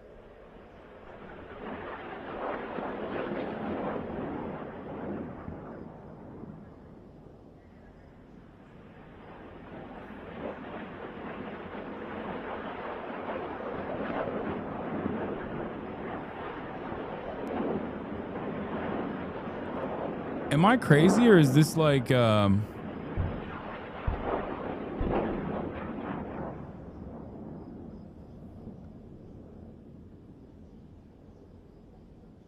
Isn't this like way higher? The interceptions are happening way higher than before, no? Am I wrong? Or maybe it's the camera angle. Well, something seemingly struck.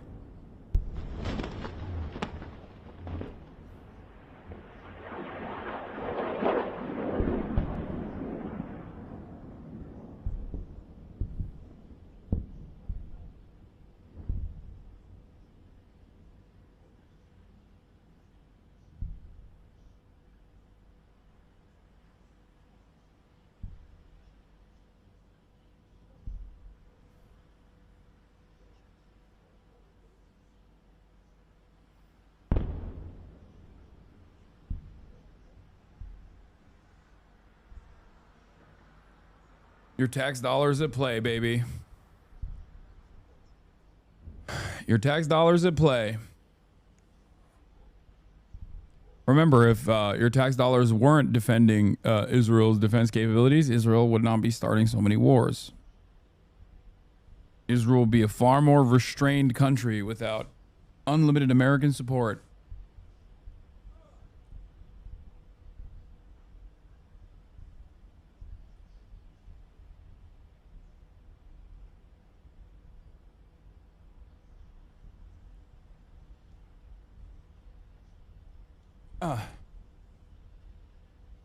I think that's it.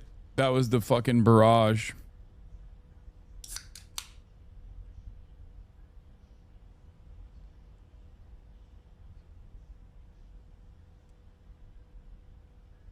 Lots of explosion sounds now. Khamenei is tweeting. What is he tweeting?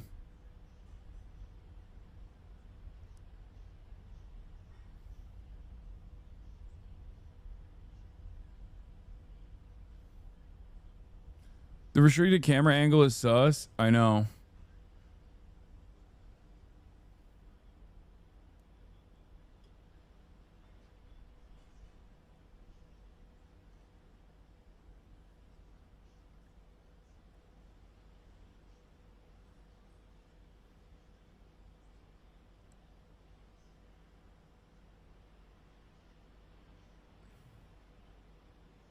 Two minutes ago, he tweeted, "In the name of Nami, the battle begins. Ali returns with his Zulfikar." Some Shia stuff going on here. I don't know what this means.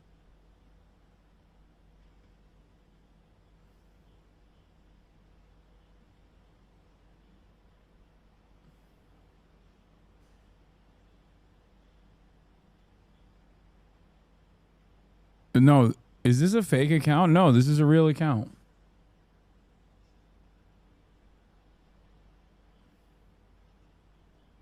Zulfikar is Imam Ali's sword. Zulfikar, spine cleaver, is the sword of Imam Ali. Yeah, I don't know. I don't know about Shia lore. Okay.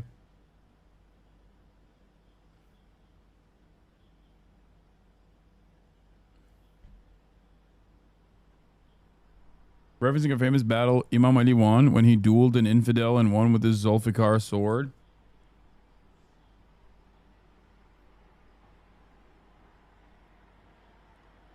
Israeli media reports 5 impacts in Tel Aviv.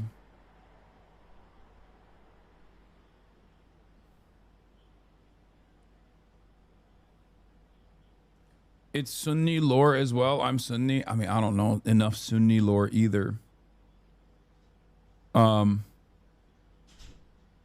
Is that an anime? It sounds like an anime plot. Yeah, I mean, every fucking religion is an anime plot. Have you seen the lore that evangelicals believe?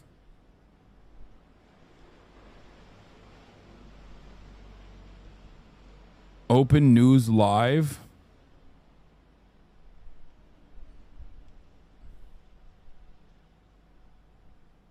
Also going off, and several explosions heard in the Israeli city as the Israeli military said its defensive systems were operating to intercept missiles that were launched from Iran towards Israel. Let's bring in Bernard Smith, who's keeping an eye on things in Israel for us from Amman, Jordan. Bernard, bring us up to speed with what's been happening. What have you seen or heard?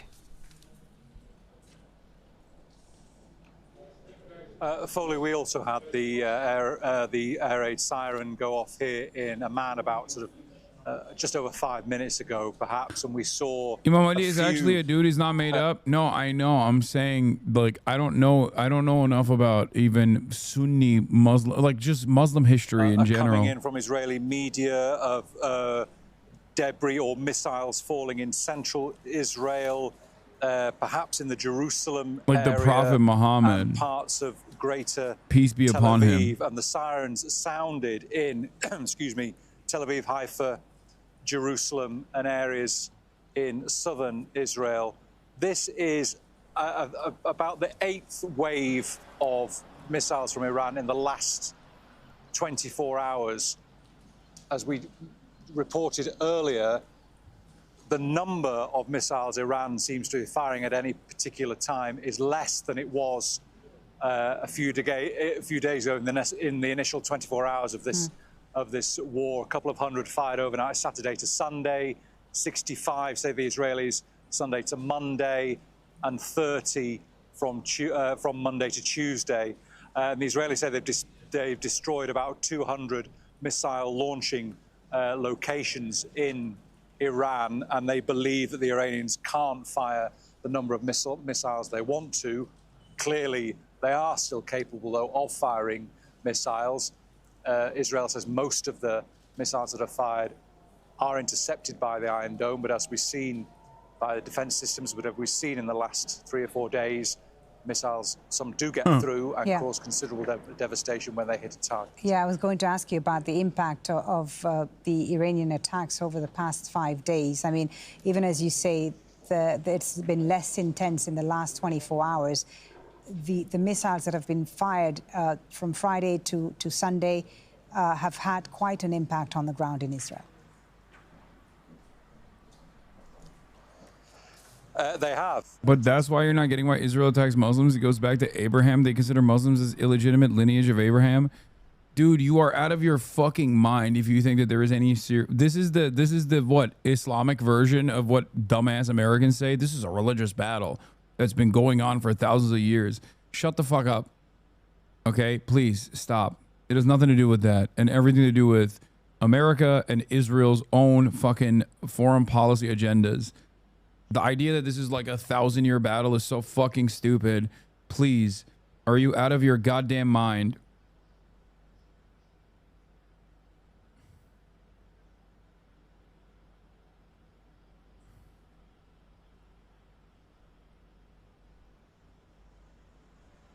Why you think he calls them Amalek? I know why, but that is just seasoning that they add on to the genocidal ambitions. The real reason why they want to fucking ethnically cleanse that area is not because they think like this is a religious fucking war. That's just branding. Why are you guys believing in this dumbass branding? Did George W. Bush invade Iraq because God told him, because this is a religious conquest as well? Oh my God. If that's the case, why the fuck did Jews and Muslims live side by side? No, they don't. They don't believe it either. It's like Theodore Herzl was not a religious Jew. Okay? Theodore Herzl was not a religious Jew. The father of Zionism is not a religious Jew at all. He just thought that if there was some sort of religious justification, he could bring more people on board with the cause. That's it. Without one of the leaders, U.S. President Donald Trump left the conference in Alberta a day early as the crisis between Israel and the Iran grows. Our diplomatic editor, James Bays, has more from the summit in Banff, Canada. Well, all of the leaders here, even though it's not... Religion is certainly a part of it. Not the main reason. No, it's just seasoning. Religion is simply the way that these governments, which are all secular, these governments can justify some of these actions to the dumbest subsects of society. it was also a much more effective tool, an effective means of propaganda back in the day when there was a larger number of dumb fucks who were ready to believe it. Nowadays, there aren't that many dumb fucks, I thought, but there are still some who come in and go, nah, you don't understand. This is like real. This is a religious thing. This is actually a religious war. Tel Aviv on fire? No, it's not. Shut up.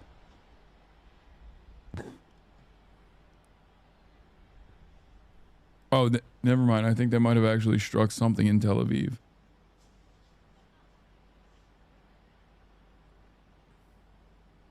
For now, was just talking tough to put pressure on the Iranians to make concessions. I have to say, a very different tone. Like, Iran is not a secular government, and Iran's fucking reason for waging war against Israel is not a religious one.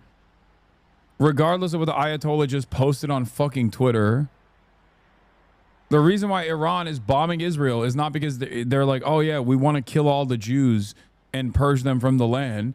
The reason why Iran is blowing up Israeli targets right now is directly because Israel fucking attacked them and violated their sovereignty. So you're saying to ignore the religious intricacies of this issue? I'm saying if you believe in the religious intricacies as a primary justification for why these kinds of events are unfolding, you are kind of silly. I have a degree in Christian theology. Religion is just a pretense for governments to capture a monopoly on truth from religion and power. It has been since Constantine. Kenya, the death in police custody of an anti-corruption activist has turned violent. Wait a minute. 31-year-old blogger. Wait a minute. Air defense malfunction again?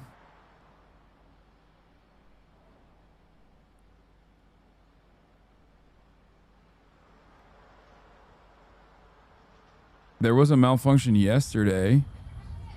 This seems like it happened in a different area, but I can't tell. It's too far. There was another Israeli interceptor failed to stop an Iranian missile which hit Tel Aviv.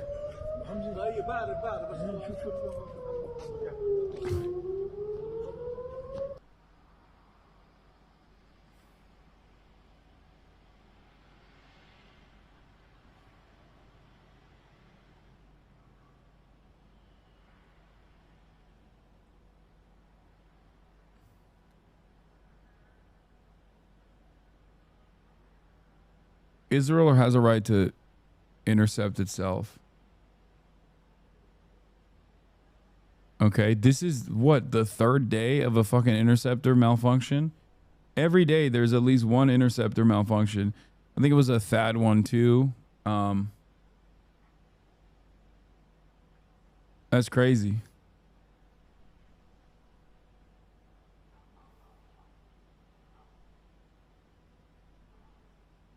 I mean, I guess it happens. Like, there's just not close angle of the interceptor malfunction just now.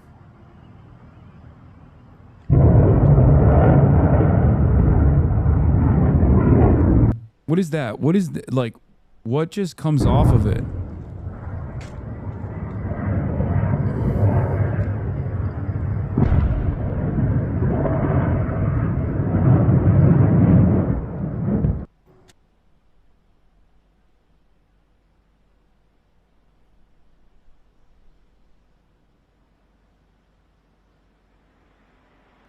Trump spoke with Netanyahu, unclear what he told him.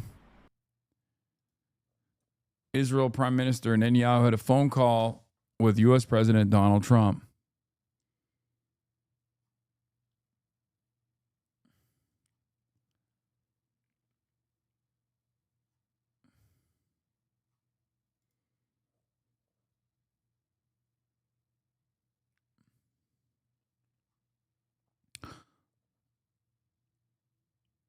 This is not funny. Is interceptors only do that when they're stressed? It's true. Hero heartthrob of the Holy Land proves he's more than kosher beefcake during Tel Aviv attacks. What the fuck is this New York Post article, bro? Like, what? What? What does this have to do with New York?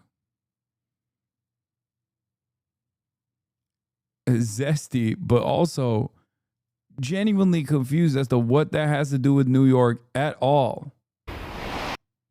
Malfunction and dud rates for military stuff is surprisingly high and common across ordinances. Why things like cluster bombs are terrible, because a smooth 20-30% don't explode and just sit on the ground waiting for someone to maim.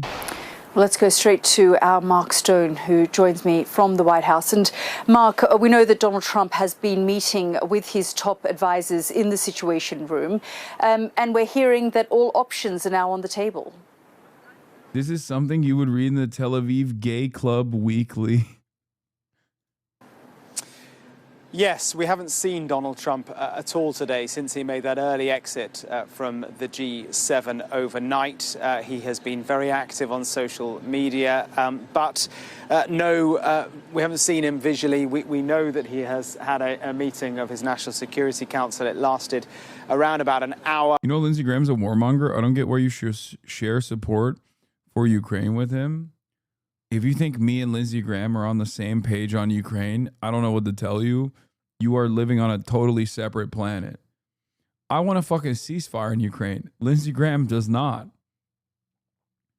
What are you talking about? Lindsey Graham was in line with the Biden administration in the way that they continued Ukraine's defenses, or under the auspices of providing Ukraine defense, continuing the fucking bloodshed without trying to find a peaceful solution at a time of maximum leverage that Ukraine had. Okay? Do you support Ukraine? Do I support Ukraine having a right to defend itself from Russian invasion? Yes. Okay? I do. And also saying that right now, especially when there was an insane deal for Russia in terms of a ceasefire negotiation, and Vladimir Putin very quickly switched up on his "we want peace in Ukraine" attitude to simply using the negotiations process to continue pummeling Ukraine a day after Russia fucking struck Kyiv and killed 41 people is so stupid. No, they don't. They can't defend. See how quickly you switched up and started talking about might is right? Kyiv attacked first? What? Oh. And following that, we were told that he is keeping a range of options, including a possible US strike on Iran, on the table. We have seen his officials leaving from the side door of the West Wing here after the meeting. A lot of people in that Security Council meeting. There is still a Marine on the door, so the president is still in the West Wing. It is very, very hard to gauge where he might land on this, because defense systems are currently active over Tel Aviv, with hundreds of thousands of people into bomb shelters at this moment. Unhook. Get off. All right, we got it. We're going to move. Okay. Stay with us. Stay with us. Stay with us. Keep moving. Keep moving. Keep moving. Keep moving. No. Bro, that helmet ain't going to save you, Trey. If it's coming right at you, that helmet's not going to do shit. Air defense systems are currently active over Tel Aviv, with hundreds of thousands of people into bomb shelters at this moment. Unhook. Get off. All right, we got it. We're going to move. Okay. Stay with us. I know the helmet's for the debris. My Twitter mood, dude, only days after he followed me on Twitter. No. Stay with us. Stay with us. Keep moving, keep moving, keep moving, keep moving. Ballistic missiles are... That's probably so they stopped filming the missiles coming down. Stay with us. Stay with us. Damn. Fox News are such fucking clip farmers. Fox News instantly uploaded this. This is an Insta upload. Take cover. Sirens sound off as Trey Ying's reports from Tel Aviv. Fox News' editorial team is faster than mine. When I get shot at, my editors don't immediately fucking upload the footage. They got the clip. They got the clip. Keep moving. Give me 1 second, Jesse. I'm with you. I got to fix my IFB.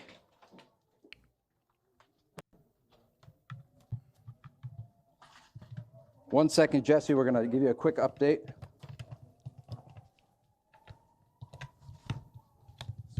I'm with you.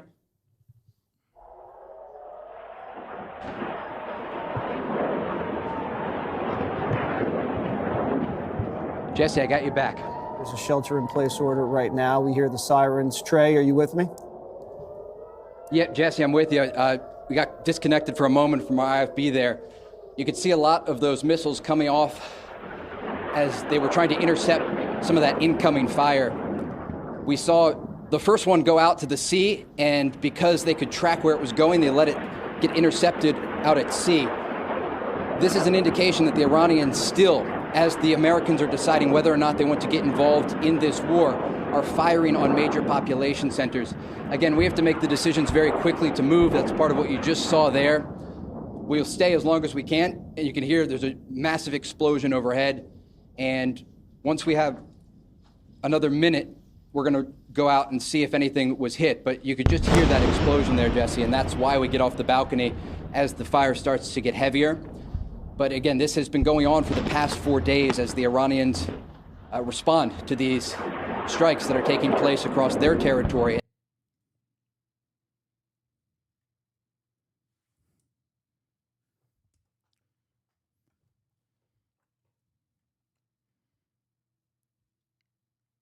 Farm and Aura.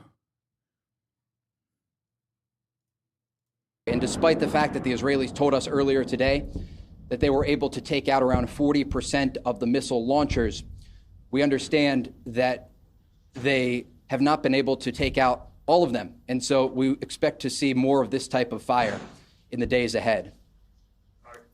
Trey, what is your understanding from the intelligence community? How much missiles have the Iranians stockpiled? Are they able to go tit for tat with Israel, and for how long? Why are you asking him that, bro? Fuck does Trey know about Iranian stockpiles?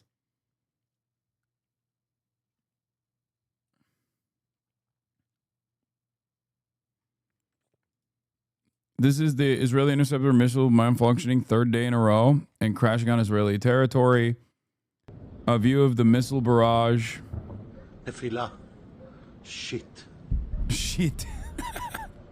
That one hit. That one definitely hit. Damn, that's kind of a cold photo, I'm not gonna lie. Evidence of a hit in North Tel Aviv. I think that's the same one that we just saw. Yeah, there is a Tel Aviv impact for sure. Some of these guys are still getting in. We're just having a much harder time seeing the actual impact sites because Israel is doing everything in its fucking power to, like, the Israeli government is making it much harder for there to be images shot from even phone cameras and stuff.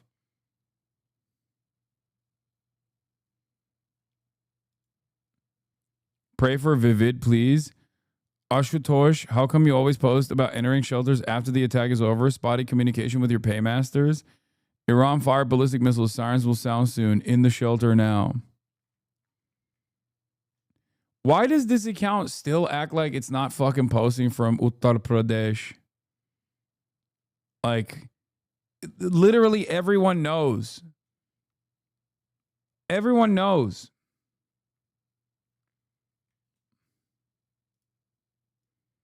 MF June, welcome back. It's like that one. There's like, Twitter has so many race change accounts, race change to another accounts. Like, you got white guys who have never been to Japan LARPing as Japanese conservatives. You got a shit ton of Indians LARPing as though they are living in the UK as white nationalists, or Indians that are LARPing as ultra-Zionists in Israel. Yeah, Radio Genoa is a Cambodian man. Like, there's so many. Impacts just now. Oh, yeah, we...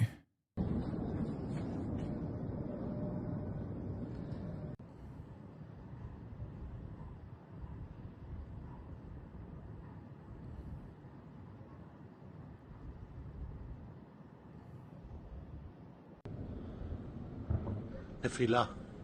Shit. Stop with the anti-Indian hate, homie. Is not.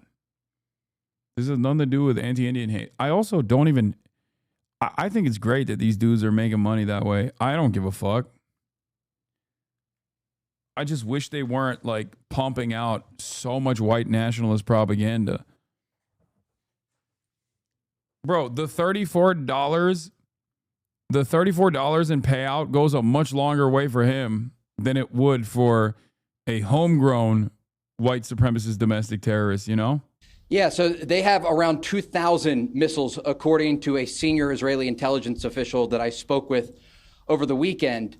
The concern here is that they're not able to hit all of the stockpiles because the Iranians have been preparing for the war that is currently taking place with Israel for the past few decades. And so they not only will stockpile missiles in the sides of mountains and deep underground, but they hide the launchers. And so these are mobile launchers in many cases. Eventually, they will run out of missiles. And that is part of the reason that Israeli officials are encouraging the United States to get involved at this very moment, because they understand it's a window of opportunity. They have weakened the Iranians enough that they've taken out many of the missile launching platforms. They have struck both the Isfahan and the Natanz nuclear facilities. And they have left just really a large facility called the Fordow facility, where the most advanced part of the Iranian nuclear program is currently developing. And so if we see the Americans get involved, this is one of the likely targets, because America has bunker buster bombs. They have the ability to strike even deeper underground than the Israelis do. And according to that pilot... Yeah, I've heard reports of Mazar Air Base was subjected to direct bombardment. Military censorship has been imposed on the videos. That I spoke with earlier, an Israeli fighter... Is there evidence that Iran is weakened, or is it just Israel's word? I mean, the only way that we can know if Iran has truly been weakened or not is by their response and their constant bombardment of Israel. Israel knows this as well, which is precisely the reason why they stopped showing the footage of impact sites. So we can't even fucking tell. But it does seem like in the aftermath, when the dust is settled, the next day when Israel chooses to report on certain impact sites, that Iran's capabilities have not been as diminished as Israel would suggest. Donald Trump, for example, said they have complete air superiority over Iran now. They can fly wherever they want in Iran and strike whichever target that they want to strike in Iran. If that was the case, Israel would be probably round the clock flying F-35s over Iranian airspace and basically waiting for, especially with the deep intelligence that they have from the IRGC, they would wait for any sort of military response to come through from Iran and simultaneously intercept the fucking missiles, or at the very least strike the locations where the missiles are coming out of. Having said that, Iran has stated that they've taken out, at this point, 4 F-35 jets. So it doesn't feel like they have the air superiority that they claim that they do over Iran. But I don't know. They did report that the volume of missiles have changed from 64 to 30. That's indicative of strategy change or problems with launch sites. They've got a good Air Force, correct.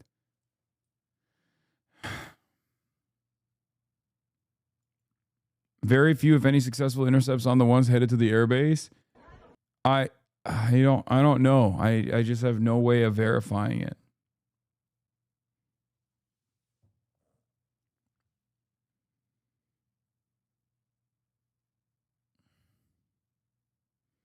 The F-35 is fake, Lamau. I don't know if it is or not. They've also stated that they would release the hostage footage. Iranian news media said that they will release footage of the Air Force pilot that they have caught as a captive. Isn't the entire purpose of F-35s to be, undestroyable? I used to think that Air-35s were, even as bombers, it's supposed to do everything. It's supposed to be air-to-air. It's supposed to be a bomber if necessary. It's supposed to do it all, okay? It's supposed to be for surveillance. It's supposed to do air-to-air. It's supposed to do bombings if you need to. But it's a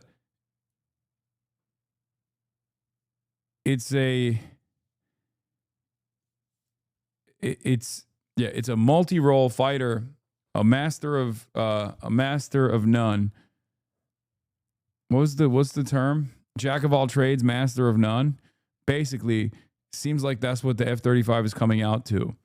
The cope is, oh well, they don't actually offer full capabilities to our foreign allies as opposed to the American F-35s. However, even if that was the case, the American F-35, according to New York Times reporting that was not really heavily discussed, the New York Times reporting on why the Trump administration came to a ceasefire with Yemen, revealed from inside anonymous military sources that even the Yemeni air defenses were able to almost hit an F-35. Like, they came close to taking out an F-35, which was part of the calculations as to why they wanted to do a ceasefire with Yemen. That in and of itself is incredible. You're not talking about the AI F-35? No, dude, I'm not talking about the fucking AI footage. One is like a ginormous plane, much larger than any plane that has ever existed, surrounded by people that look like tiny little ants next to this supposed F-35. Or the other AI footage that wasn't even a fucking F-35. I believe it was like a F-16, but there was an AI footage anyway. Those are fake. I'm not talking about those at all. No, we don't have any real footage of F-35s being downed.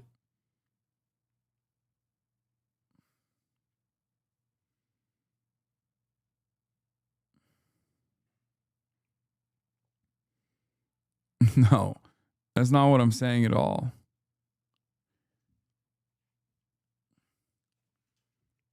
I'm simply working off of what the Iranian statements have been. Especially the claim that they literally have captured one F-35 pilot, an Israeli-American woman. The AI footage is pretty funny. Does anyone have it? Like the really big plane? It's like such a stupid photo. It's such a stupid photo because it's just like, it's so obviously ginormous. Like not a real fucking this. Yeah, this dude, look at how tiny the people are, dude. Look at how yeah, the F-35 cockpit famously will allow 30 people in it.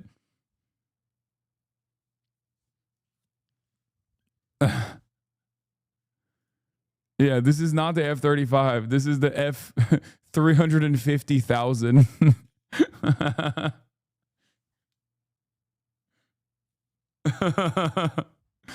It's a new jumbo jet.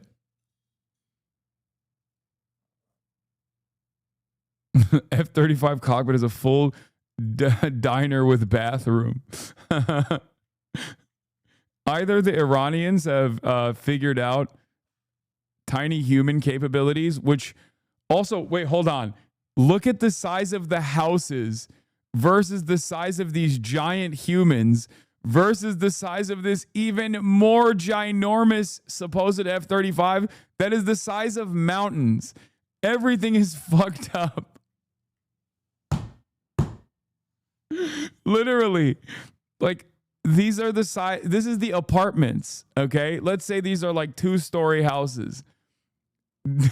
Every single Iranian is actually a member of the Nephilim.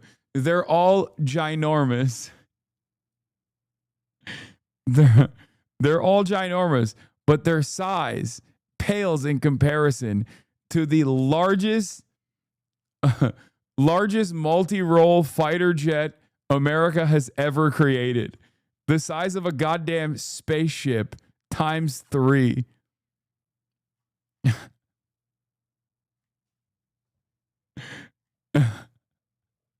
No, each person is not the size of a tree. They're bigger than the trees, dude. Look.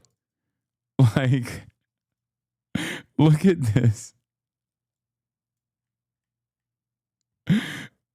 That's a tree. Okay? That's a bus. That's a bus and a 2-story home. That's a human. They are the size. The humans basically don't even fit in the bus. Okay?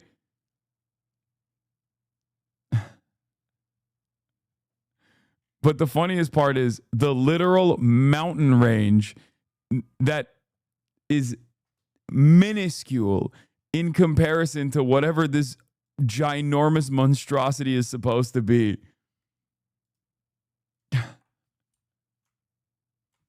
It's such a funny photo. I love it.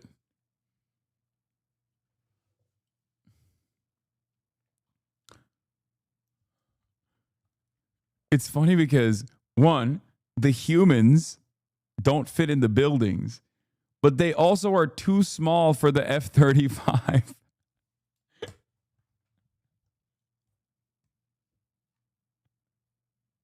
Like, these ginormous humans, somehow the size of literal fucking whatever this thing is. I don't even know what this is supposed to be. Cars? Anyway, that's not the reason. From my experience covering these, this barrage definitely hit something with at least some effect. We still haven't seen the impact sites. And we may never see the impact sites unless it was like a residential building or something. See, this is what I mean. These kinds of barrages and shit we never see, dude. We never get to see. We don't, like, the first couple of nights we saw full barrages like this. More launches detected. Tel Aviv, fire at site of fallen air defense missile.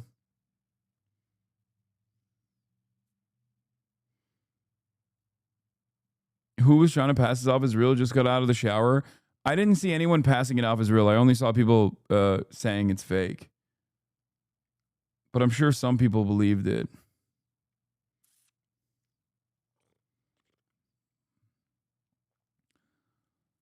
I mean, this comes after the Iranian government said, we will surprise the world. We will shock the world.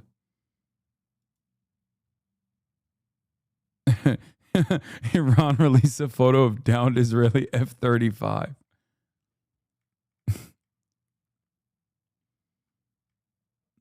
Iran didn't release that photo, by the way. I don't think. That wasn't like a real...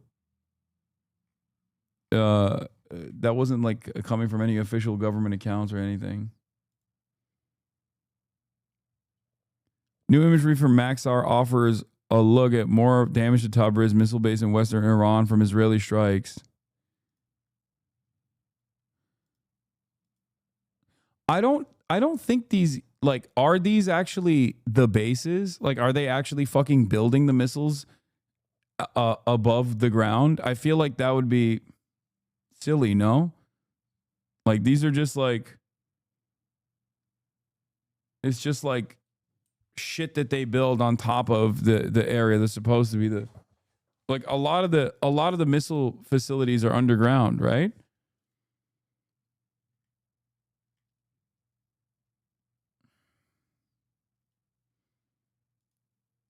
Ballistic missiles have been launched from Isfahan. We saw it on cam. HFC have confirmed launches now. Will reach Israel in a few minutes. This is 2 minutes ago. More ballistic missiles being launched. If there were missiles on the ground there would be no buildings left there. I did my military time there as a soldier. There was nothing there. There's a post about you on the CMV subreddit. What is the CMV subreddit? Launches were seen 1 to 2 minutes before the HFC alert. Alert is in central Israel.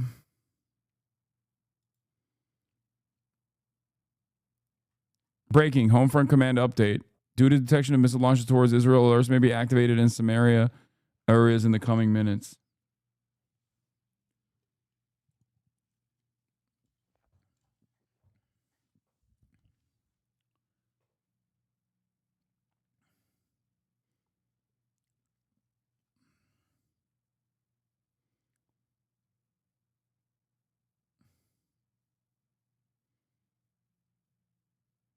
This is wild to pick it up smoldering onto your car.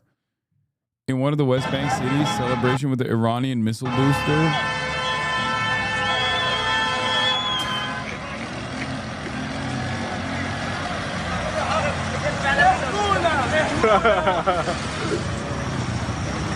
That's crazy because it's still smoking. That's crazy. That is wild, bro. What are your thoughts on Jordan and King Abdullah? King Abdullah is a manlet, not worthy of the title king. He's the king at getting low enough to suck British penis. That's what I think. Be careful, he is a hero. Yeah, okay. Yeah, hero to Israel, maybe.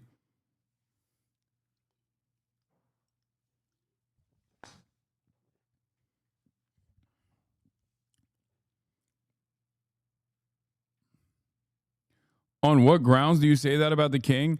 I don't know. Look above and watch your fucking government firing interceptors at fucking Iranian rockets that are supposed to be going into Tel Aviv airspace, and you will understand what I mean by this. We intercept both? Sure. Okay.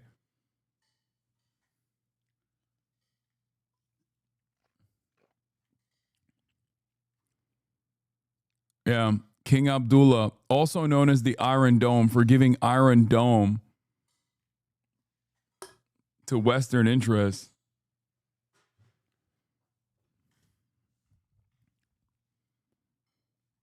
I wish Jordan a very happy democratic people's revolution one day. Hopefully, inshallah, one day.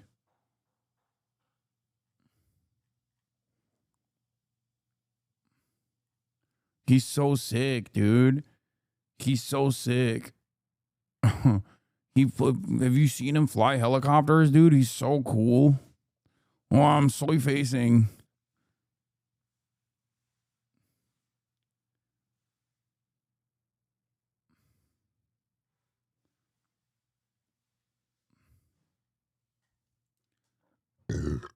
Alarms in Tel Aviv. It don't mean shit. We can't see anything from these camera angles, Chad. Haven't you noticed that you barely see anything from these camera angles? Do you not find it odd?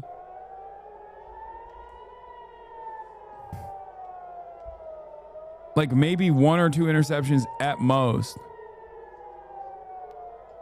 Wait, maybe I spoke too soon. What's going on there?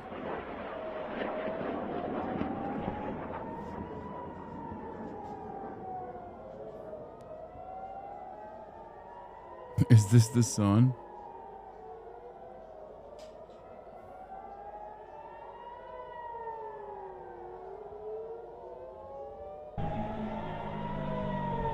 I hate these multi-camera angles because you can't see anything. You end up seeing nothing in the process of wanting to see everything. Okay? The multi-cam streams are so funny because 75% of the screen is taken up by the cameras that have like Vaseline plastered all over it.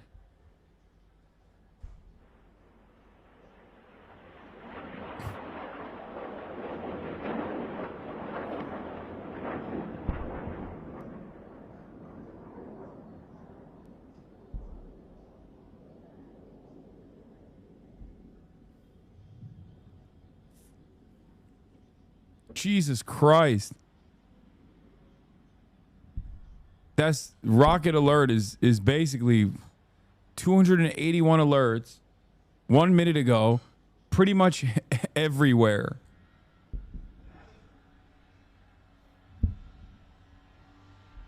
Okay, we're bound to see some momentum if that's...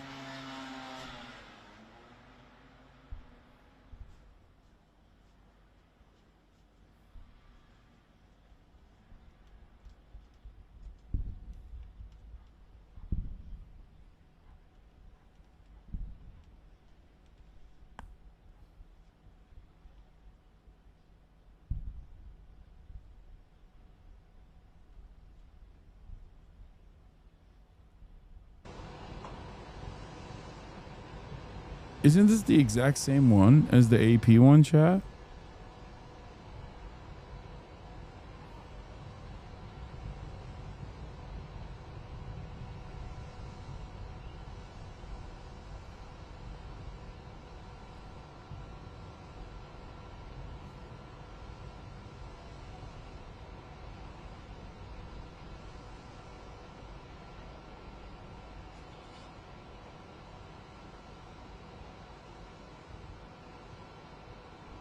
The AP camera guy definitely has been told not to show the impacts, at least from what it seems.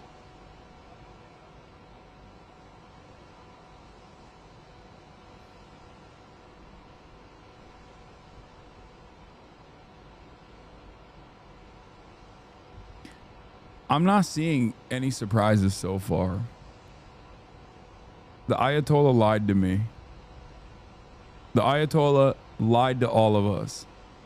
The Ayatollah shamelessly said, trust, big surprises incoming. And it turns out there were no big surprises incoming at all. The Ayatollah, historically a trustworthy person, excuse me, he's a believer.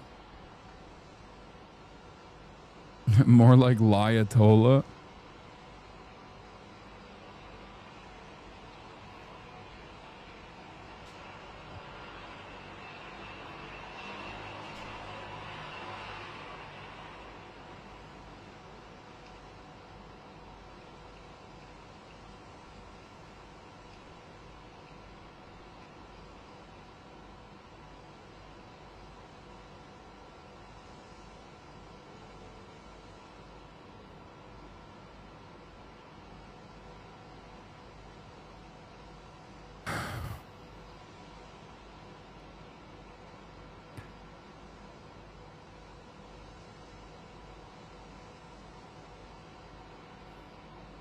Feels like a Bethesda fan waiting for Elder Scrolls 6.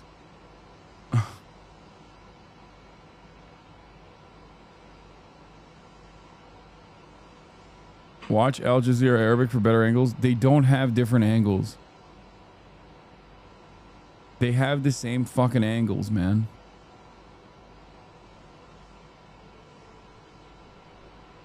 It's literally all the same feed.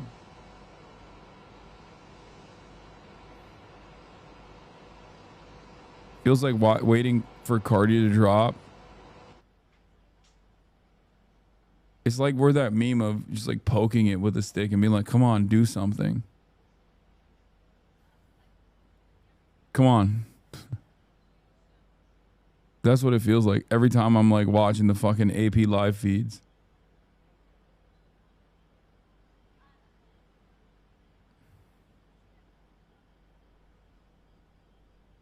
Come on. All right. He is being pulled in multiple different directions, and his instincts are conflicted as well, I think. There's no question about that. This is a man who has been quite clear through the campaign and through his presidency. He wants to stop wars, not start them. And yet he is also someone who enjoys as I said in my report, the art of the deal. And Isn't this good that people won't die? Yeah, but I want to watch F-35 jets smoldering, okay? I want to see interceptors coming up with a cloud of smoke. I want to see restraint from Israel. That's what I want. I'm not in the business of vengeance. I'm in the business of justice, and I'm in the business of hoping for restraint. Okay? I want to see some fucking I want to see the air force of the Israeli occupying forces diminished. Okay? Hasan, clip farming for alt-right? What? Clip farming for alt-right? What are you talking about?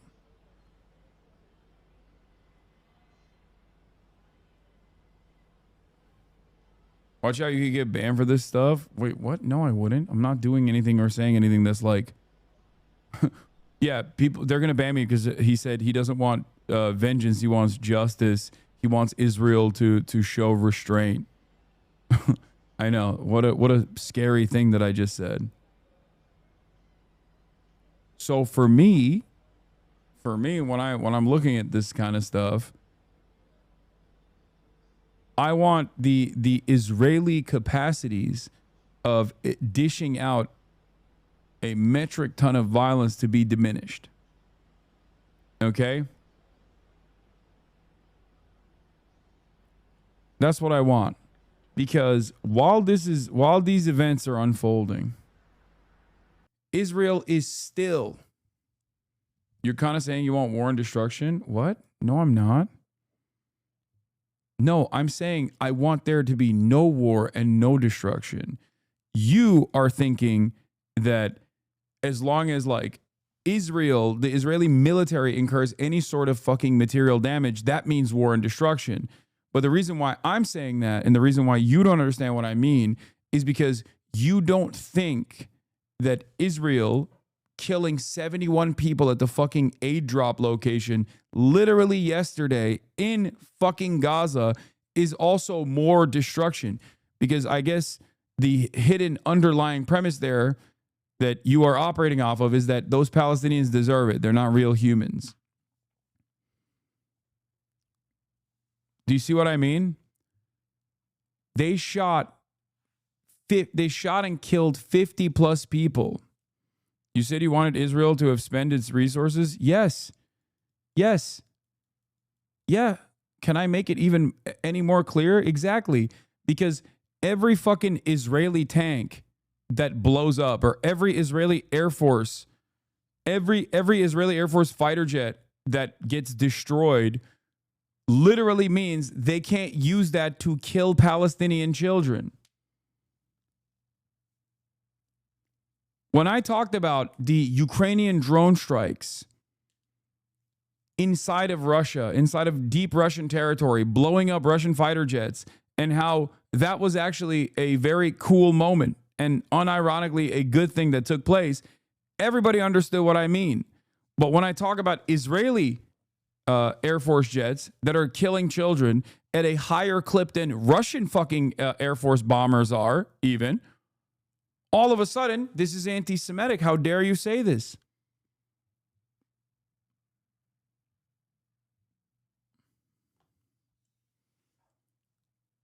This makes no sense. How can you understand one but not understand the other? You basically arrive at the conclusion that one must be anti-Semitically saying you shouldn't kill children. That's the point. If you say don't kill children, and any effort that actually cripples the child murder machine is actually bad because the child murder machine is good from your estimation.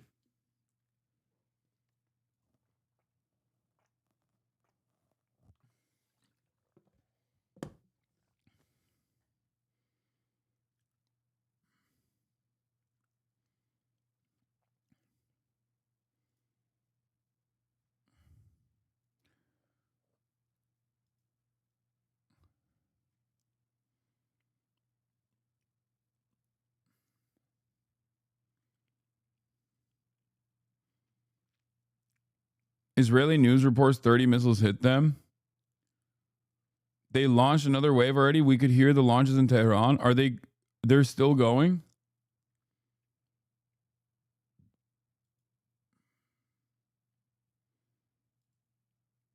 This is from earlier. This was the second barrage.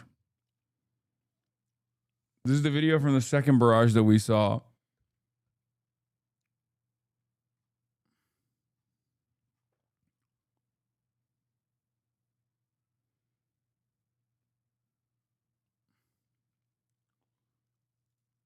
War Monitor says so far no impacts or casualties have been reported in the last barrage.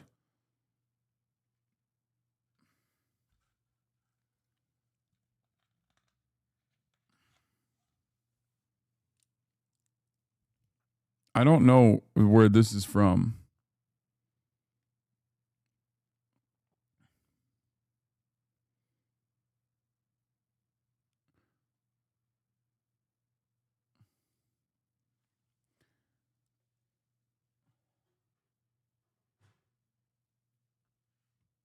The Tehran cam is probably AA fire.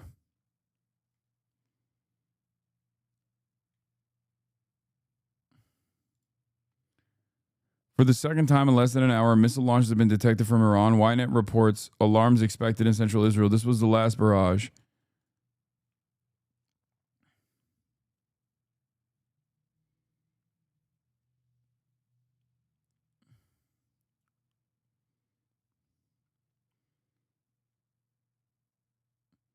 Given the threats to the Ayatollah, isn't Iran likely to go full strength for his own survival at this point? Iran better be saving the good shit for when USA gets involved because it does not look good. The thing is, we don't know if this is impactful or not. Because I feel like a lot of the impact is sheltered. Remember that. That's why there's so much confusion in the reporting where some people are saying like, oh, it actually hit. There were numerous targets struck. And then after like 10 minutes after Iran reports ballistic missiles launched, you hear the sirens. Okay. And then 10 minutes after the sirens or 20 minutes after the sirens, you start seeing video footage come out from people's phone cameras. Never directly from the live feeds or whatever. Live feeds will show some of these interceptions, but in order to get a full grasp of what's going on, you have to wait.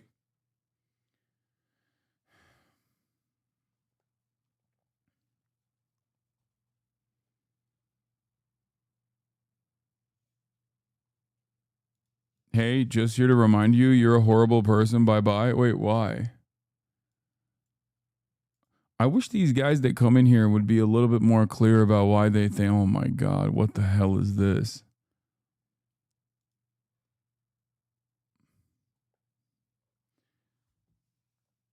I wish they would tell me what it is, like what their gripe is. They'll just be like, nah, you're just a bad person. Why? Because I don't want fucking children to die? Like, what do you mean?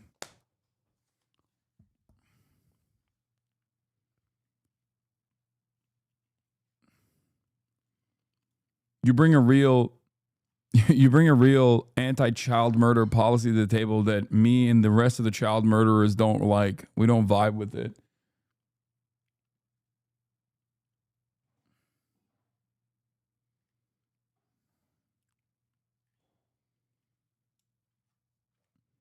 Explosions were visible in the sky over Tel Aviv as air raid sirens sound across the city. The mid-air explosions were likely caused by interceptors fired by Israel's air defense system.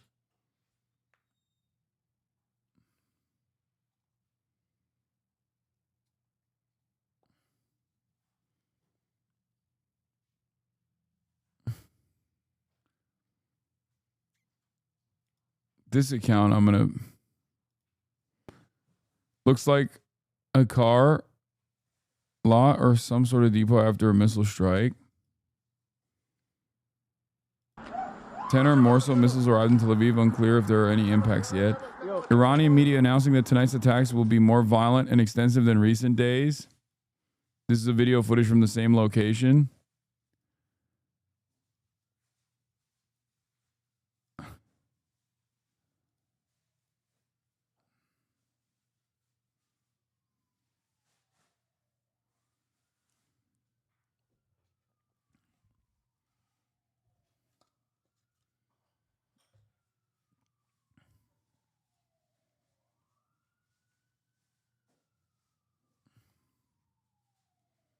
Did that guy respond?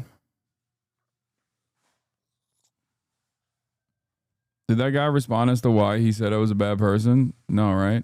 I don't think he said nothing. German Chancellor Friedrich Merz, speaking on the sidelines of the G7 summit in Canada, gave his views on the possibility of regime change in Iran. German Chancellor posits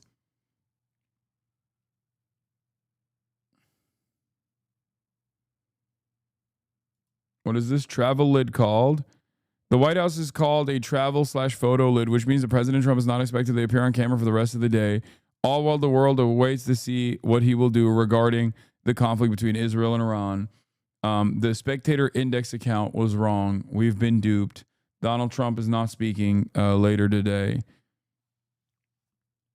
At least, you know, according to official outlets.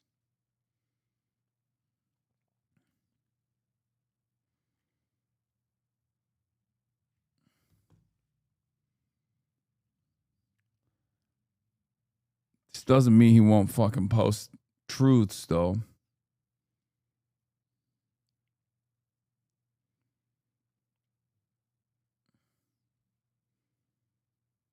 IDF spokesperson issues evacuation notice for the Tehran area. The White House called...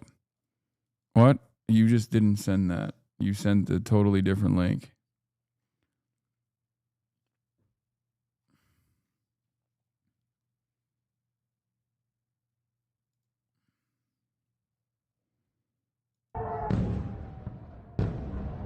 I don't know. I don't know how valid this footage is, chatter.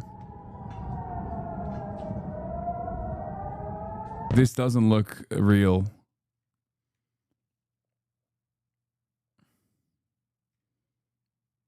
This has to be. This has to be a last year Neva team. Yeah, this is the Neva team era. This is the same account that tweeted the Ukrainian attack saying it's Tel Aviv. Yeah, that Press TV account is bullshit. Please stop sending me that account. It's not reliable. It's not Arma 3, dumbass. Believe in something, Hasan. What do you want me to do? Fucking give you fake bullshit? If Joe was still here, he'd give an address saying we can't let Gaza have a nuclear weapon. Connor is so right. Connor's been posting the spiciest memes about Iran lately. I, for one, like it. I'm an enjoyer.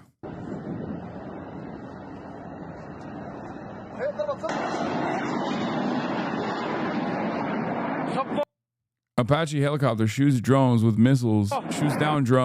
missiles over Jordan.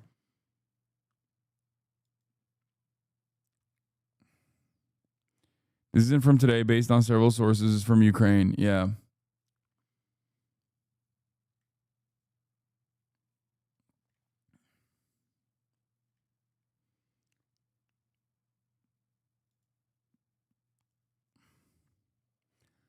Has Israel been giving evacuation orders for the last few days? Yes, they have. Before big strikes. Israeli army issues evacuation order for Tehran. They've done this before.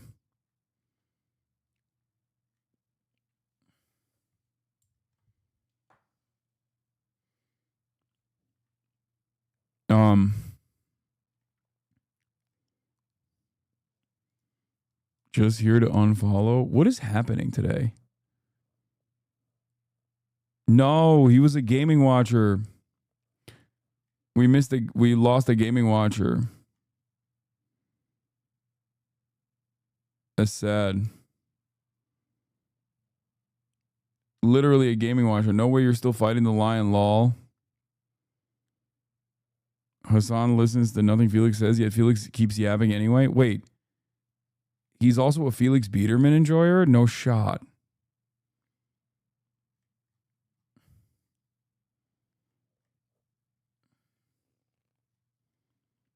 We're losing the gaming frogs. Cannibalize that kills stealing bitch. Nice antennas. How far is he in the game? This guy literally is just a gaming watcher.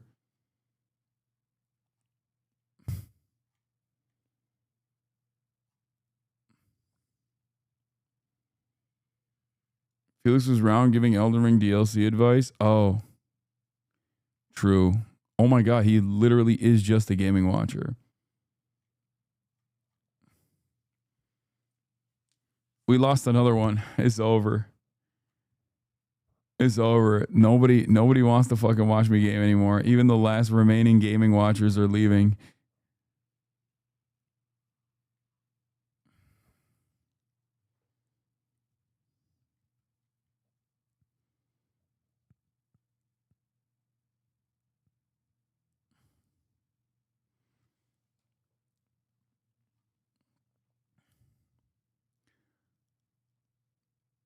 Okay.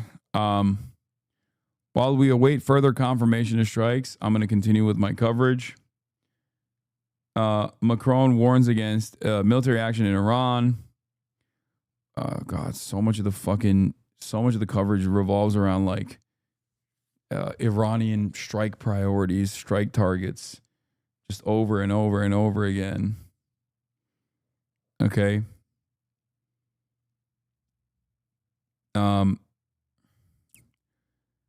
The thing that I wanted to continue talking about is that in the backdrop of all of this, I've been still following Emmanuel Fabian, who is the IDF correspondent for Times of Israel, talk about all of the military casualty reports that they release sporadically.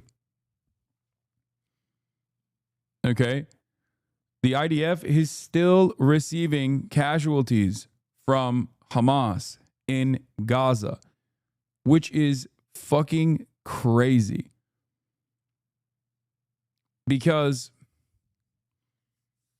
while all of this is happening, while Israel is like getting rocket struck by Iran with these fairly limited strikes, Israel is still continuing its ethnic cleansing campaign in Gaza.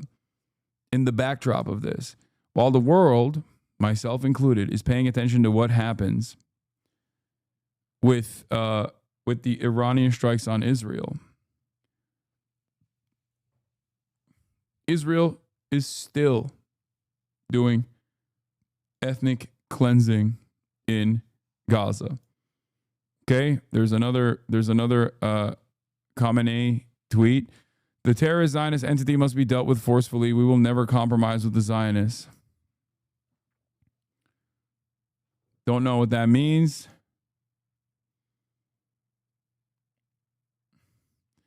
It's little to none, though. There's almost no actual fighting going on in Gaza. It's just slaughter. Yes, there is a metric ton of slaughter that is still happening at the fake aid distribution drop points that they've set up. And it's insane to me that they are still utilizing their resources on that. Their limited, diminishing resources on that. One of the things that they've done in the last day, in the past 24 hours, was tank strikes that killed, a massacre that killed 51 Palestinians.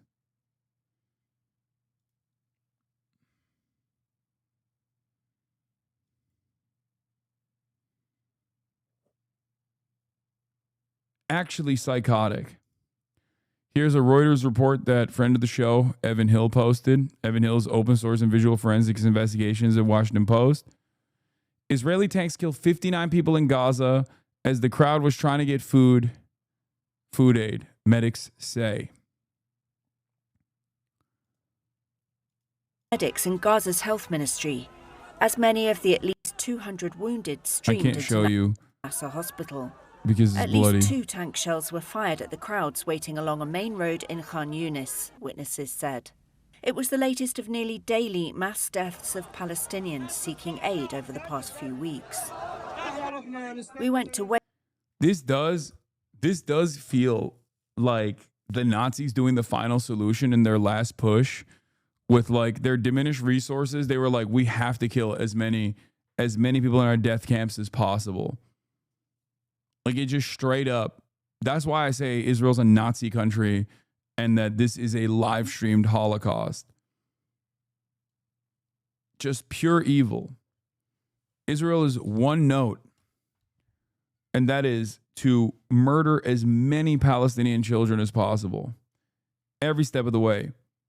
Hezbollah pushes back too hard on Israeli troops that are trying to do a ground invasion in southern Lebanon, boom, bomb Gaza. October 7, first response, bomb Gaza. Kill the children in Gaza. It is insanity. It is insanity that while they're trying to desperately, what is Hamas doing while all this happens? Smoking the Israeli occupying force troops with the limited response capabilities that they have. They blew up a fucking armored personnel carrier and took out like 10, killing one, and then seriously wounding like 10 people. And I read the reports. They straight up, it was a dude, it was a Hamas militant that fucking walked up to the armored personnel carrier and basically put a fucking explosive device on it.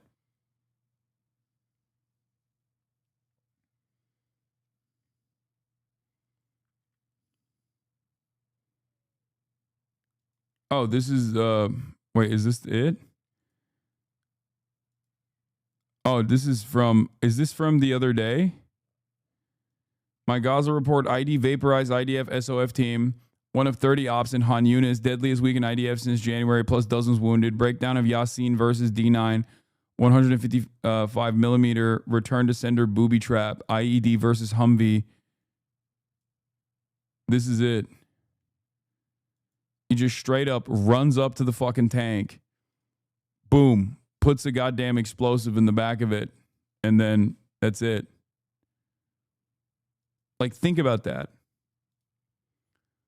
A starving population.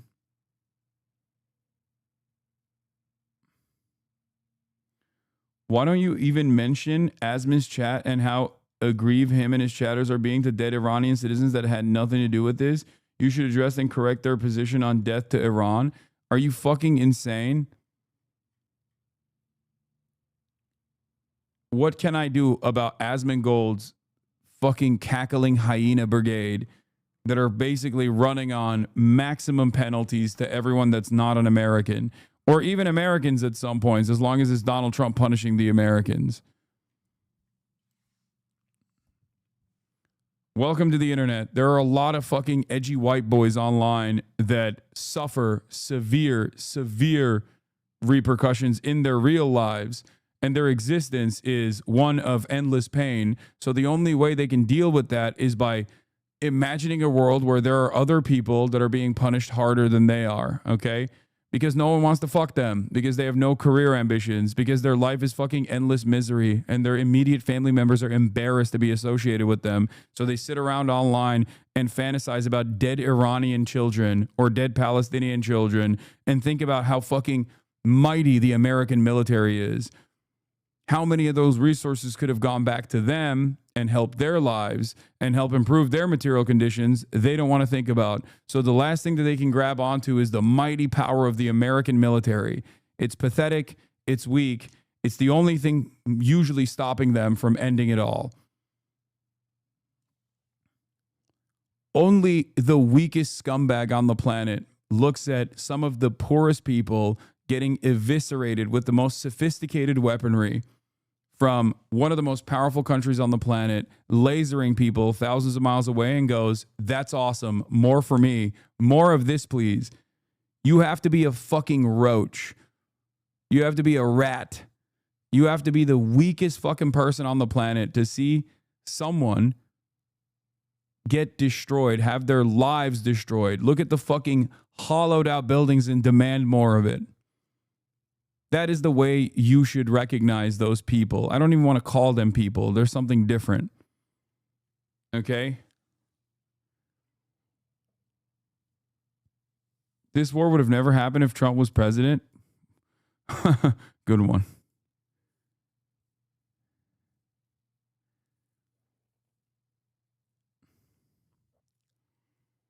Yeah.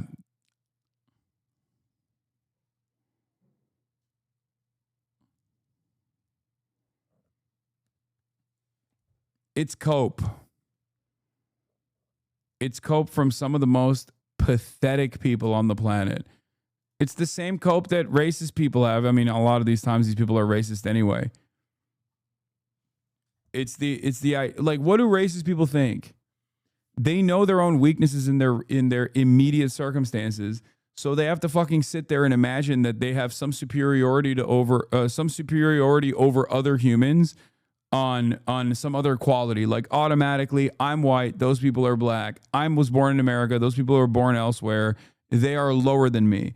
And they have to constantly maintain this attitude. Otherwise, they recognize their fucking desperation. They recognize their weakness. They recognize their own insecurities. And God forbid, if they were to wash away with all of that, if they were to shed themselves of that delusion, the pain would be unimaginable. It would be incalculable. They would have to deal with it in a way that would end it all. So they have to constantly live in an endless cycle of cope, reinforcing this dynamic of Western superiority as though it's actually helping them live a better life when it's not. That's what fucking sad, pathetic people do.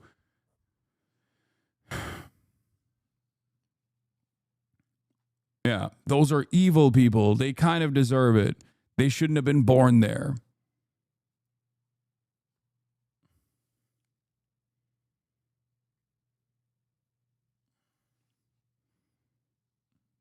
That's also part of the reason why you never encounter these people in the real world.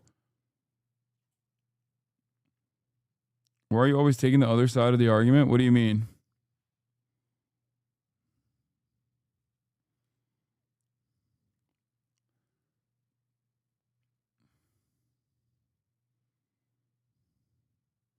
So if I become racist and embrace the hog, I'll stop being anxious and depressed. Sounds kind of lit. No, dude, you don't understand. It is the fucking it's the anxiety and depression that causes a lot of these people to fucking lean into that hog shit, thinking that it's actually going to help them feel better. It doesn't. It just makes them more angry, more resentful, because the underlying reality still is always there, that they ain't fucking shit, okay?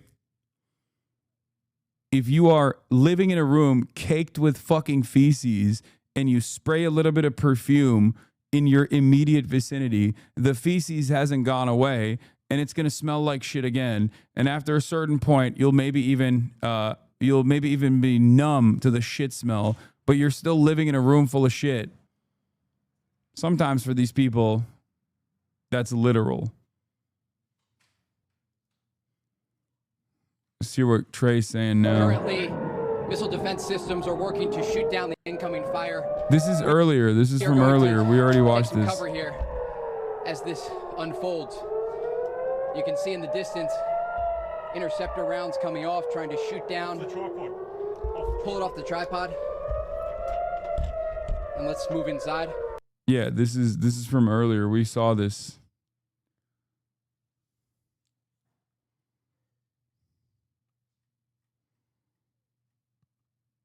This has been the scene throughout the day, not only here in Tel Aviv, but across this country. The Israelis say they have taken out 40% of the ballistic missile launchers, and every hour there are dozens of Israeli jets over the Iranian capital of Tehran and surrounding areas. Tonight, the IDF is telling civilians in the capital of Tehran, in some places, they must evacuate immediately. Tonight, the Israeli Security Cabinet held an assessment as the region waits to see whether or not the United States will get directly involved in this conflict.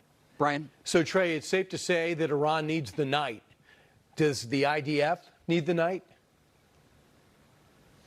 The IDF operates throughout the day. I spoke earlier with an Israeli fighter pilot, and he said since the beginning of this war, the Israelis have taken out most of the Iranian air defense on the way to the capital of Tehran. He said they can operate freely when and where they want.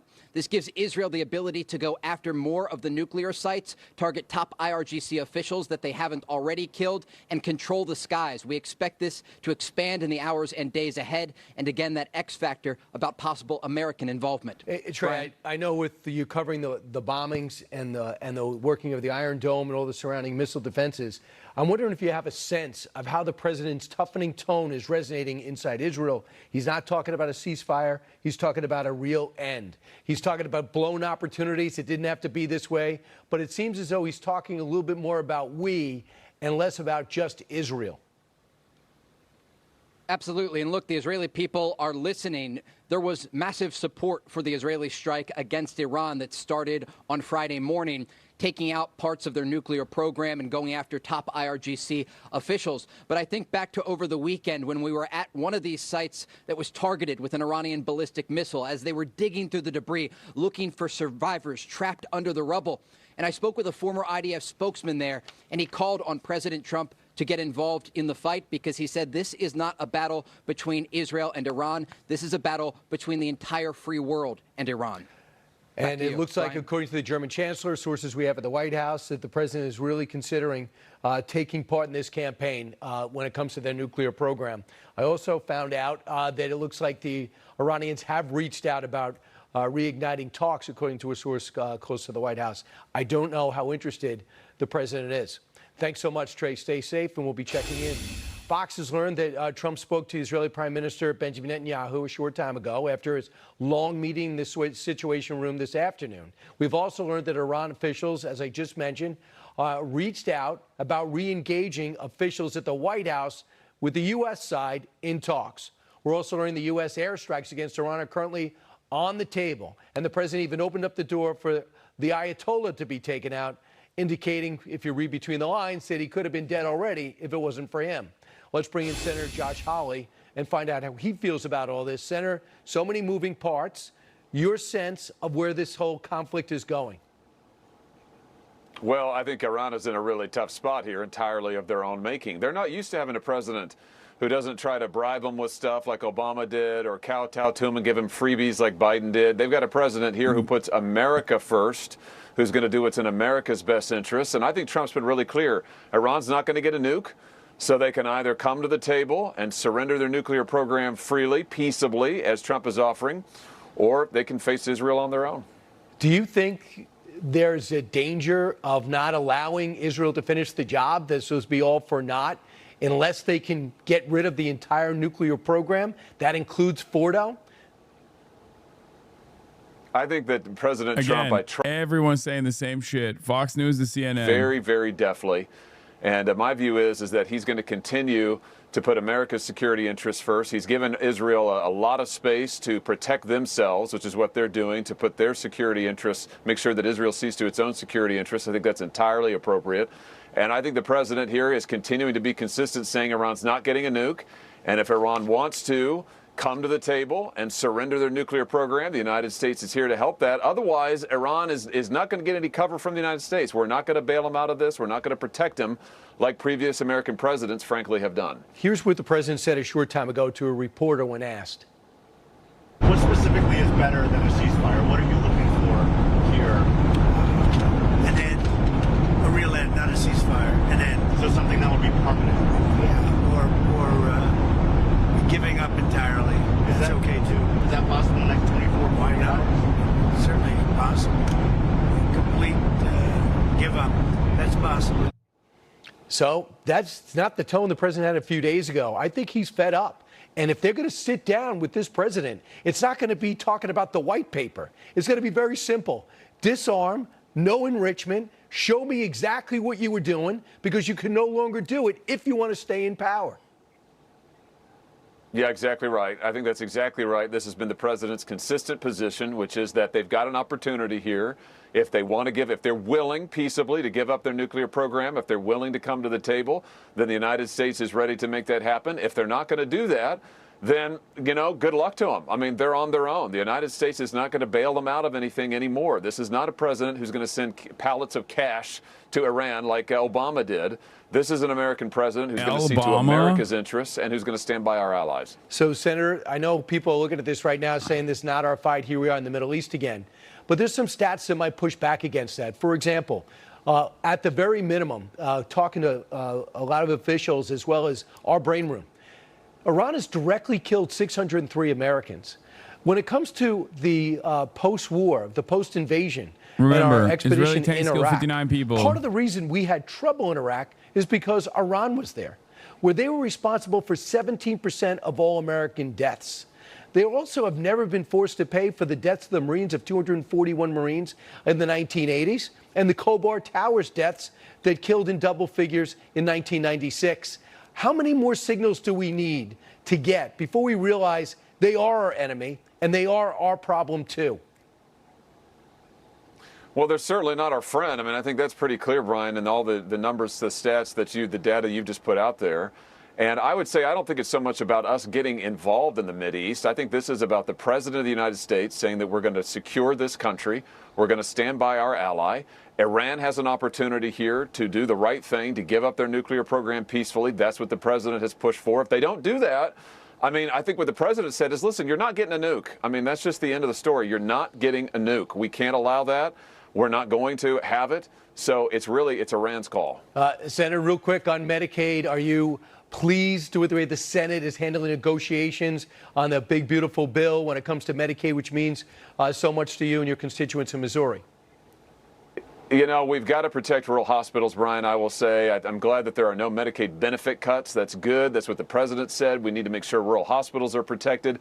But the most important thing in this big, beautiful bill that we need to get to the president's desk are the big, beautiful tax cuts for working people. No taxes on tips, no taxes on overtime, a child tax cut. We need to deliver that tax relief to the American people ASAP. All right, Senator, thanks for kicking us off. I appreciate it. 10 minutes now after the hour. While Trump is working all hours to get a handle on this situation, yes, Josh congressional Hawley, Democrats, with the help Josh of Hawley is Congressman in the Thomas closet. Massie on the right, are trying to block the president from striking Iran, taking his power away. Massie posting on X that the conflict between Iran and Israel is not our war, and Congress must decide such matters according to the Constitution. And he introduced the bipartisan War Powers Resolution to, quote, prohibit our involvement. That resolution being co-sponsored by several Democrats. What a collection that is. AOC, Rashida Tlaib, Ilhan Omar, I believe the spine of the squad. And in the Senate, Tim Kaine of Virginia introduced a similar resolution that will require debate and a vote to enter the conflict. This is a congressional power. It's an Article I power that too many Congresses have ceded to presidents, the power to start war. And I am bound and determined that no one who carries the title U.S. Senator or U.S. Representative should hide. No, I don't think Josh Hawley is in the closet as a homosexual man because he's homophobic and racist. I say that because his pecs are immaculate. And also, I've seen the way he kisses his wife. Josh Hawley kisses his wife like he's in a K-drama. If the one photo is all you need. Also, the way he buys wine at Whole Foods in the middle of the day is pretty zesty too.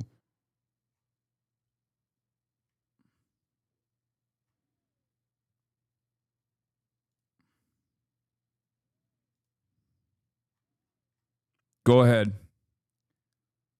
Tell me that's not a gay man. Go ahead. He is the most in shape person in Missouri also. Like that alone. I feel like I've seen Austin kiss women more convincingly than this. I've never seen someone experience so much disgust at the mere thought of kissing a woman.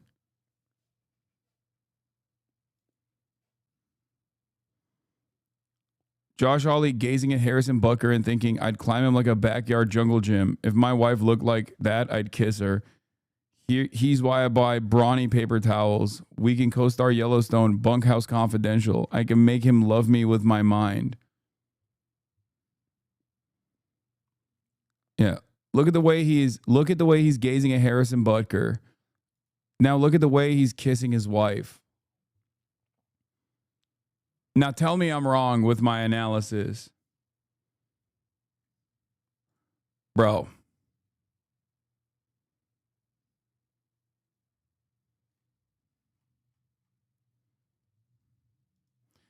Do you understand? Oh, here is our favorite IDF operative, Barak Ravid. You know, the preparations are more or less done. We saw all those 28 strategic refueling planes that were made their way since Sunday to the Middle East. 28 refueling planes are means something like I don't know, 100 jets, fighter jets that they can work with. So I think this is a major mobilization by the U.S. military to the region, in addition to everything else that they have there. And you don't bring to the region so many hardware if you're not planning to use it. Yeah, what about that, General Clark, specifically those refueling jets? What are they there for, and what does their presence tell you? Well, first of all, they're a great piece of diplomatic leverage. So I hope that the Ayatollah underground is thinking about this, because they're going to greatly magnify the impact of Israeli air power, and obviously if the U.S. comes in, U.S. air power. With those refueling assets, you can loiter over Iran for hours with your aircraft. And right now, the Israeli strikes have only gone into Western Iran. So we shouldn't be so naive as to believe that the Iranians wouldn't put their most valuable assets further in the east and southeast that would be further from Israel. Of course, they would do this. So these assets... IDF reports another incoming Iran missile barrage. Brock, you heard me speaking to the Israeli 1 ambassador minute to the ago. U.S., and I was sort of pressing him in a bunch of different ways to try to get him to say whether or not Israel needs the United States to destroy Fordo, this nuclear enrichment, deep underground in the mountains there. Do you think, dude, if I was Ukrainian, I'd be the most pissed. what they're doing? Like, we're talking about blowback from other shit, but like blowback from Ukraine, I don't know what form it will take. But like, there is no other country we have used and abused as hard as Ukraine. Like, we just dropped Ukraine like the fucking Woody Toy Story meme. We're just like, I'm done with you. I don't want to play with you no more. Fuck you. Sorry, we got more important ambitions here. Allowing Israel to nuke the planet. Will order the U.S. Military to join in and take it out. And if not, I think the Israelis had several other contingencies for how to do it without having the B-2 bombers and 30,000-pound bombs that the B-2 bombers can carry. But at the moment, it seems that they're not gonna have to use those. I really thought, perhaps I'm crazy, but I really thought we wouldn't discard Ukraine like they're a fucking Kurdish militia force in the region without a nation state. You know what I mean? And here we are. Like, we have literally dropped Ukraine like they are a band of Kurdish militants that we initially armed and then used for a little bit, and then allowed the Turkish government to just roll over. Even though it's not the goal, it could be the result of the war. From my, for almost 20 years of covering Netanyahu, he doesn't say anything by accident. So everything is, I think, calculated here. And I think that although the Israeli Security Cabinet never approved such a goal, such an objective for this war, regime change is definitely an unstated and unofficial goal of this war for Netanyahu. General Clark, I want to go back to Fordo, this nuclear enrichment facility, for one moment. That seems to be essential. He's like, shut the fuck up about regime change, Barack. That's not the fucking point. We're not supposed to be saying that, Barack. Shut up, Barack. It's not regime change. We're trying to do something different, Barack. What is the risk in your eyes of using it? What are the upsides? What are the downsides? Well, first of all, as President Trump, I think, said, there's no guarantee if you use one of these bombs, it's going to actually destroy it. So you may need several bombs. You're going to ultimately have to go on the ground in all of these sites to exploit the sites. There's radiation and radioactive material there. There's paperwork. There's machines that have to be destroyed. There's lists of people and suppliers, and there's a lot of intelligence. If you really want to root this out and have something other than a sort of vengeful, angry regime that tries to reconstitute this with some success in a year or two, you got to go in there on the ground with special forces. You don't have to occupy the country, but you do have to go in. And I'm sure Israel has the capacity to do that. There are tunnel entrances, there's ventilation, there's ways to get in there. You'll get the plans. You'll figure out how to destroy it. General Wesley Clark, Barak Ravid, thank you so much for your time tonight. Out front next, breaking news. The U.S. Embassy in Jerusalem, we just learned, closing as the world waits for the U.S. next move. President Trump rapidly building up U.S. military presence in the Middle East. We're going to have the very latest from the Pentagon next. Also breaking, new video of explosions over Tehran tonight. And we have a special report on Iran's weapons. How much firepower does Tehran have left?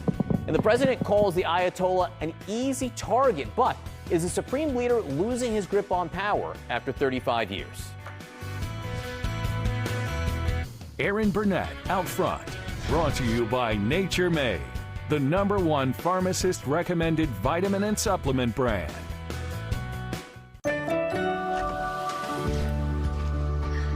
Did you take your vitamin today? That's my job. Nature Made, the #1 pharmacist recommended vitamin and supplement brand. What you want to do is save hundreds when Liberty Mutual customizes your car insurance. That's great, but can you ask your friend to stop digging into the green? I can ask.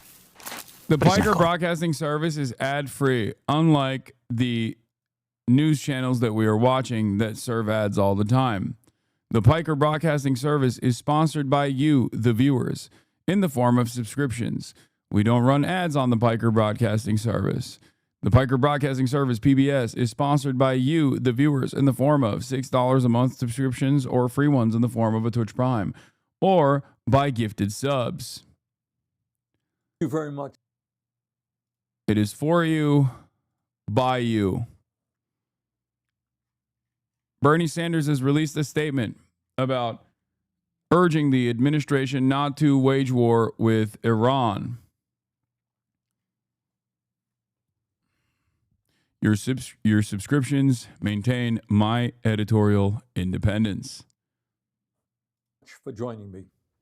In the year 2025, one might have hoped that the global community would be working together to address the existential threat of climate change, working to prevent future pandemics, working to address the massive levels of income and wealth inequality that exist, working to improve the standard of living of struggling people all over the world. But tragically, that is not where we are today, quite the contrary. Instead of addressing the major crises that we face, the world is now looking at the terrible war in Ukraine, started by Putin, which has taken hundreds of thousands of lives over the last 3 years.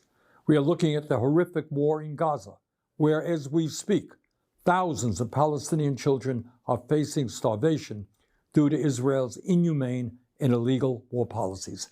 And now we face a dangerous and escalating war in Iran, which was begun in violation of international law by the extremist Netanyahu government.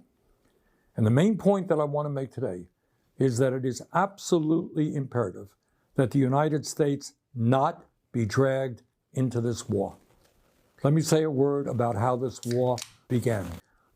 On Thursday, Netanyahu launched an illegal and unilateral surprise attack on Iran, bombing targets across the country and killing hundreds of people.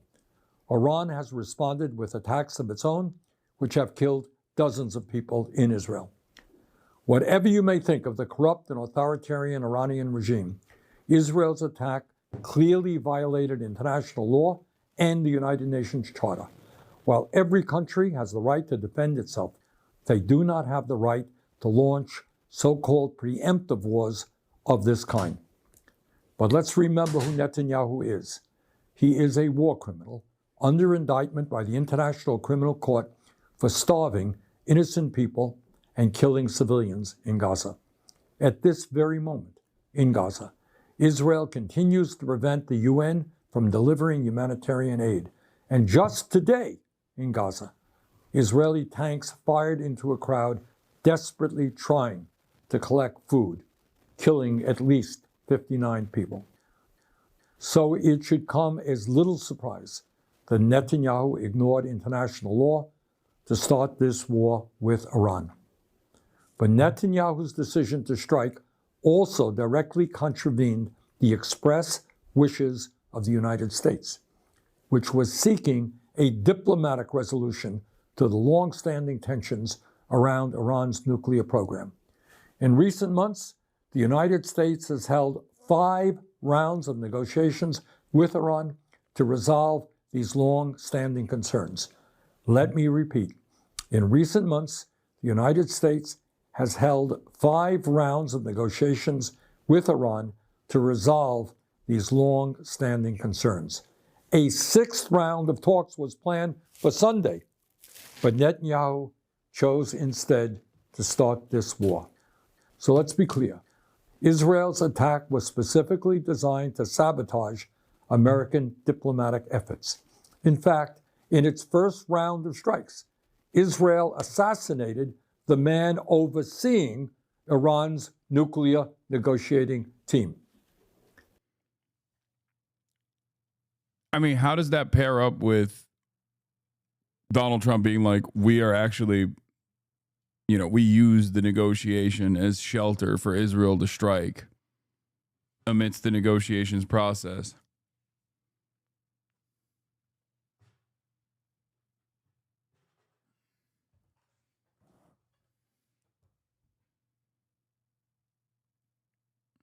And let's also remember that U.S. intelligence has never indicated that Iran has made the decision to build a nuclear weapon.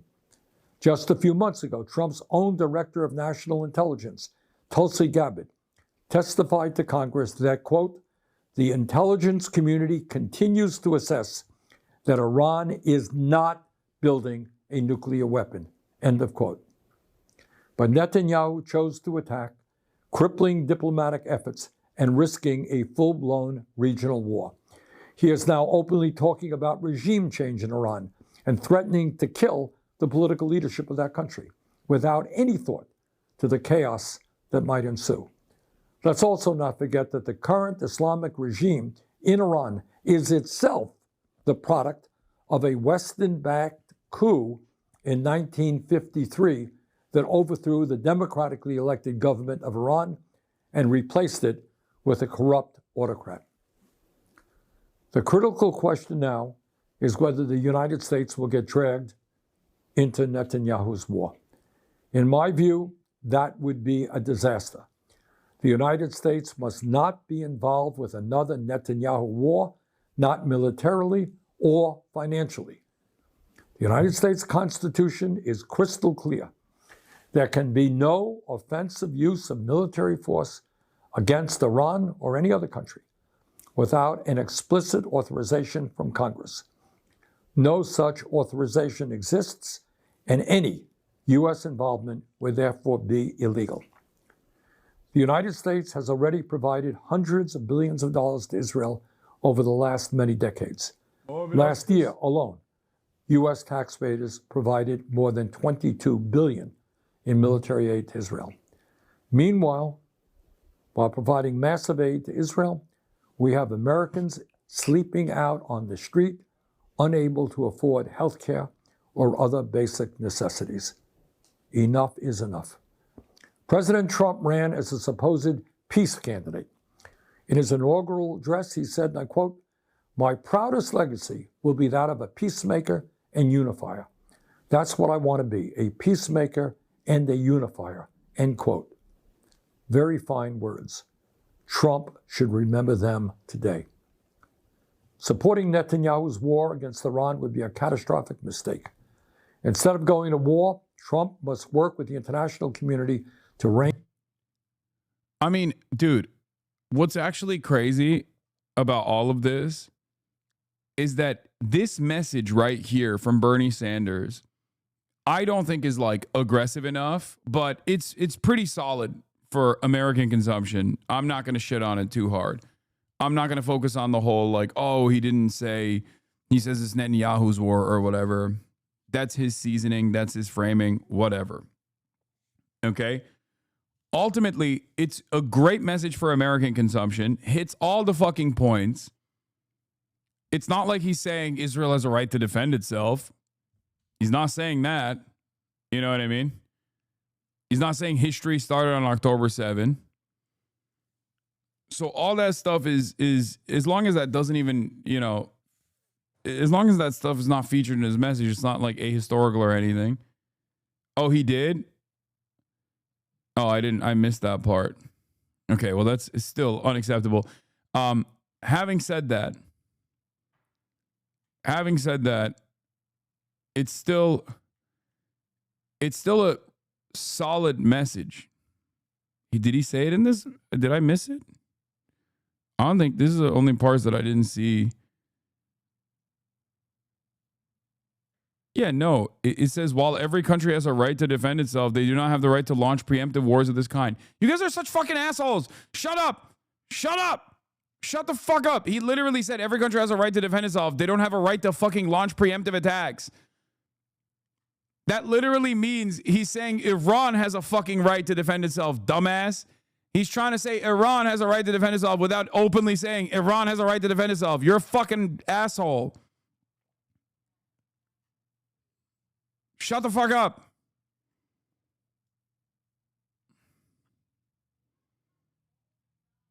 Anyway, the point is, I couldn't even fucking arrive at the conclusion here. What I was trying to say is, he actually delivers a fucking fairly blistering message that is perfectly palatable for the American audience consumption. We have not heard this perspective once in the last 70, 80-hour news cycle. I have yet to hear a single fucking person go on CNN, ABC, NBC, MSNBC, Fox News, and say this one fucking time. That's my point. Does that not shock you that New York Times and Fox News and CNN are completely aligned on this, where they're like, well, the Fordow nuclear facility has to go. It has to go. We have to blow up the Fordow. The question is, how deep can we penetrate? Literally, I feel like I'm going nuts. Even online, like the only place where you get this kind of commentary that is reasonable, that actually fucking favors the broad majority opinion of the public, is places like here.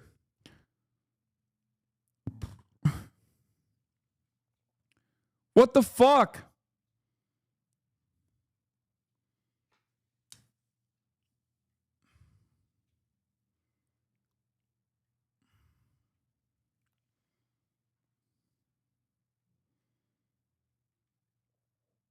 It's insane.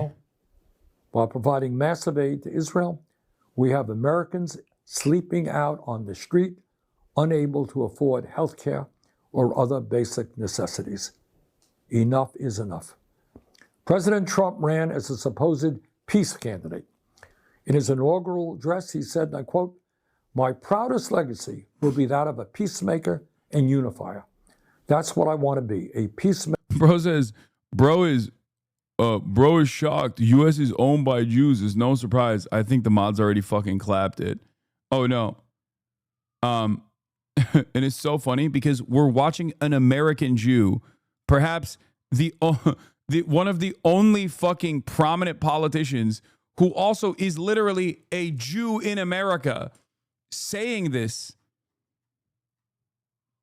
Like, what the fuck are you talking about?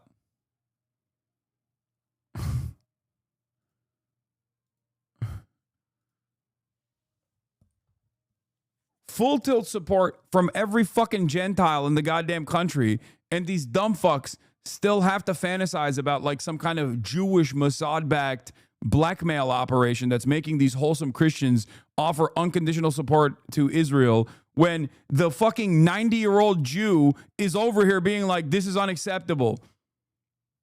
Keep coping, anti-Semites. Okay? So fucking stupid. It doesn't matter. There are Jewish people who love what Israel's doing, and there's a fuck ton of Christians who love what fucking Israel's doing, okay? Jesus Christ.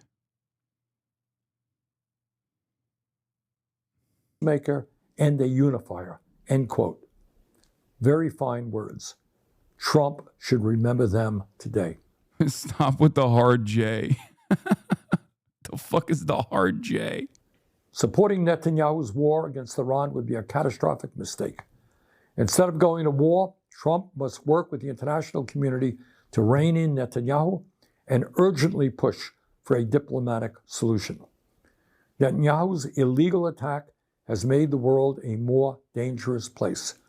The United States must not be a part of this war. Good message. Israeli air defense saturating the air and failing to intercept one missile.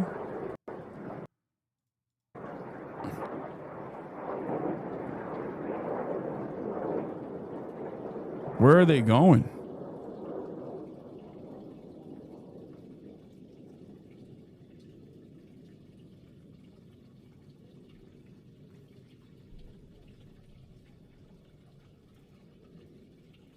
There's one.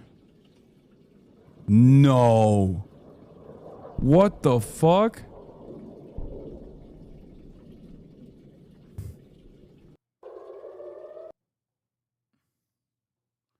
Even the missiles don't want to be Israeli anymore. Well, they're American anyway. They're Tamir interceptors. They're ours. We gave it to them. Oh my God. Did the enshittification hit the Iron Dome too? Jesus Christ. What a reality.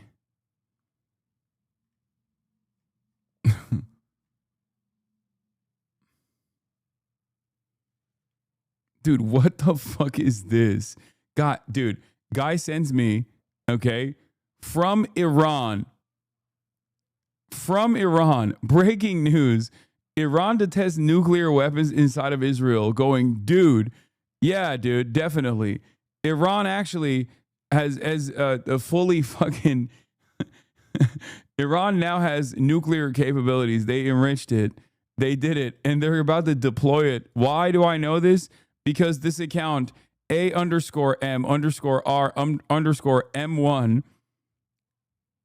from Iran has decided to report it as such, and it's Twitter. It's Twitter, so it must be real. Heavy strikes against the hills in eastern Tehran over the last few minutes with a large fire seen burning. Yeah.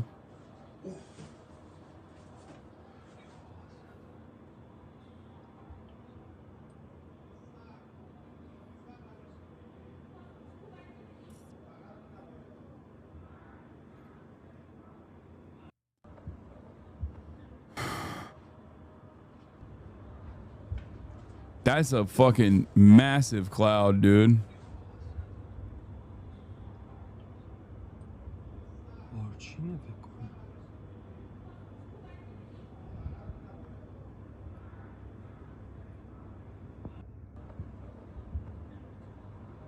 This is in Iran. This is Israeli strikes in eastern Tehran.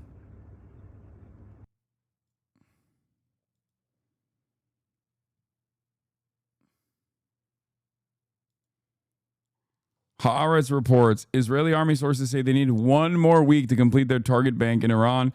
Military believes it can achieve war objectives within that time frame. Officials say they have no intention of being drawn into a long war. Targets include Fordow nuclear facility.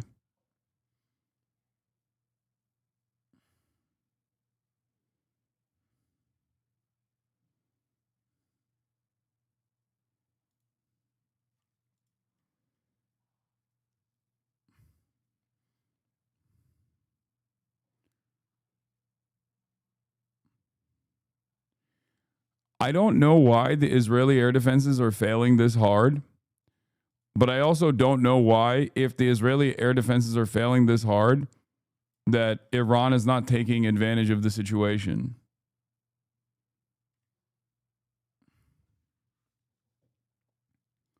They couldn't get the iOS soldier to face the camera due to military censorship. Were there any efforts to shoot down Israeli jets?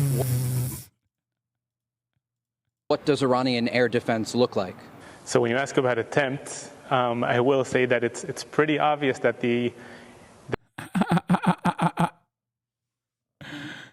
Oh, that's funny. Wait, why won't he show his face? I thought that what they were doing was fully legal. I don't get it.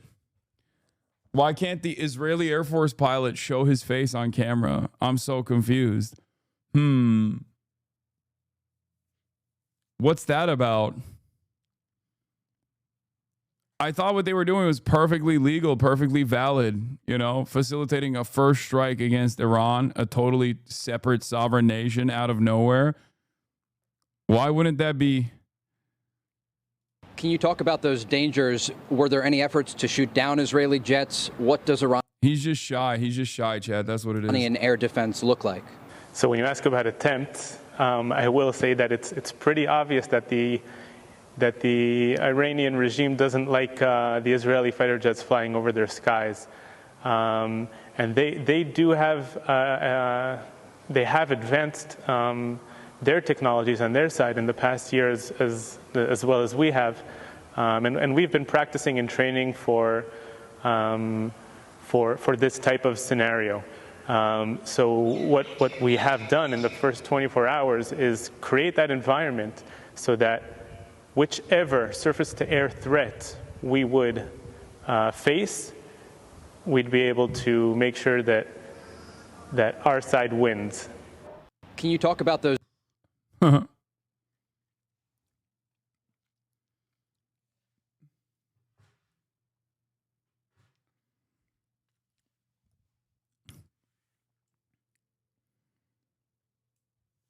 Dude's not even facing the camera. Yeah. Hey, man, camera's over here, buddy. Buddy, I don't mean to embarrass you, but you're looking at your plane. He's just shy. Those dangerous.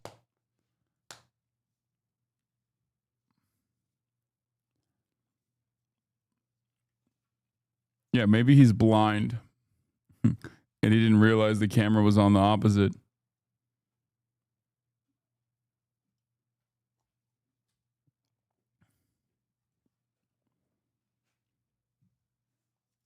Sorry to be off topic, but have you seen this story? What? No. Evidence now suggests Gamboa is an anti-racist activist and punk rocker who has open carried to many previous protests without incident, and appears the 501 peacekeepers fired in the crowd without any probable cause. Oh, this is the story in Salt Lake City, right? One of the 501 peacekeepers just opened fire into the crowd and killed someone.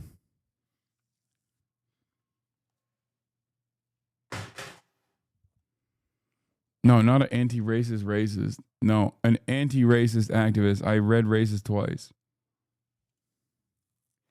I don't know if this is accurate, but it's explaining some of the Iron Dome. What?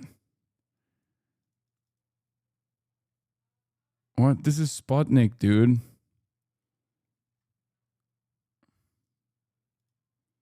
Despite censorship, found this one.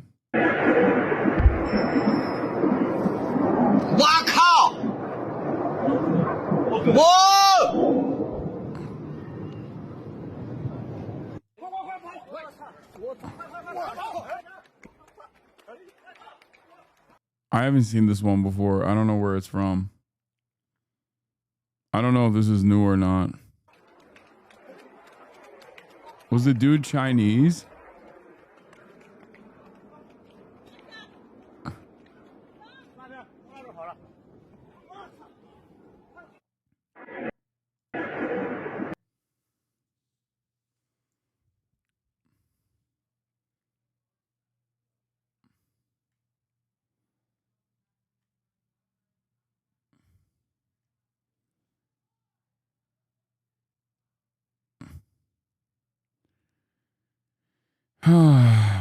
This was the most psychotic fucking text message I've ever read in my entire life.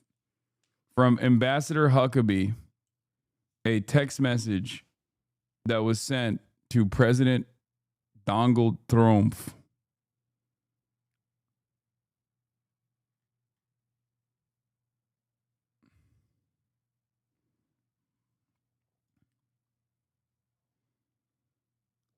Mr. President, God spared you in Butler, Pennsylvania, to be the most consequential president in a century, maybe ever. The decisions on your shoulders I would not want to be made by anyone else. You have many voices speaking to you, sir, but there is only one voice that matters. His voice. You know Trump's ass hates this shit. This isn't even glazed because he's talking about God. And Trump does not give a fuck about God, bro. He is the Antichrist. Okay? I'm willing to bet he probably read this text message and was like, ugh, this fucking freak is texting me again. I am appointed servant in this land and am available for you, but I do not try to get in your presence often because I trust your instincts. No president in my lifetime has been in a position like yours, not since Truman in 1945. I don't reach out to persuade you, only to encourage you. I believe you will hear from heaven, and that voice is far more important than mine or anyone else's. You sent me to Israel to be your eyes, ears, and voice, and to make sure our flag flies above our embassy. My job is to be the last one to leave. I will not abandon this post. Our flag will not come down. You did not seek this moment. This moment sought you. It is my honor to serve you, Micah Huckabee. Literally, not even 10 hours after this, security alert, U.S. Embassy, Jerusalem. As a result of the direct current security situation and ongoing conflict between Israel and Iran, the U.S. Embassy has directed that all U.S. government employees and their family members continue to shelter in place and near their residence until further notice. Given the security situation in compliance with Israel Home Front Command guidance, the embassy in Jerusalem will be closed tomorrow.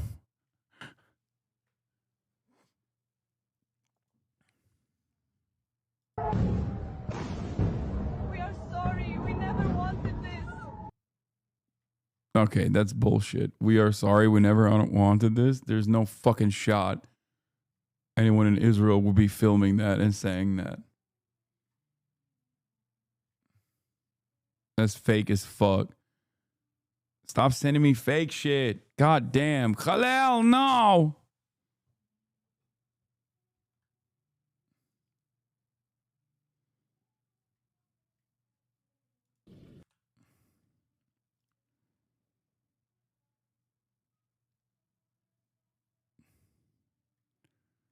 Let's see if there's anything new from this.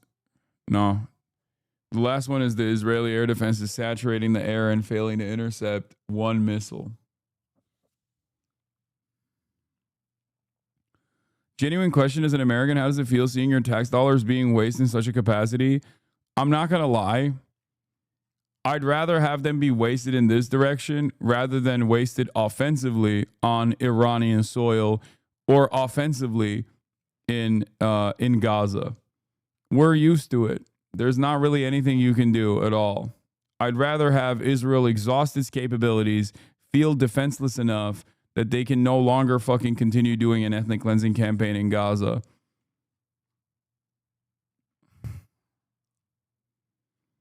Widespread internet disruptions hit Iran as state urges Meta app deletions amid war. Iran experienced major internet disruptions on Tuesday, which NBC reported were the result of a government decision rather than damage from Israeli airstrikes. A government spokesperson said access was restricted in response to Israeli cyber attacks as independent monitors documented a sharp drop in connectivity nationwide.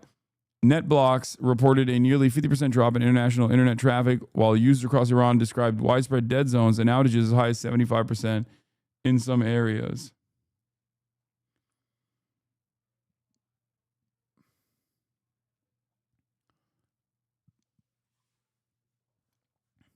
According to Fars News Agency, Iran's Cybersecurity Command issued new restrictions banning officials and their security teams from using any devices connected to public communications networks, including phones, laptops, and smartwatches.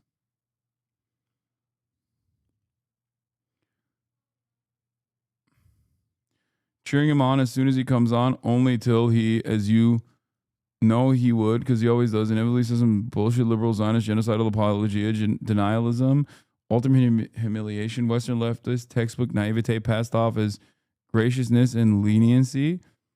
Are you spamming this about my commentary over Bernie Sanders' somewhat reasonable assessment over the fucking Iran situation from literally an hour ago? Are you okay?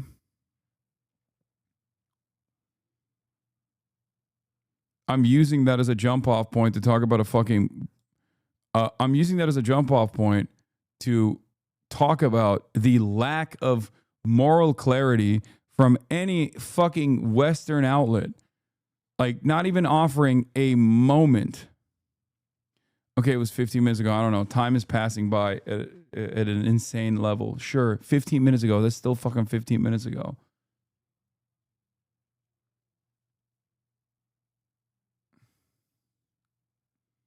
He said Israel has a right to defend itself. Do you agree with that as well? I'd rather if none of my money went to Israel. I mean, I agree. But seemingly, that's not happening. So, I'd rather exhaust the Israeli defenses to a degree where they feel defenseless and therefore are much more careful and restrained and don't fucking attack innocent Palestinians, innocent Iranians. Anyway, the point that I was making with Bernie's commentary wasn't necessarily just about Bernie's commentary, but was instead about the lack of moral clarity, like even a fraction of moment afforded to someone saying a thing that like the overwhelming majority of Americans believe. That's it. That's it.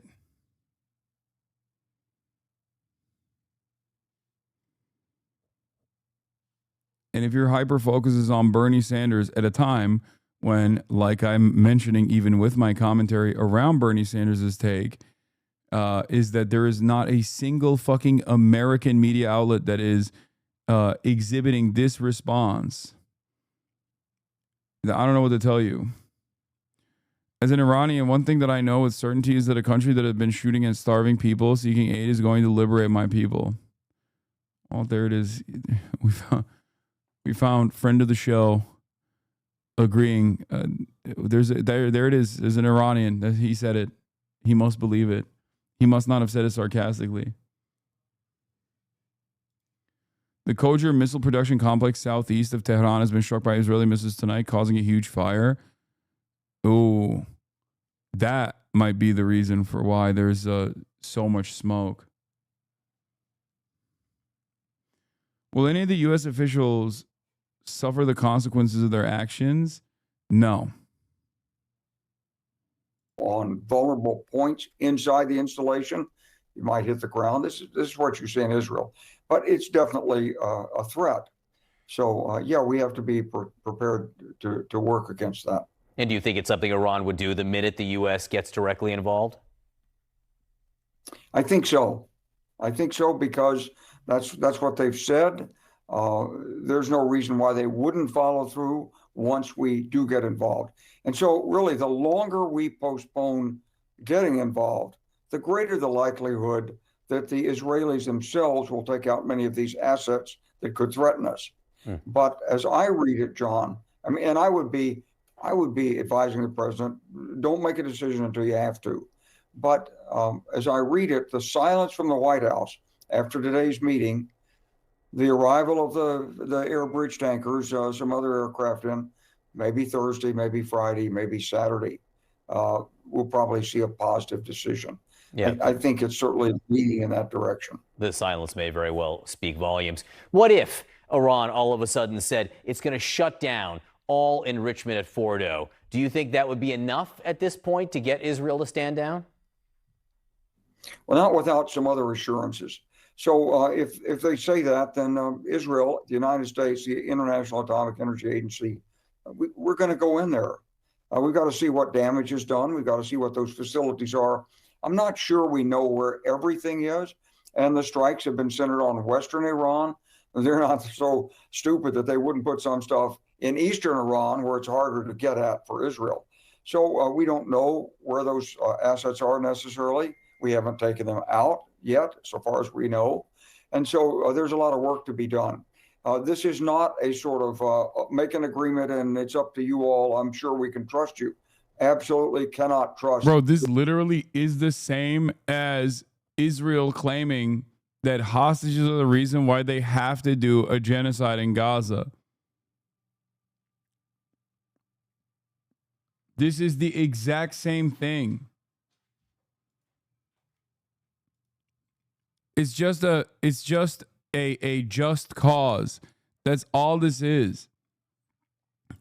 This is what they are using as a reason for why they must fucking strike and decapitate the Iranian leadership and destabilize Iran. It is merely a fucking ruse. Why? Oh my God. The fact that people are still entertaining this is so stupid. They struck amidst a denuclearization agreement, man. They struck amidst a denuclearization negotiation. It's the same thing. And the previous thing hasn't even ended. It's so fucking annoying. I can't understand how people refuse to recognize this. Like, does anyone still believe that Israel cares about the hostages? Does anyone even care about the hostages anymore? It's gone, right? Nobody even fucking gives a shit about the hostages. No one ever gave a shit about the hostages. They're still in Gaza. The Hamas-stages are still in Gaza. You know?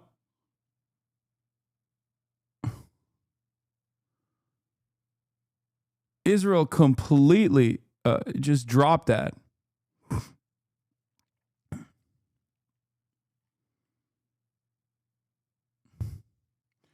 Fetterman on Kane resolution to set parameters on if the U.S. were to get involved in Iran. I'm going to vote it down. I really hope the president finally does bomb and destroy the Iranians. Just strap him to a fucking missile and launch him, dude. What are we doing? He's heavy enough for some kinetic action. God damn. If you're a real one, that's what you would do. You can even time it. You can even time it with your fucking son's birthday, like last time you tried to kill yourself. Asshole. He did do that. He literally tried to kill himself on his fucking son. That's like not even a Felix bit. That was a Felix bit. But it's close enough to reality. Fox News' Peter Doocy reports ODNY Tulsi Gabbard was left out of the meeting. We covered this. B-52 bombers. They're only doing a fucking... they're only doing a training is what they said. Trump truce. We already covered that. Oh, here's Brett McGurk. Region is just enormous. It is so enormous. I thought the president's trip was the right thing to do, very successful. What's happening in UAE is extraordinary. Saudi Arabia, throughout the Gulf, everything was just talked about in this panel. And Iran has been a huge problem in this region for decades. And what has happened to Hezbollah and Iranian networks and Iran since October 7th sets conditions for a much more peaceful, integrated Middle East that we all want. And Iran is a spoiler to that. There's just no question about it. Yeah, the Atlantic Council. Here is war criminal Brett McGurk talking at the Atlantic Council. The Atlantic Council, as you know, is a famous pro-Palestinian charity and not a right-wing war hawk think tank for the American State Department.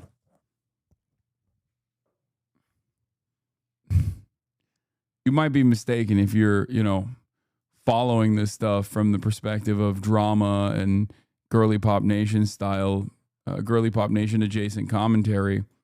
And you might have been misguided into thinking that the Atlantic Council is actually a 501c3 that aids the Palestinian population. You might have even fundraised for the Atlantic Council without realizing what you were fundraising for. It is not. It is a right-wing war hawk think tank that works alongside the American foreign policy establishment.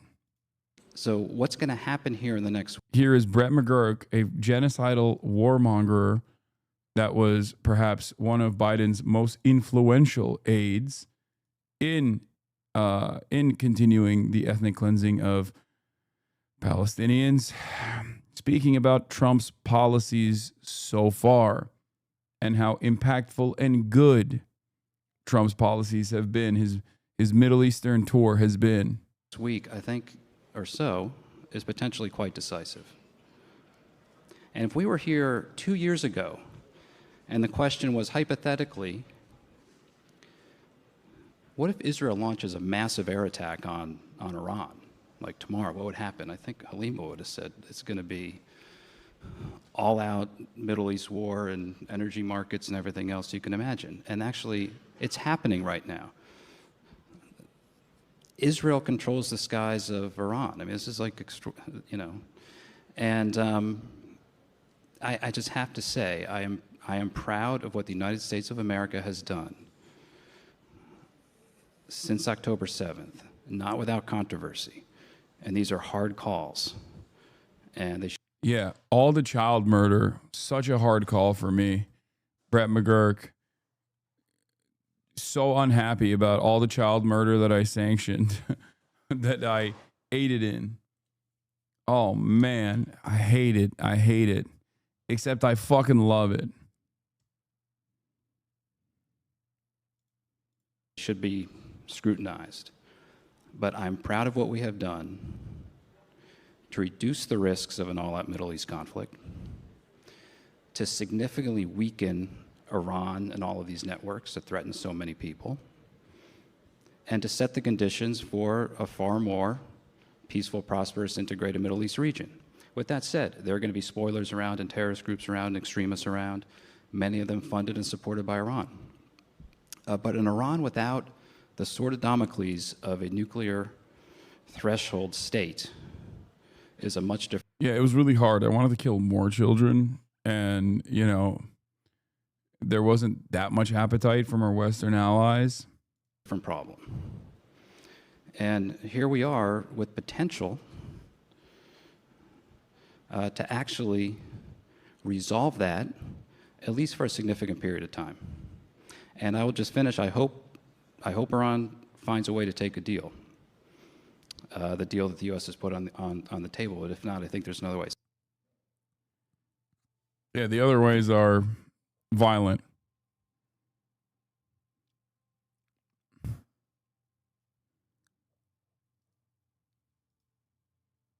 I spoke to Middle East Eye earlier this morning. How does it feel to be in the US at the moment? I mean, it's chaotic. It's the end times. It feels like we are living through a dying empire, and a dying empire is always going to do a lot of violent things in its last breath. So that's what all of this instability actually is. I think America is trying to desperately come to terms with the reality that it is no longer going to be the hegemonic superpower, that China has become a true global competitor and is slated to continue growing. And I think in that process, we're trying to do, to the best of our ability, we here in the United States are trying to pack up the entire Middle Eastern region finally. And that is going to, of course, be a tremendously bloody affair. And that's what's unfolding right now. We're just getting our ally or getting our extension in the region, Israel, to do tremendous damage. And hopefully, from the estimation of the State Department, of course, it's not my assessment, but the State Department hopes that they can potentially destabilize Iran enough, and then maybe even implement a puppet state there so that they can move on to decoupling this oil-rich region from China as a major energy provider, so that they can weaken China's position around the globe. End times. Hasan Piker, thank you for joining us here on.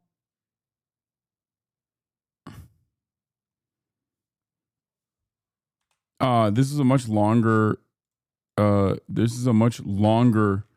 Video. I think it's like 30 minutes long, a 30-minute interview. But this is just one piece of it. Who was that? He was cooking.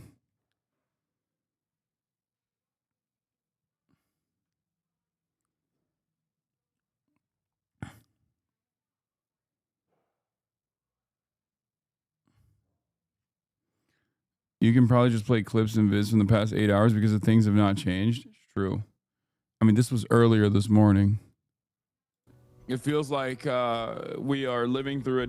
So, President Trump, the peacemaker, from where you're sitting, how is that going?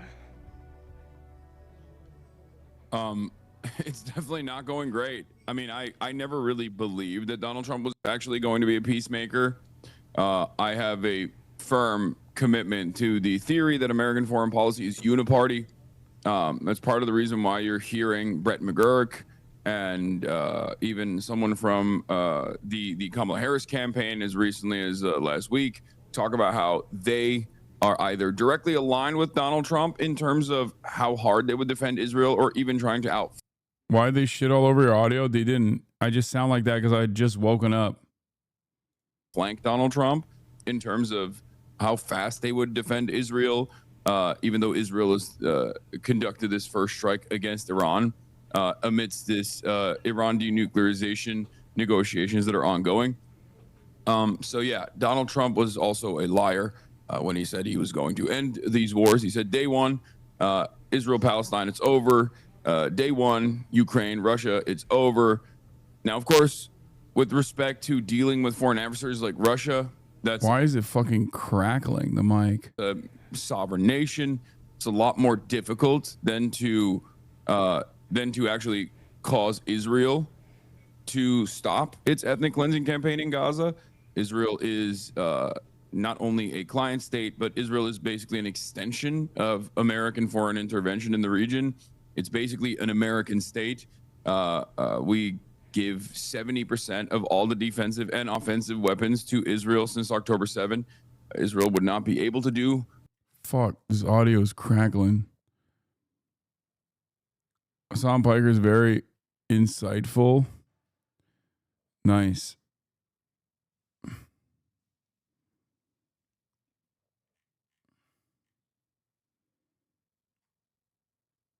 Try compressing your already gated and compressed. They're compressing your already gated and compressed signal. Did you do this over Zoom? I did. That's what they have. They have Zoom.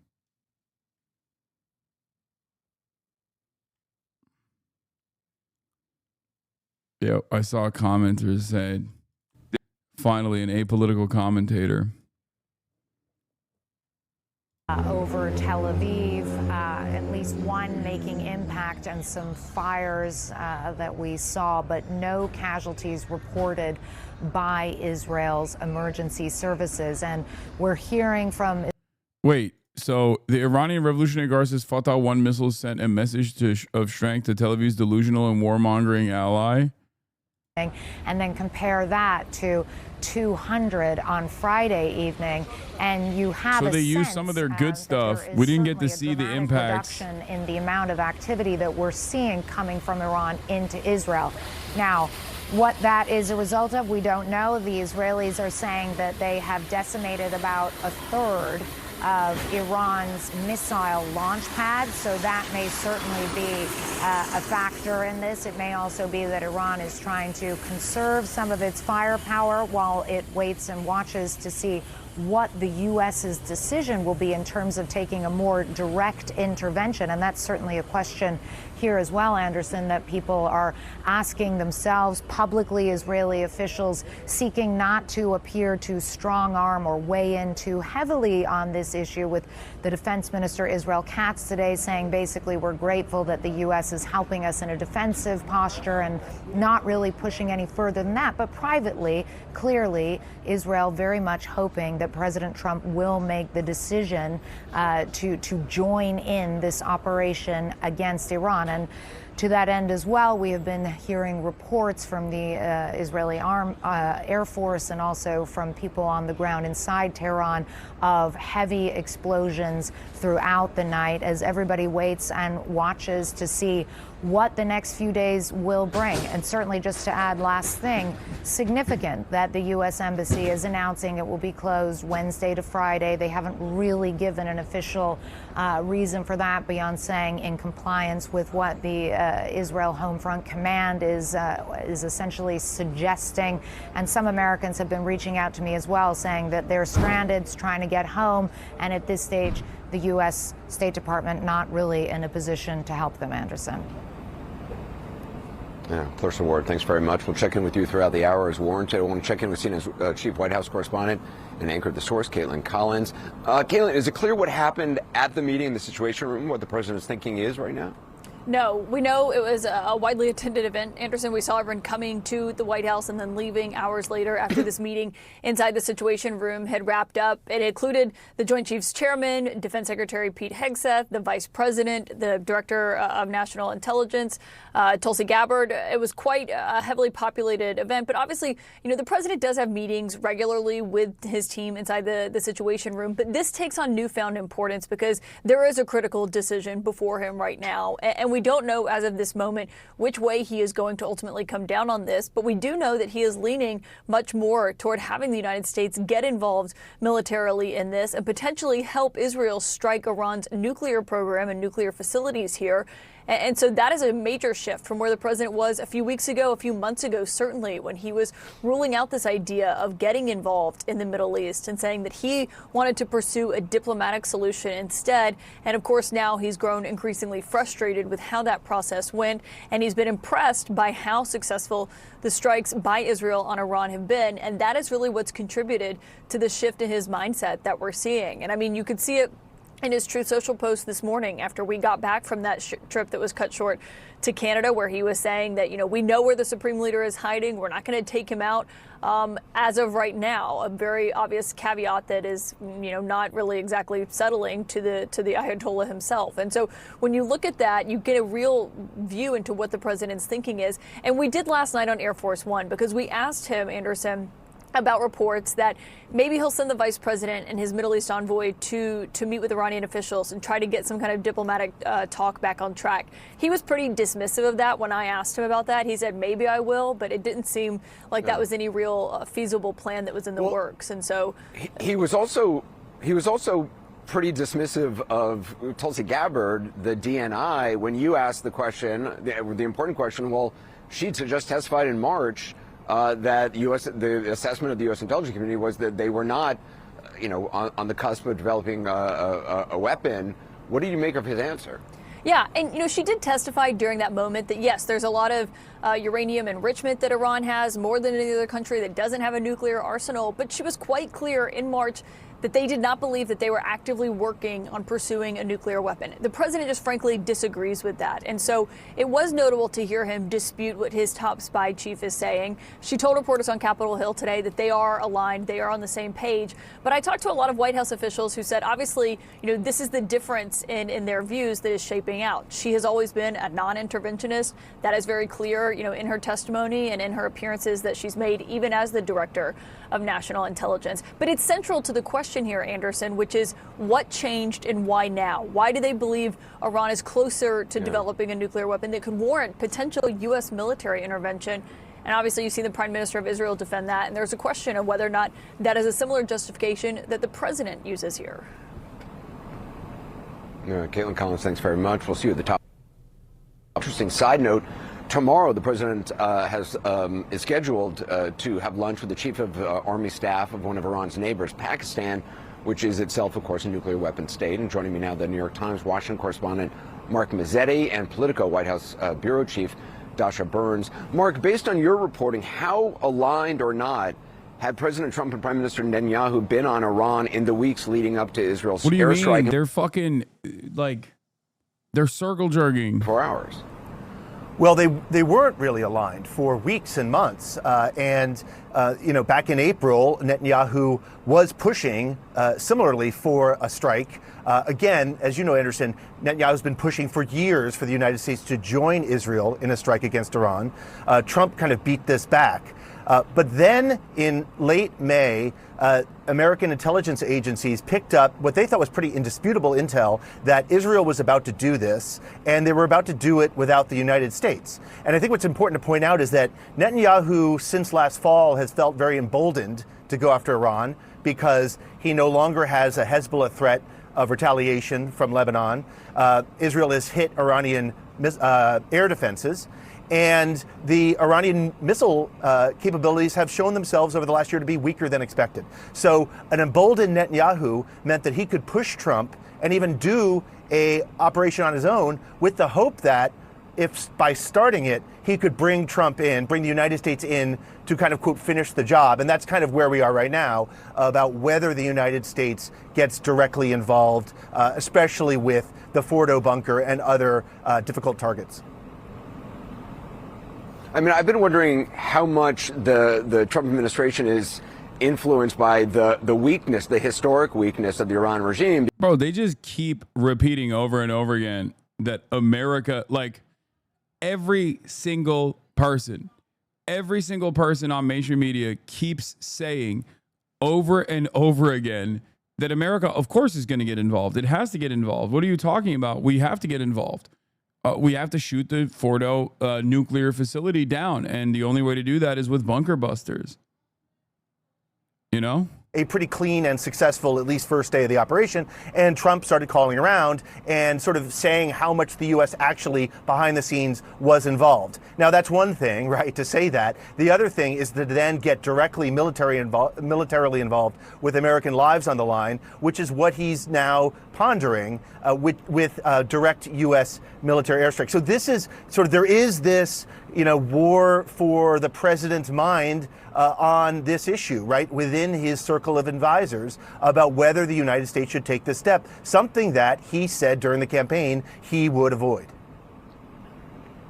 Yeah. Well, Dasha, to that point, is it clear to you who has the president's ear on this and to what extent he's listening to that advice? Because clearly it does seem, I mean, I know DNI Gabbard said they're on the same page, but it's certainly based on her testimony, it doesn't seem like it, and he sort of brushed aside that to Caitlin Collins. Well, there are a number of factors here. Number one, there are a lot of voices in the president's ear, and he is somebody that with big decisions like this does like to call around and does like to hear a variety of opinions. You also have a lot of people who want to seem like they are influencing the president. So we've been very careful in our reporting to try to parse through who is actually influential and who just really wants to be. I will say the folks that are talking about the U.S.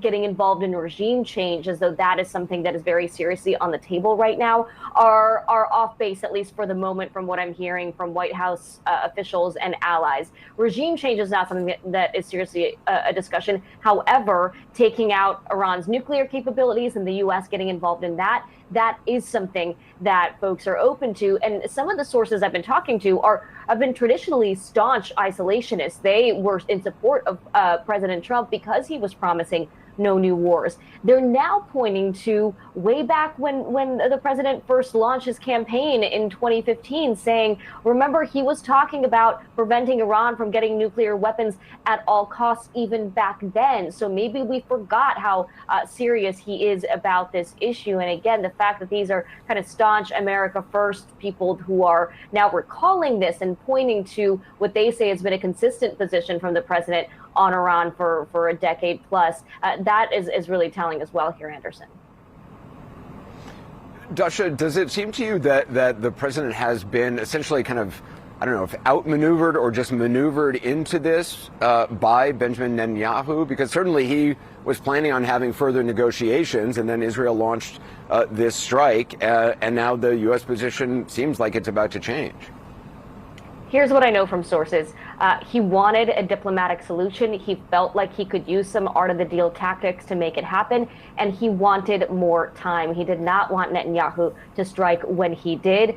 But then he did, and then his hands were a little bit tied, and now the options on the table are different than what they were even a few days ago. Even over the weekend, there was conversation about some of the rhetorical threats that the president was posting being more threats to bring Iran to the table, see if he could call their bluff, vice versa. But now it feels like the White House is seeing that the diplomacy might not be possible anymore at this point, given the images on your screen right now.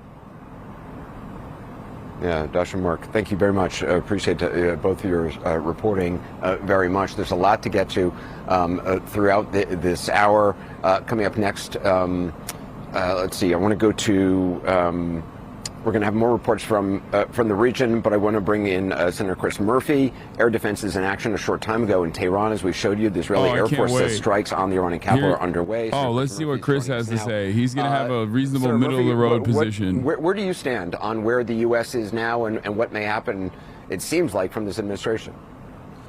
Well, I think what you heard in the reporting just now is an indication of how weak the U.S. hand is here. Clearly, President Trump did not want Israel to take this action. We were literally in the middle of trying to find a diplomatic solution. The United States had enormous leverage, and Donald Trump is so weak in the Middle East that the Israelis essentially ran over him, and now we are speeding towards a war in the Middle East that the American people don't want.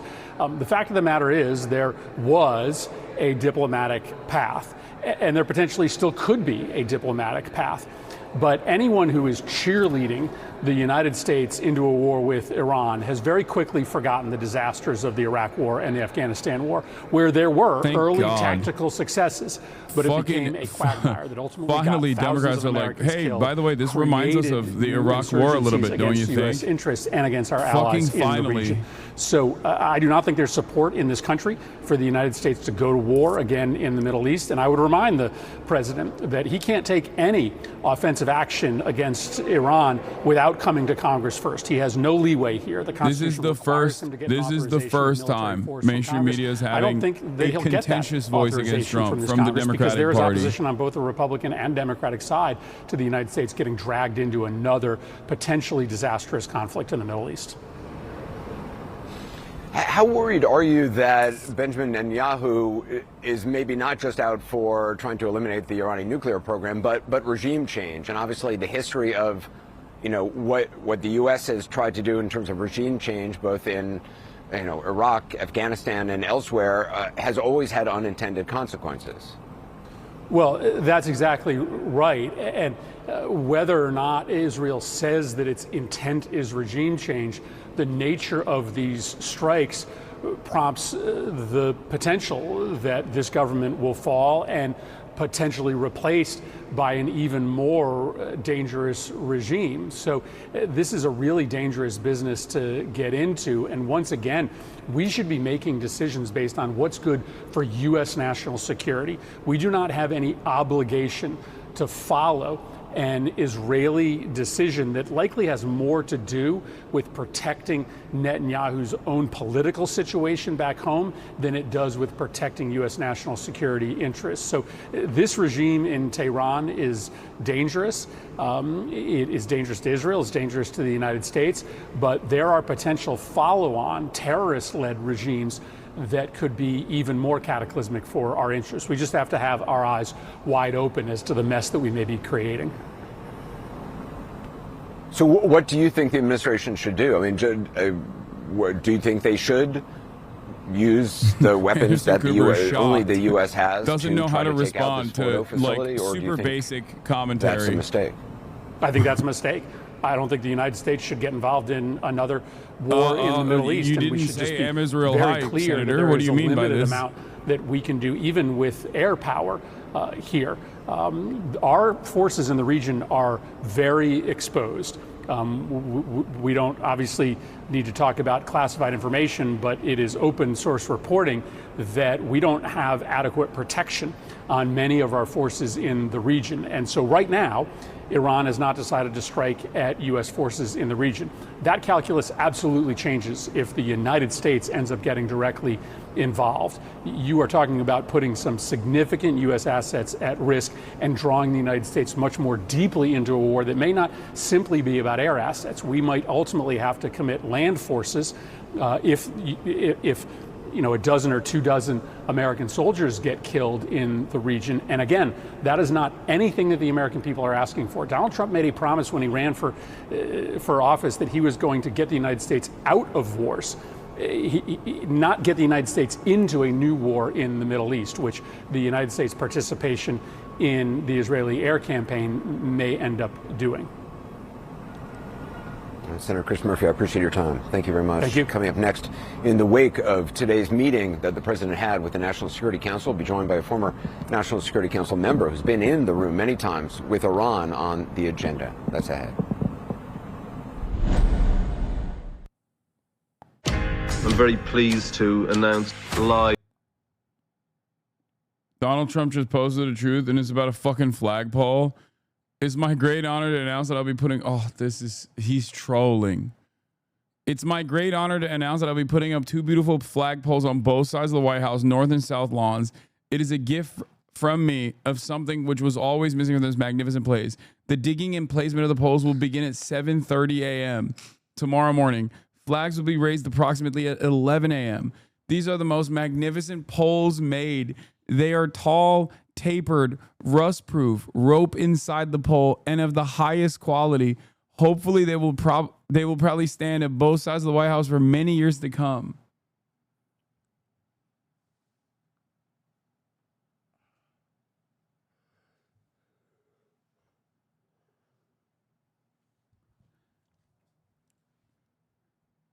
Bro's just sitting on his golden shitter as his actions are causing the entire world to collapse. And he's talking about fucking flagpoles, dude.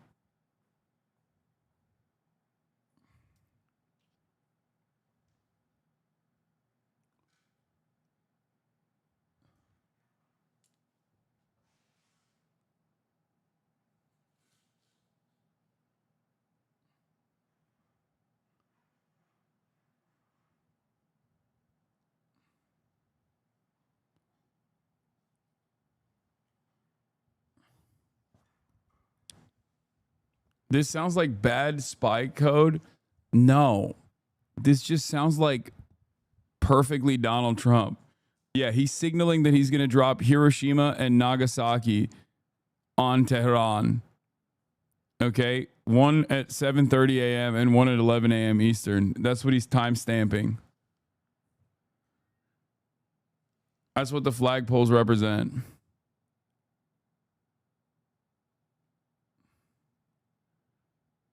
Or he's just literally talking about fucking flagpoles because he's an insane man who's old as fuck. Yeah, the 2 flagpoles represent the 2 different nuclear facilities, one above ground or closer to above ground, and the other one, the Fordow one. And the different time codes, the different timestamps that he's going to fucking attack Iran with the American bomber planes. Even when we talk about opinions on the Iranian diaspora, a trap I even sometimes fall into, the majority of Iranian Americans oppose military action against the country. This pro-invasion crowd is a vocal minority, but a minority nonetheless, just like those inside of Iran. Finding a majority of Iranian Americans oppose U.S. military action against Iran, 53% to 36%, with a plurality saying they strongly oppose U.S. attacks against Iran at 37%. So even the most reactionary element of Iranian society, Iranians in diaspora, my fucking neighbors, okay, even amongst them, this kind of attitude is still the minority attitude, but a very loud minority attitude. So when you remember, when you like see in the news someone going, I am Persian and I believe Tehran needs to go bye-bye so I can eat kubide and wear bikini to the beach. Like, that is not the common perspective of the rest of the fucking the Iranian diaspora, okay? I want to go to my grandfather's home and eat kubide. That's just like, again, not the majority position.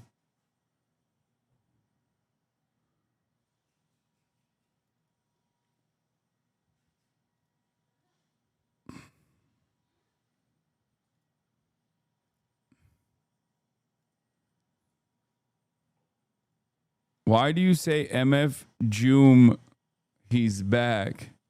Are offliners just signaling to one another that they recognize each other in the chat? Is that what's going on?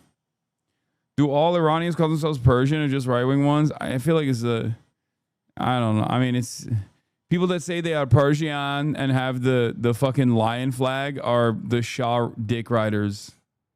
I've been banned by Twitch for like a year. What the hell? For a year? What did you do? They're monarchists.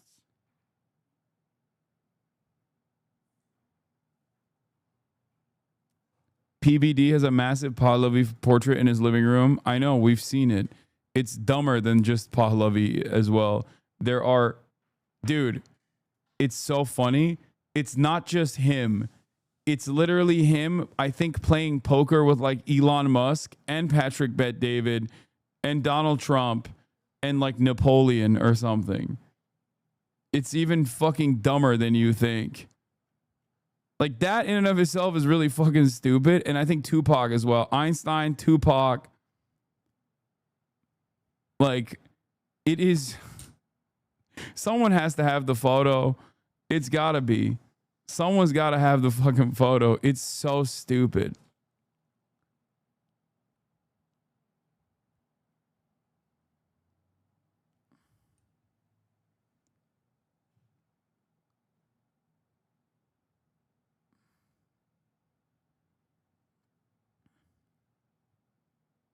Early voters in New York City's Democratic primary question why Zohran Mamdani listed first on mayoral ballot.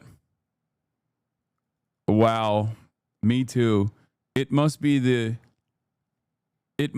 fucking, what is this?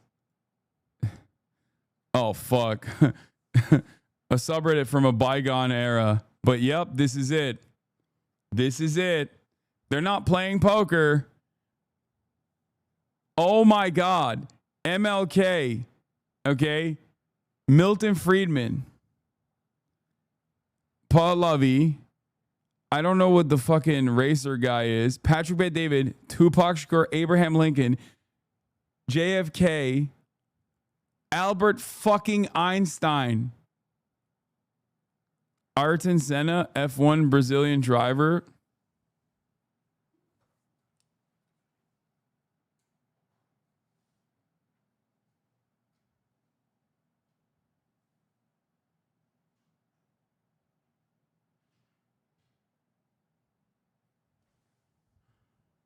The irony is there are two socialists in this image and one guy that at least Karl Marx was very fond of, Abraham Lincoln.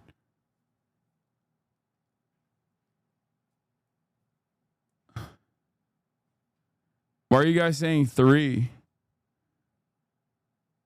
Who's the third socialist? Oh, Tupac. Oh my God, I forgot. Oh my God, you're right. There are three socialists in this image. Oh my God. Oh my God, I fucking forgot. That's crazy. Yo. That is crazy. This is incredible. This is why I love Patrick Bet-David, even though he's a fucking moron.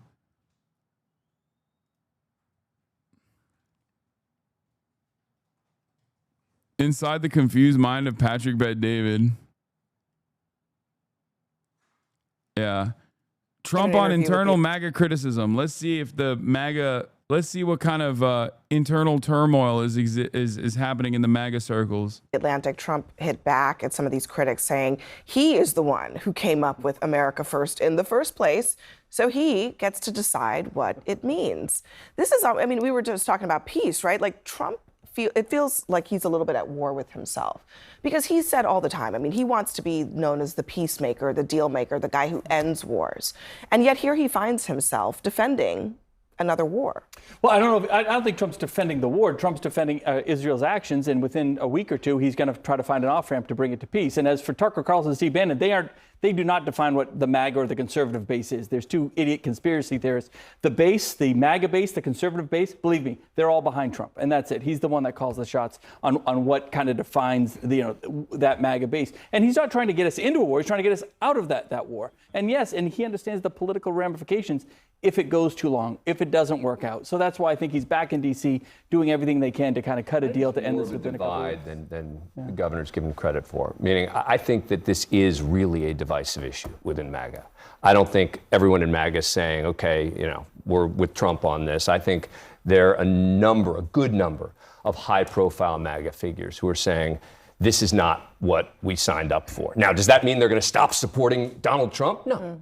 But it means that on this issue, we're seeing a fracture that we have not seen up to this point within MAGA world. And that is a big deal. I mean, Trump is supposed to have broken with the neocons of the world who, the Lindsey Grahams who are pushing for the U.S. to get involved. And I think that there's a feeling of betrayal here.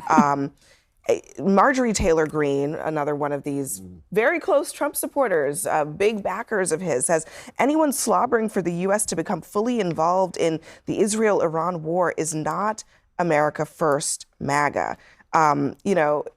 They're putting a line down, and Trump is being forced to make a choice. Yeah, but we just saw a little clip. I don't know if you asked Steve Bannon straight up, you think Iran should have nuclear capabilities? I'm pretty sure he would say no. No, he doesn't, but he doesn't want the U.S. to be involved in the fight. Okay, but unless the U.S. is involved, we may have a big problem. And the other thing, Abby, I think it may be a little naive not to recognize. What is happening, bro? On CNN, panelists are outflanking Steve Bannon. Recognize Donald Trump is born and raised a New Yorker, surrounded by Jewish people, more Jewish people than anywhere else in the United States of America. His daughter is now Jewish. His grandchildren are Jewish. All his good friends are Jewish. And this, as you just reported, there's thousands, tens of thousands, maybe. Listen, you don't get it. Donald Trump's got a lot of Jew friends, all right? I don't trust them. They're money guys. I don't fucking know. He doesn't either, but he knows them. What was I saying? I don't know, something about nuking Iran. I think we should do that.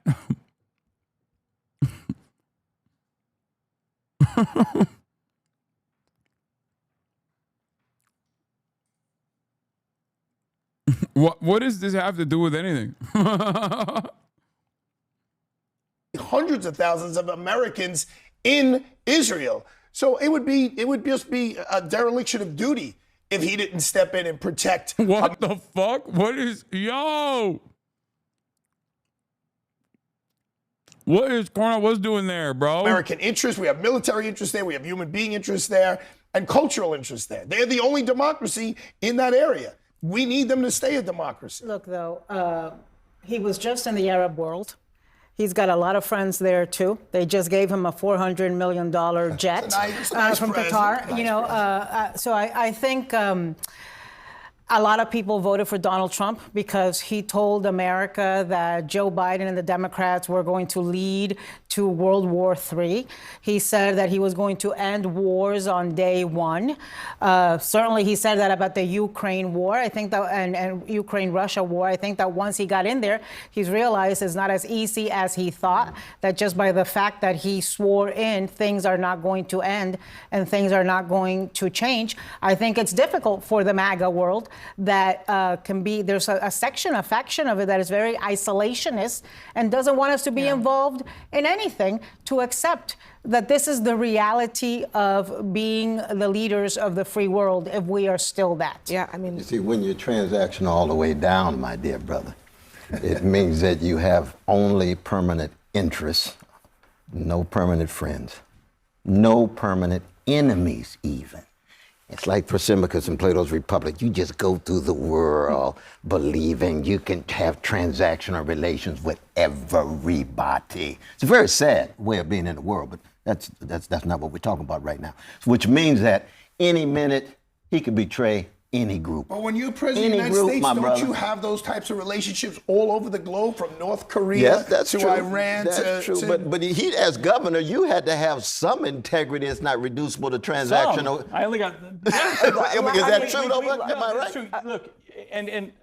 Look, I had relationships with everybody. And I think Trump's approach is, to make sure we're protecting America's interests. I think to Arthur's point exactly, it is in our interest to make sure, and it's in everyone's interest to make sure there's nothing nuclear in Iran, and that is very much an America first, in America's interest. Netanyahu made it very explicit. He said it's America first, not America dead. Essentially, I mean, that's pretty stark. Yeah, but I think we have to ask the question: how involved is the U.S. actually? I mean, my understanding is, yes, the U.S. has been involved in assisting in knocking down some missiles that have been coming into Israel. Is that significant? Yeah.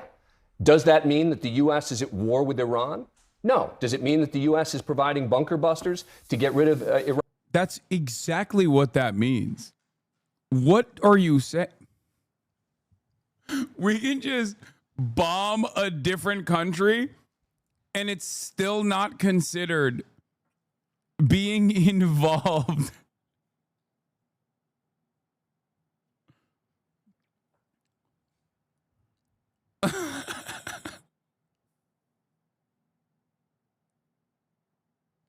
Is Scott Jennings still in Israel? Oh my God, that's why he's not on the panel. Scott Jennings went for Tel Aviv Pride and he's stuck there, dude. Oh, that's so funny. I really hope his ass is not getting out of there. I hope he's just stuck there for as long as Israel chooses to continue this fucking campaign and his ass is just stuck. Stuck listening to fucking Psytrance. Stuck being a human shield for the Netanyahu campaign. Oh, that's so funny. Oh my God. He has to like sit there and listen to fucking Mike Huckabee every night.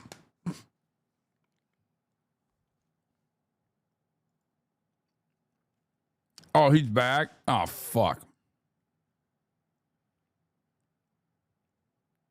God damn it. I thought Israel wasn't letting anybody fly out. How are these guys flying out? Isn't like the airspace completely closed? Or did he? Do you really think World War III is even in the cards with everything happening at Zach Rar? Yeah. Based. Yeah. Well. Based. Yeah. Yeah. Trump's based. He's going to save us. He's going to make America great again. Yeah, it's real clear. Fuck around and find out. Did I give you what you wanted? I think so. Isn't that good? Saw something a bit ago where Israel's letting out visitors but not their own citizens.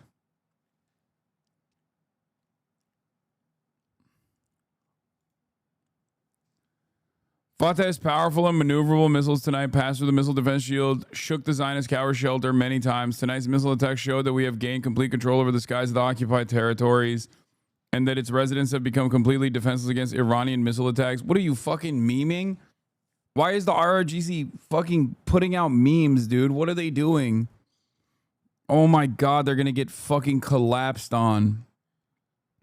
The statement appears to be a direct response to the Israeli and U.S. claims of air superiority. Israeli officials recently said that the IDF had established control over Tehran's airspace by destroying key air defense systems. President Trump also declared so on social media, we now have complete and total control over the skies in Iran.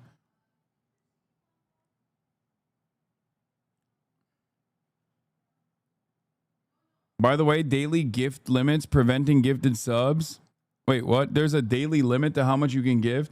What's the Delilah? Thank you for the... Holy moly. Like 100 gifted subs.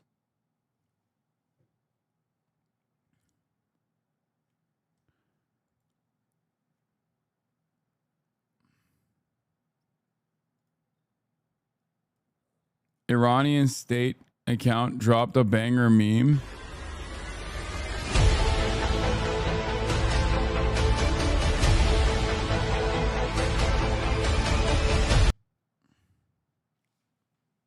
I don't want to believe that this is real.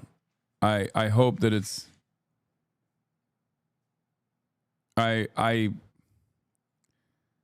it's fucking so lame. I don't think this shit's funny. Is Iran tweeting like King Von, or is that just fake news? Yes, it's fucking fake news. It's a random account that is not affiliated with the Iranian state that a lot of people have thought is the Iranian state. And I haven't really, talked about it because it's cool that people think that the Iranian government is posting like King Von and they think they're like farming aura or something. But it's not real. If their back is against the wall, they feel this is the regime is going to live or die based on this, and they are so inclined, could they fashion some sort of crude nuclear device? No, not with 60%. The minimum is 70%. You just got to get the uranium-235 isotopes close enough together that once you start the reaction, it'll go to explosion and not fizzle out. That's why 70, 80, 90% is preferable. The unknown here is what you would do once you got a crude device. So instead of fashioning it into a device you could fit on a warhead of a missile to deliver that way, that might take you 1 to 2 years. Perhaps you just want to do something you can deliver in the cargo hull of a ship, or by truck, or by airplane. Well, that you might be able to do in a couple of months, a couple of weeks. You just don't know. That's why the idea of attacking Iran now like this is really rolling the nuclear dice. Maybe you can succeed. I say there's a chance of that, but there's a far greater chance that this could lead to the kind of catastrophe that military and intelligence officials have been warning about for 20 years. There's a reason we haven't done this before. The risks are just too great. There are alternatives to military action, and that is diplomacy. It's the only thing that has worked to stop Iran from getting a bomb. It still has a chance to work if the President of the United States can make up his mind and decide what he wants to do.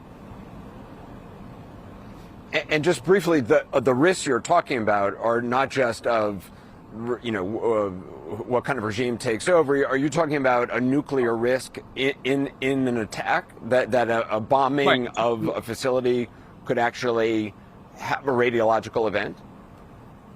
Right. If we attack Iran, and it looks like we're going to do that, there's a number of things that people have warned about that are likely to happen. Closing the Straits of Hormuz, shutting off, therefore, about a quarter of the world's oil supply. That will sink stock markets around the world, could throw us into a global recession. U.S. bases in the area are going to be attacked. U.S. missiles are going to start attacking sites perhaps throughout the Middle East where U.S. forces are involved. The Quds force could start attacking U.S. and Israeli interests outside the region. These people know what they're doing. They can blow up restaurants, blow up symbols of U.S. finally, power. someone with like a kinds little of bit of things could fucking start to sense. break out at this point. And then at the top of that list of unknowns is that Iran could announce that it has a nuclear weapon and that it has smuggled it into a port of a European ally or of the United States. This is pure fantasy, but like the other stuff is not wrong. There is like supposed to be an active military Do a deterrent. nuclear test to just show us that it has a nuclear weapon. What do we do then? That's why this is such an unnecessary gamble. Joseph Sterns-Gioni, I appreciate your time tonight. Thank you. Coming up next, the Republican divide over the Israel-Iran conflict, how the president... I don't even think there is that much of a divide amongst Republicans, man. I think that they will be whipped back into submission. Like this whole like Marjorie Taylor Greene / Tucker Carlson meta. All of that I think is just pure show. MAGA is a cult. And as much as there are, some naysayers in the podcast sphere, this, by the way, I saw this as an ad on my Twitter timeline. I fought in enough fake wars. I think I'll sit this one out. First of all, Sean Ryan, you're like 60 years old and you're a podcaster. I don't think they're going to be calling you back for one last job. Okay. Yeah, this was an ad on my Twitter timeline. He bought this as an ad. That's why he's got 73,000 likes.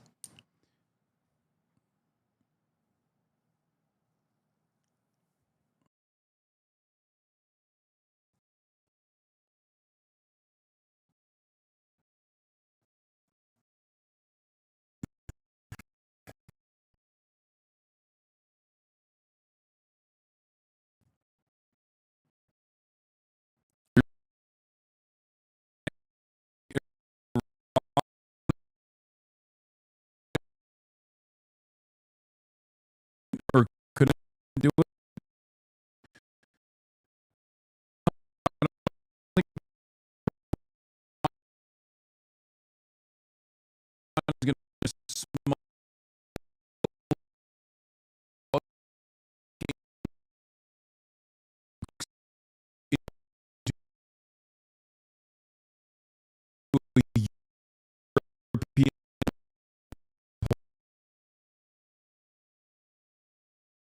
Why the fuck? Why wouldn't they just say they have a nuke and say end the hostilities now? We have a nuke.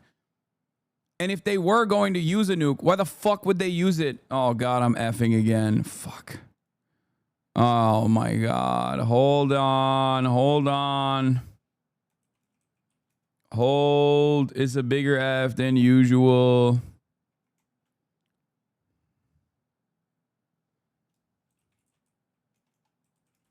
Fucking nuked my... They nuked my ISP Lamau. Lamo. What is going on? What the fuck is this? Jeez, Lord okay, it's back. It's back. It's back.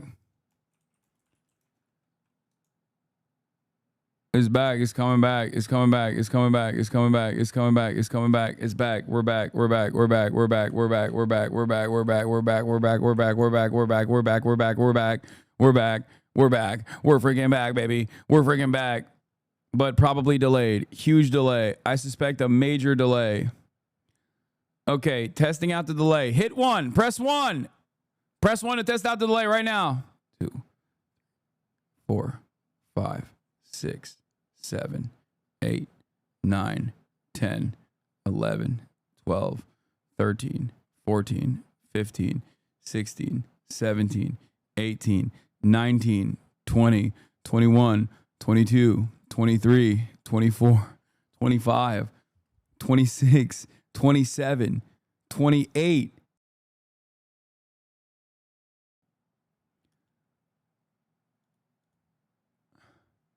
That was the craziest fucking delay of all time. I couldn't even wait. I couldn't even wait to test it. I couldn't even wait to test it. I had to hit it. Chat, that delay was literally like 60 seconds plus.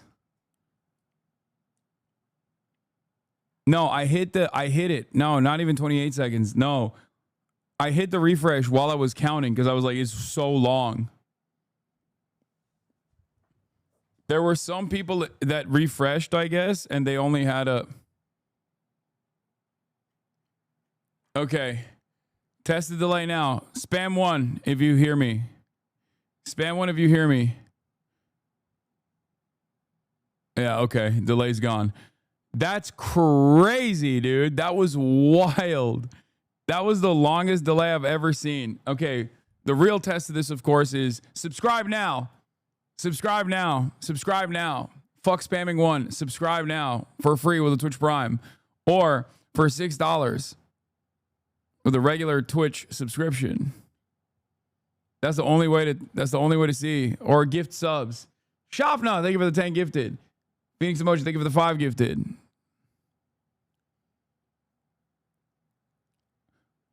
What's the delay? Delia, thank you for the 10 gifted. Now we know. Okay, the delay's gone. It's fixed. That was crazy. Okay. I was making fun of Sean Ryan.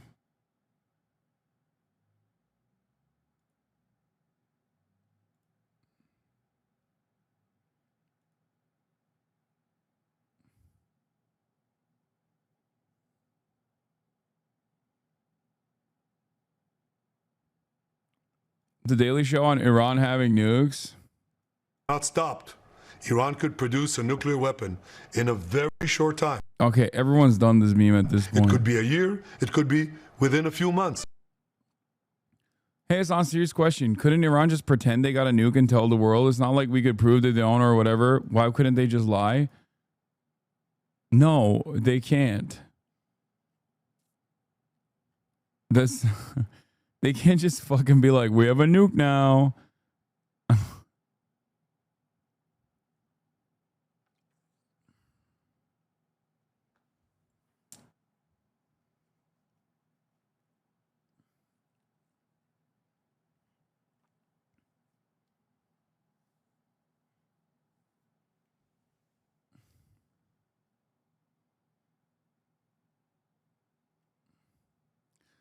Few people now remember it, but suicide bombing started in the Shias in the 80s, IRGC in Iran-Iraq war, and Hezbollah in Lebanon. One of the reasons why the U.S. didn't try to assassinate Khomeini when he closed the Hormuz in 1987 was fear of mass suicide bombings.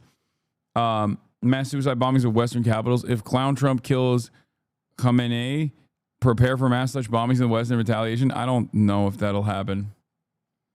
I don't even think that that's a fear that America is entertaining. Also, there is so much more surveillance now and so much like anti-terror capabilities that I doubt that it would even be a successful operation.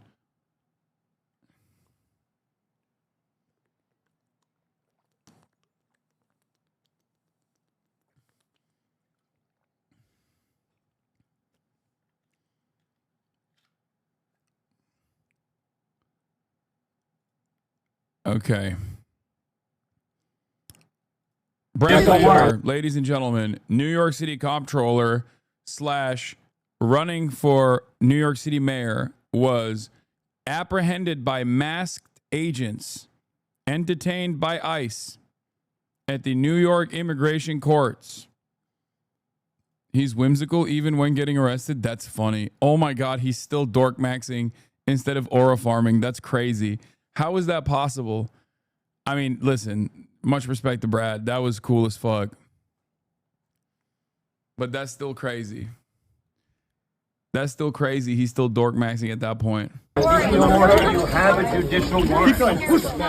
Do you have a judicial warrant? Can I see the judicial warrant? Can I see the warrant? I will let go when you show me the judicial warrant. Where is it? Where is the warrant? I have it in my hand here. You're obstructing. You're obstructing. I would like to see the warrant. I take it to see the warrant. Put him in custody. No! Take him back. Take him in. Take him in. Take him in. Step back. Step back. Step back. You don't have authority. You don't have authority to arrest U.S. citizens. Step back, sir. You don't have the authority to arrest U.S. citizens. Say that. Step back. You don't have. I'm not obstructing. I'm standing right here in the hallway. I asked to see the judicial warrant. By asking for a judicial warrant? Dude, they are crazy, bro. The Trump admin is going crazy mode with this. This needs to happen. This needs to happen way more frequently. Like, not the arrests, I mean, just lawmakers directly putting themselves in harm's way. They can't arrest everybody. Okay? Yeah. Brad Lander, A-OK in my book, went up multiple notches. Check out this angle. You can see his wife warned him they're approaching, so he instantly locks arms with the man. New York City comptroller Brad Lander was arrested for assaulting law enforcement and impeding a federal officer. Our heroic ICE law enforcement officers face a 413% increase. God, are you... nothing makes me angrier than seeing the fucking Department of Homeland Security post like soy posting. I cannot fucking stand it. It's the same principle behind like Israel supporters literally being like, we are the permanent victims, actually, while in the process of doing a historic, unprecedented, violent incident, like an unprecedented in modern history. I guess, well, not in modern history, but like since the last Holocaust, doing the new version of it while simultaneously claiming victim. It makes me so angry. It is so fucking disgusting. It makes me so mad.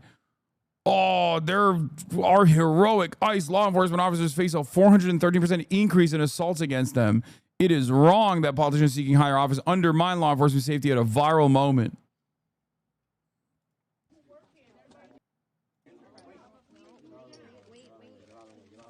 Oh, yeah.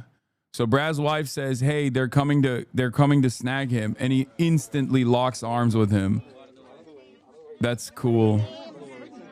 Brad's the man, dude. Brad Lander is the fucking man. Respect.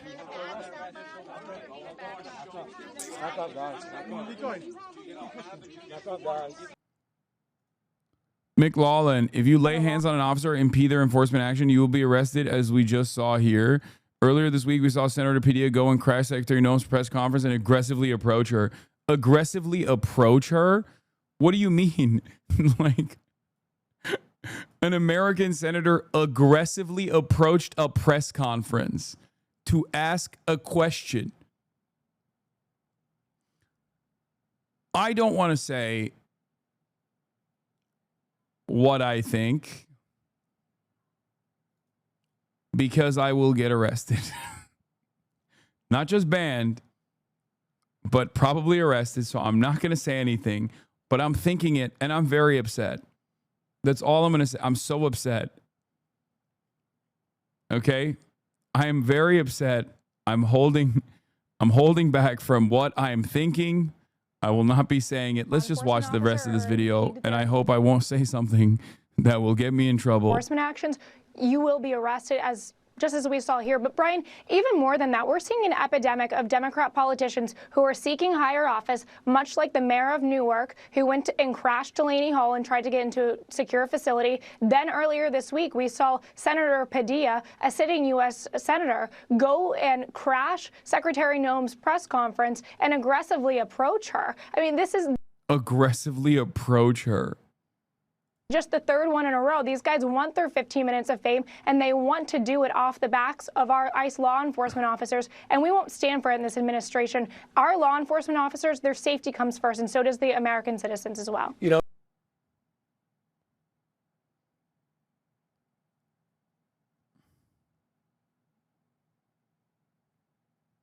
same line they use. Yeah, this is her. I didn't know. Never mind, I'm not going to say anything. I don't know. This was Trisha McLaughlin who said I was lying for likes.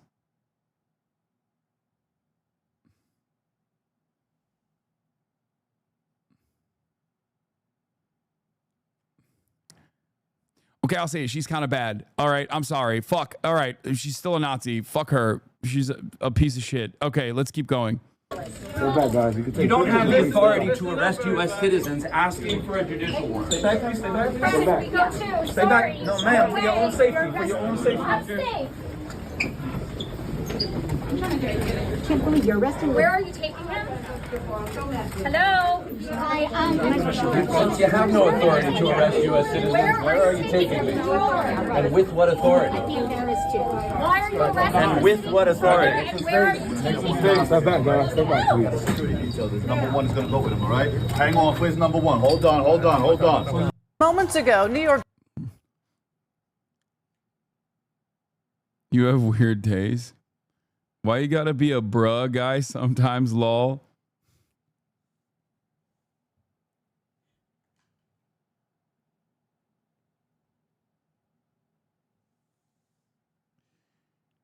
I've gone probably like, what, 200 days without incident? It just slipped out, okay?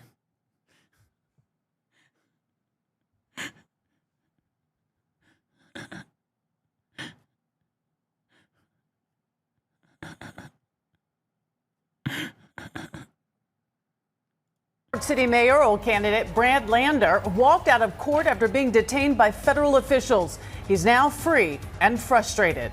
The rule of law is not fine, and our constitutional democracy is not fine. This just hours after Lander was handcuffed and taken into custody outside of immigration court in Lower Manhattan. And good evening at 5 o'clock. I'm Sade Bedouranois. And I'm Mike Marza. Brad Lander had been accused of assaulting and impeding a federal officer. Federal agents in Lower Manhattan approaching him as he locked arms with a migrant who just had his case dismissed. Lander walked out of Federal Plaza with Governor Hochul just moments ago. News of his arrest drawing protests tonight. Eyewitness News reporter Stefan Kim has more from Foley Square. Bruh, no fraternizing with a Nazi? I never said that. Can everybody calm down? You guys are acting like I'm gonna fucking send her flowers. She's a fucking psychopathic Nazi piece of shit, okay? God damn. Everybody, you're making a mountain out of a fucking molehill, okay?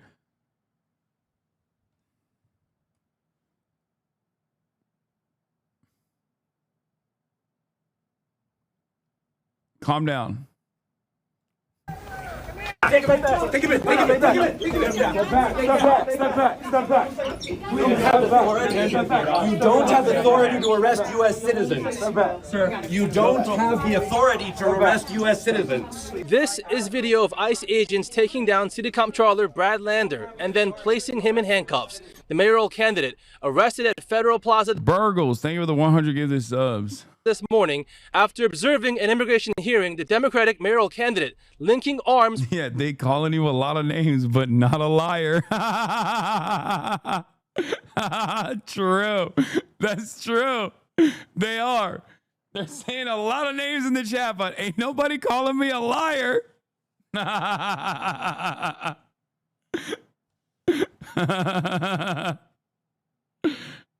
Oh. With an immigrant who ICE agents were trying to remove, setting off the dramatic confrontation. This is how it started. You have a judicial warrant. You have a judicial warrant. Can I see the judicial warrant? Can I see the warrant? I will let go when you show me the judicial warrant. Where is it? Where is the warrant? I have it in my hand here. I peeped the IG unk. You are not valid for that take. Okay, I didn't even know she had an IG. A DHS spokesperson says Lander was arrested for assaulting law enforcement and impeding a federal officer. And then a statement goes on to say, it is wrong that politicians seeking higher office undermine law enforcement safety to get a viral moment. No one is above the law, and if you lay a hand on a law enforcement officer, you will face Why is this local news anchor yelling? Consequences. But moments ago, Lander released and walking out of Federal Plaza with Governor Hochul. And do what I could to intervene. But to my knowledge, there are no charges. Charges have been dropped. But I'm happy to report I am just fine. I lost a button. Assemblymember Zohran Mamdani is surging in the mayor's race. He and Lander have cross-endorsed each other's candidacies. This is not about an election. This is about ensuring that we protect the city and the country that we love. Now, this is a live look at Foley Square, which, by the way, was quiet until Brad Lander was arrested. Now, by the way, he just showed up here moments ago, and as expected, to a hero's welcome. The front runner in this mayor's race, former Governor Andrew Cuomo, he is also coming to Lander's defense. In a statement, he says, this is the latest example of the extreme thuggery of Trump's ICE out of control. This is not who we are. It goes on to say, this is the direct result of the mayor handing the keys of our great city over to Andrew Cuomo forgot he's running alongside Trump as opposed to running against him, you know? For a moment he forgot, I think. For a brief moment, he's like, this is not who we are. I would definitely not do the exact same thing, except I too am also incredibly right-wing, like Eric Adams, and also am compromised in the same exact way that Eric Adams is, with a Department of Justice case that is hanging over my head that will allow Donald Trump to use me like a fucking flesh puppet with his hand shoved directly inside of my asshole.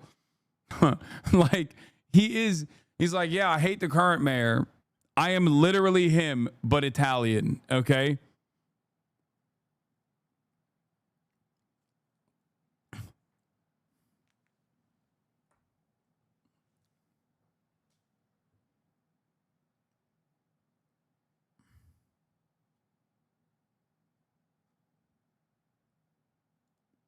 Forgot his biggest donor support ICE. If you're wondering why Andrew Cuomo is so soft on ICE and why he hasn't called for Brad's release, you can just follow the money. Andrew Cuomo's biggest donor is raking millions from ICE.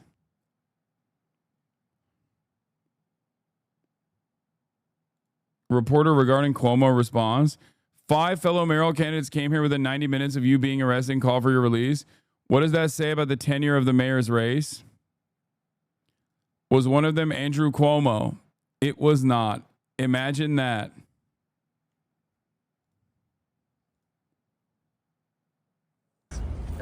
Was one of them Andrew Cuomo? It was not. I wasn't going to say that. Imagine that. Look, I mean,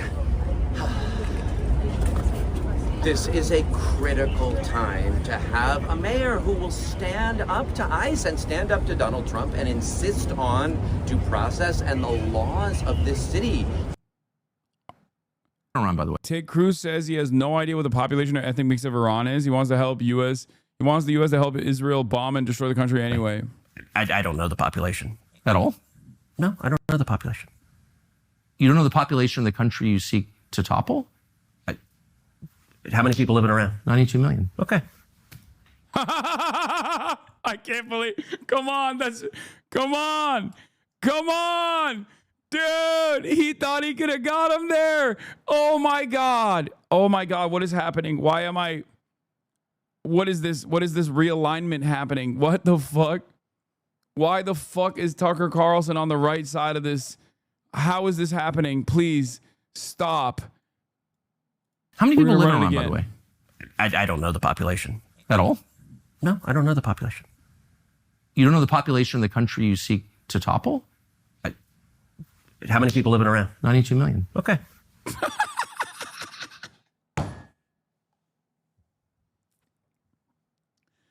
No. This man literally is the son of a CIA agent. This is the son of a CIA agent. He is a white nationalist through and through. And not only that, but also he quite literally used to say we have to bomb Iran. Iran is a primitive country. I can't believe this man is on the right side of this issue. Yeah, how could you not know that? I don't sit around memorizing population tables. Well, it's kind of relevant because you're calling for the overthrow of the government. Why is it relevant whether it's 90 million or 80 million or 100 million? Why is that relevant? Because if you don't know anything about the country... I didn't say I don't know anything about the country. Okay, what's the ethnic mix of Iran? They are Persians and predominantly Shia. Okay, it's not even... You don't know anything about Iran. So okay, I am not the Tucker Carlson expert on Iran. You're a senator who's calling for the overthrow of the government. You're the one who claims anything about the country. No, you don't know anything about the country. You're the one who claims they're not trying to murder Donald Trump. You're the one who can't figure out if it was a good idea to kill General Soleimani, and you said it was bad. You don't believe they're trying to murder Trump? Yes, I do. Because you're not calling for military strikes against them in retaliation. And if you really believe that... We're carrying out military strikes today. You said Israel was. Right, with our help. I said we. Israel is leading them, but we're supporting them. Well, you're breaking news here because the U.S. government last night denied, the National Security Council spokesman Alex Pfeiffer denied on behalf of Trump that we were acting on Israel's behalf in any offensive capacity. No, we're not bombing them. Israel's bombing them. You just said we were. We are supporting Israel. High stakes. You're a senator. If you're saying the United States government is at war with Iran right now, people are listening. Okay.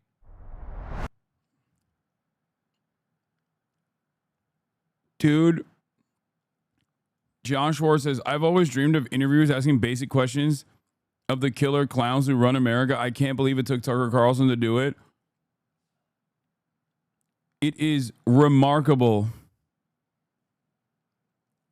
that all it took for this level of access and deep comfort from Republican senators that you can interview without any sort of editorial restrictions would only come at the tail end of a 30-year fucking career being a hatchet man for every Republican administration.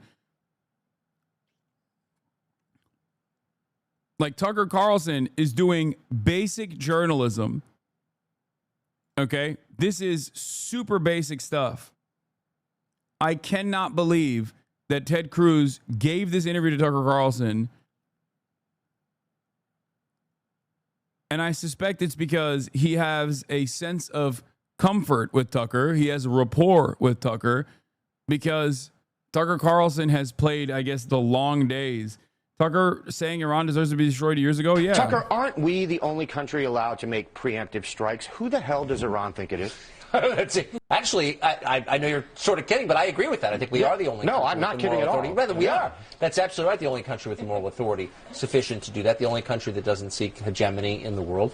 I do think, I'm sure I'm alone. We're the only country that doesn't seek hegemony in the world, Tucker Carlson said in 2012. I mean, respect to him doing this now.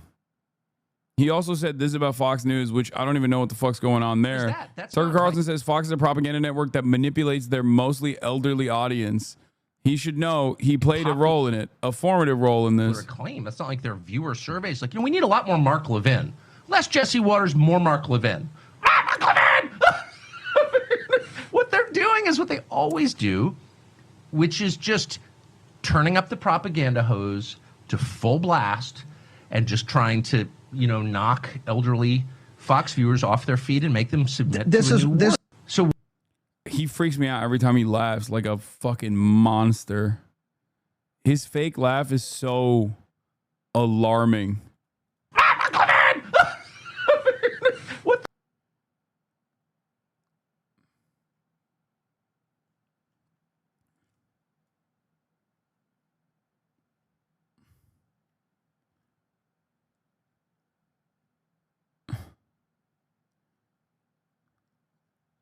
I still hate Tucker Carlson, but he cooked. Like, unconditionally cooked here. This is fantastic. This clip is supposed to be an attack on Zoran.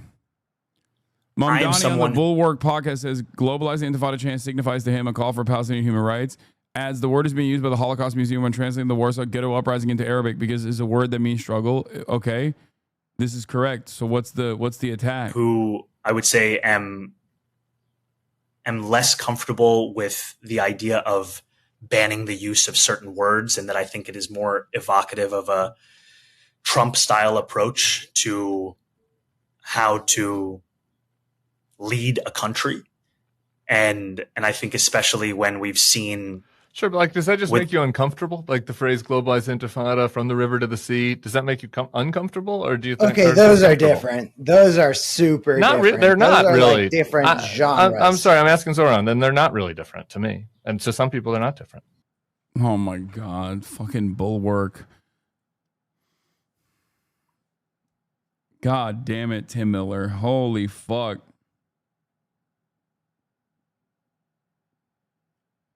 I know people for whom those things mean very different things. And to me, yeah, Cam is on Bulwark now, and he's the reason why this fucking Zoran thing is happening to begin with. Friend of the show, Cameron Kasky. And Bulwark is like the fucking rhinos, the never Trump Republicans who are super libbed up now. Ultimately, what I hear in so many is a desperate desire for equality and equal rights in standing up for Palestinian human rights. And Tim also fucking hate. I don't think he likes me too much.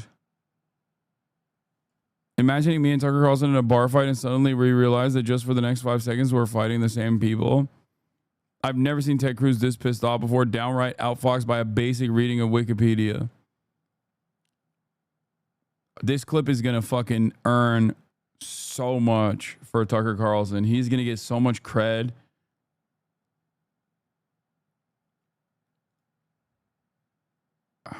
Fuck. I think what's difficult also is that the very word has been used by the Holocaust Museum when translating the Warsaw Ghetto Uprising into Arabic, because it's a word that means struggle. Sure. And as a Muslim man who grew up post 9/11, I'm all too familiar in the way in which Arabic words can be twisted, can be distorted, can be used to justify any kind. Damn, lightest way of checking him.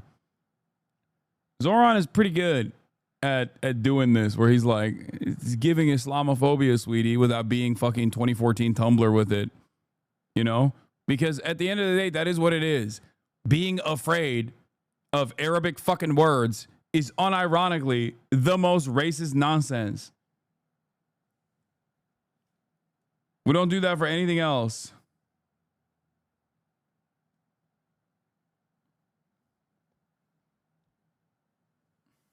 Kind of meaning. Yep. And I think that's where it leaves me with a sense that what we need to do is focus on keeping Jewish New Yorkers safe, and the question of the permissibility of language is something that I haven't. Twitter purity leftist hate Zoran doesn't crash out and explain things calmly. Yeah.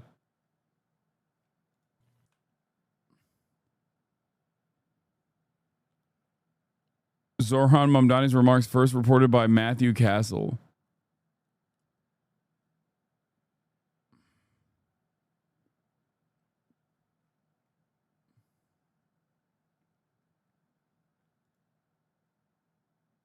Per credible reports, Zoran Mamdani is days away from developing a nuclear weapon. Yeah. I've been very careful and I've been very worried that they were just gonna they were trying to rat fuck. They were trying to rat fuck Zoran, and they're gonna still try to rat fuck him like this, but I don't think this works. Rabbi Mark Schneider of Hampton Synagogue and friend of Cuomo calls on Mamdani to immediately apologize to New York City's Jewish community for equating Intifada with the Warsaw Ghetto Uprising. Schneider says a direct insult to Holocaust survivors and families. Yeah, all Zoran needs to do is stand next to one Holocaust survivor, okay, who says, no, that's not the case. That's it. Pack it up. Get one, like, 97-year-old anti-Zionist Jewish guy who survived the Holocaust. Get Gabor Mate on there, somebody, okay? And just turn around and be like, nope. It's great. Would be a great service as well. I posted it on my IG story to vote for Zoran, and 2 family members immediately replied saying, you know he's anti-Semitic, right? And then they followed up with a Canary Mission video. Nice.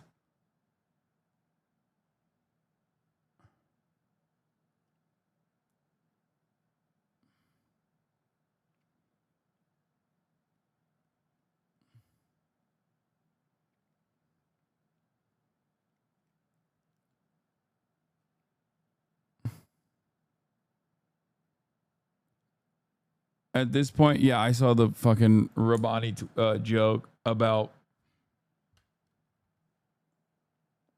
Zoran Mamdani. Yeah, he got the Bernie endorsement today, which is, I mean, the Bernie endorsement is just like not. I mean, it's consequential, but it's nowhere near as consequential as the AOC one was. We're so close to Election Day, but believe it or not, the hardest days of this race are yet to come. Because right now, Andrew Cuomo and Isn't it anti-Semitic to use Jewish people as a human shield like Israel's doing right now? No, when Israel does it, it's awesome.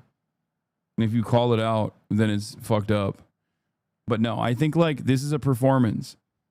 That rabbi is doing this to defend Cuomo and to attack Zoran. And it's an election. So he should follow through on that performance and be like, see, that's not true.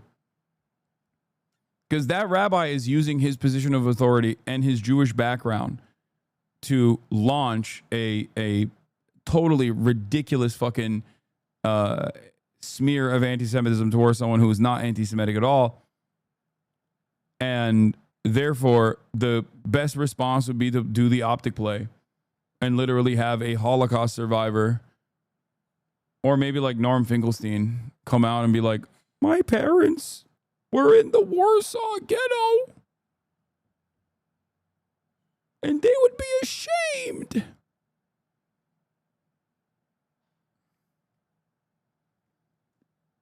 Something like that.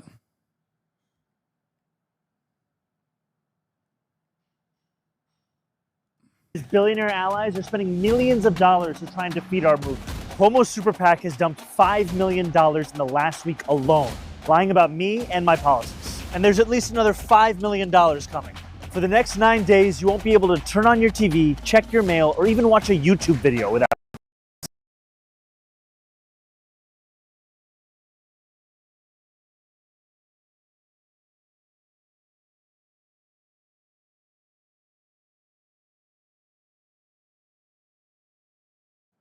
What is going on, bro? What the fuck?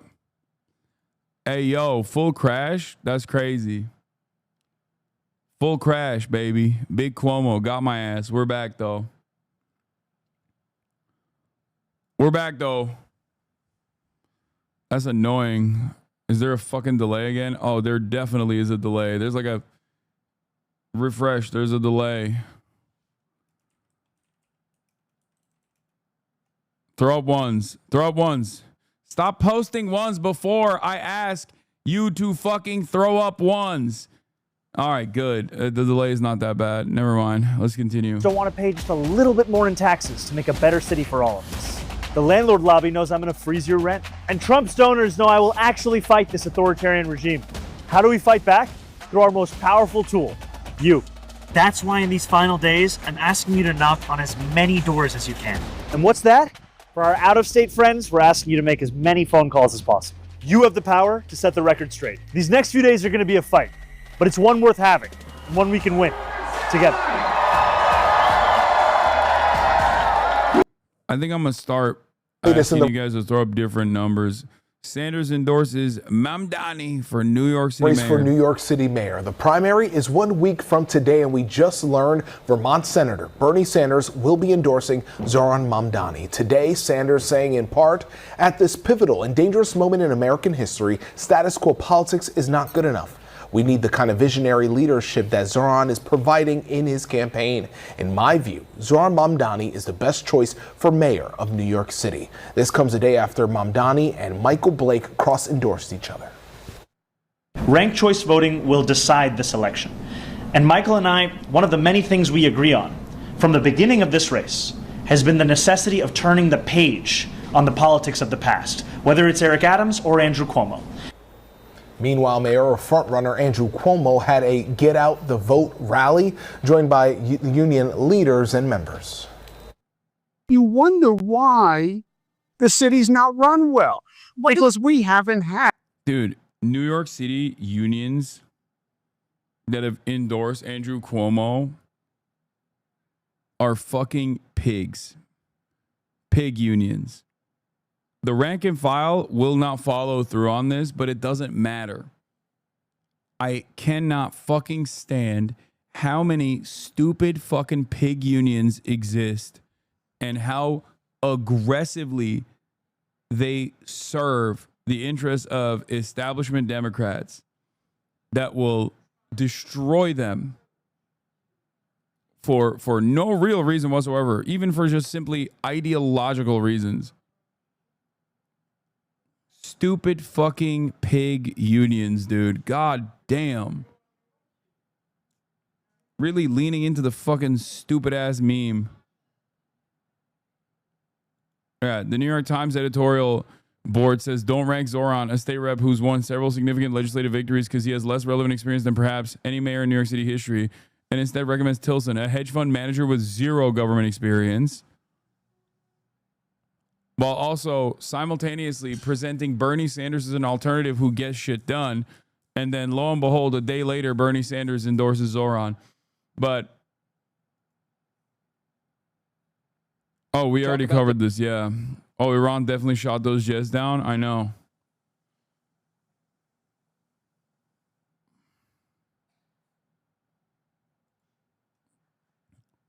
Zohran Mamdani connects with poor people and young people and unfortunately is a local version of Bernie Sanders, according to one of New York Times panelists opposed to Zohran Mamdani.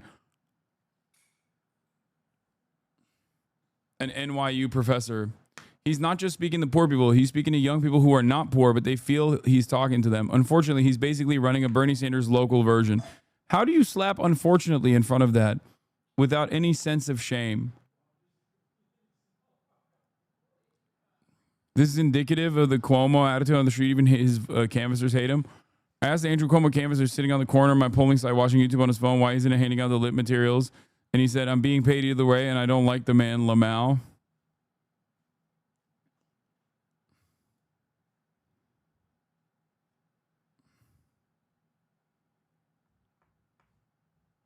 Cuomo and the super PACs backing him are going to spend $20+ million on ads before June 24th.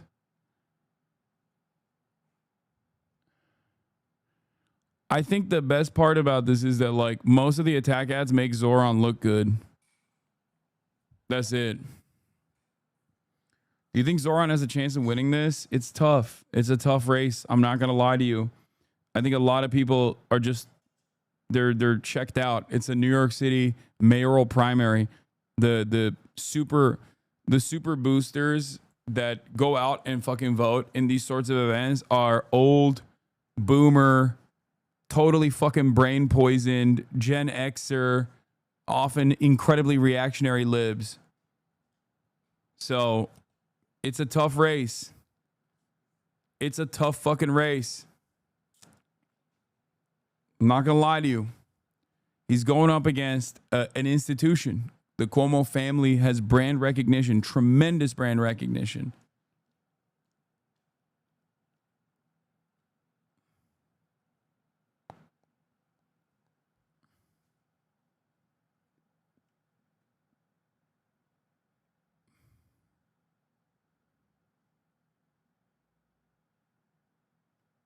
Yo, Gen X is getting thrown under the boomer buzz. Gen Xers are the most reactionary fucking generation. They're more reactionary than boomers. If we're doing generational politics, which is not something that I entertain beyond memes, Gen Xers are literally known as the fucking lead poison generation for a reason. It's literally a blip on every metric. If you look at every metric, they are more reactionary than fucking boomers are. They are literally the lead poison generation. It's crazy. If you look at like predisposition towards violence, like on every metric, it's like this. It'll be like boop, boop, boop, boop, boop, boop, Zoomers, you know, millennials, whatever. Gen X, boom, massive blip, and then back to boomers, it goes down. Obviously, that's not the entirety. That's why like generational politics like this are stupid. But it's crazy. Had a qualified, competent mayor who knew how to manage the city. Stay with us on air and online at ABC7NY for the latest in the race for New York City mayor. Big city Dems are going socialist in liberal New York City. AOC and Bernie-backed Zoran Mamdani, a proud Democratic socialist, is surging, leading Andrew Cuomo for the first time, but it's just in one poll. And this, of course, is in the New York City mayoral race. Now, among Zoran's biggest socialist promises are freezing the rent, city-run grocery stores, like and literally none of these are socialist, man. What are you talking about? And they also, this is what I meant when I said, when they try to shit on Zoran and talk about his policies, it comes across like a ad, not an attack ad, just an ad. Oh, wow, I can't believe it. He wants to freeze rent. How's that going to work? That's terrifying. I'm a renter and I really want my rent to go up. Like, what are you, fucking stupid? Workers to replace the police. Freezing your rent as the next mayor of New York City. And as mayor, I will create a network of city-owned grocery stores. I'll make childcare available to all New Yorkers at no cost. Stop. That's terrifying. I hate that. That's so scary. That would be really fucked up. Greg, what could go wrong? I think I'm all in for Zoran. I am too. I would love to see social workers instead of cops, instead of handcuffs and pepper spray. They could bring pictures of their cats and their Dave Matthews CDs. That'll do it. I feel like the Democrat Party is on a kamikaze mission.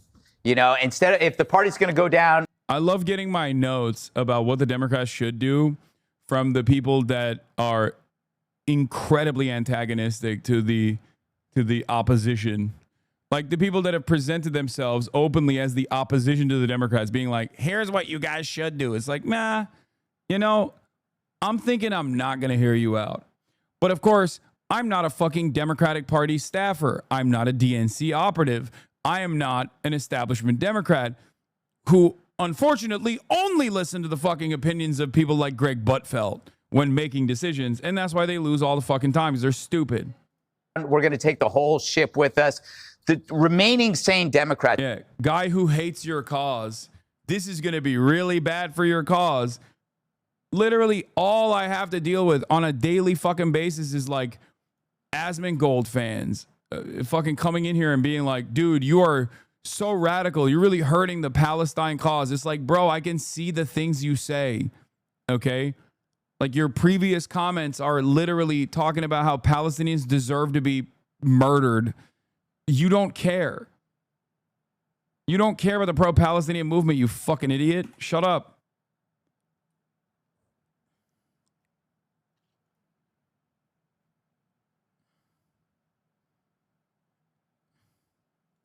If there are any, Jessica, you got to weigh the cost of sticking with these social justice suicide bombers because nobody wants this. It used to be cities were actually an actual sanctuary where you married commerce with. Come on, bro. Keep going. Social. First you said kamikaze. That didn't hit. Then he says suicide bombers. Then he's going to say Zoran Mamdani is going to strap fucking IEDs to his chest and explode himself while screaming Allahu Akbar at the site of the 9/11. Like, come on, dude. Increase it a little bit. People didn't get it the first time. People didn't get it the second time. Social justice suicide bombers. Security, safety in numbers, you could do business. Yeah, this Zoran Mamdani, weird name, by the way, very scary. What is he, a Muslim? Yeah, he's really trying to do another 9/11 in New York, huh? It wasn't like the Wild West. Now it's worse than the Wild West. It's a magnet for mayhem. Sanctuary cities did that, where the worst behavior is rewarded and decent people live in terror. They don't even take public transportation. The left love to say, this is worse than 9/11, whether it's January 6th or Trump's reelection. I'm telling you, man, the Democrats under Bill de Blasio managed to do to New York City what al-Qaeda never could do, which is destroy our will to fight.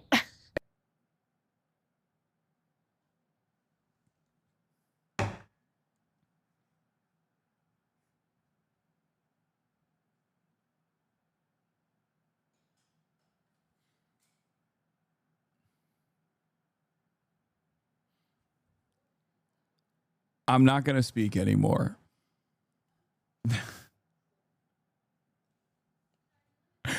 I was that. Wow.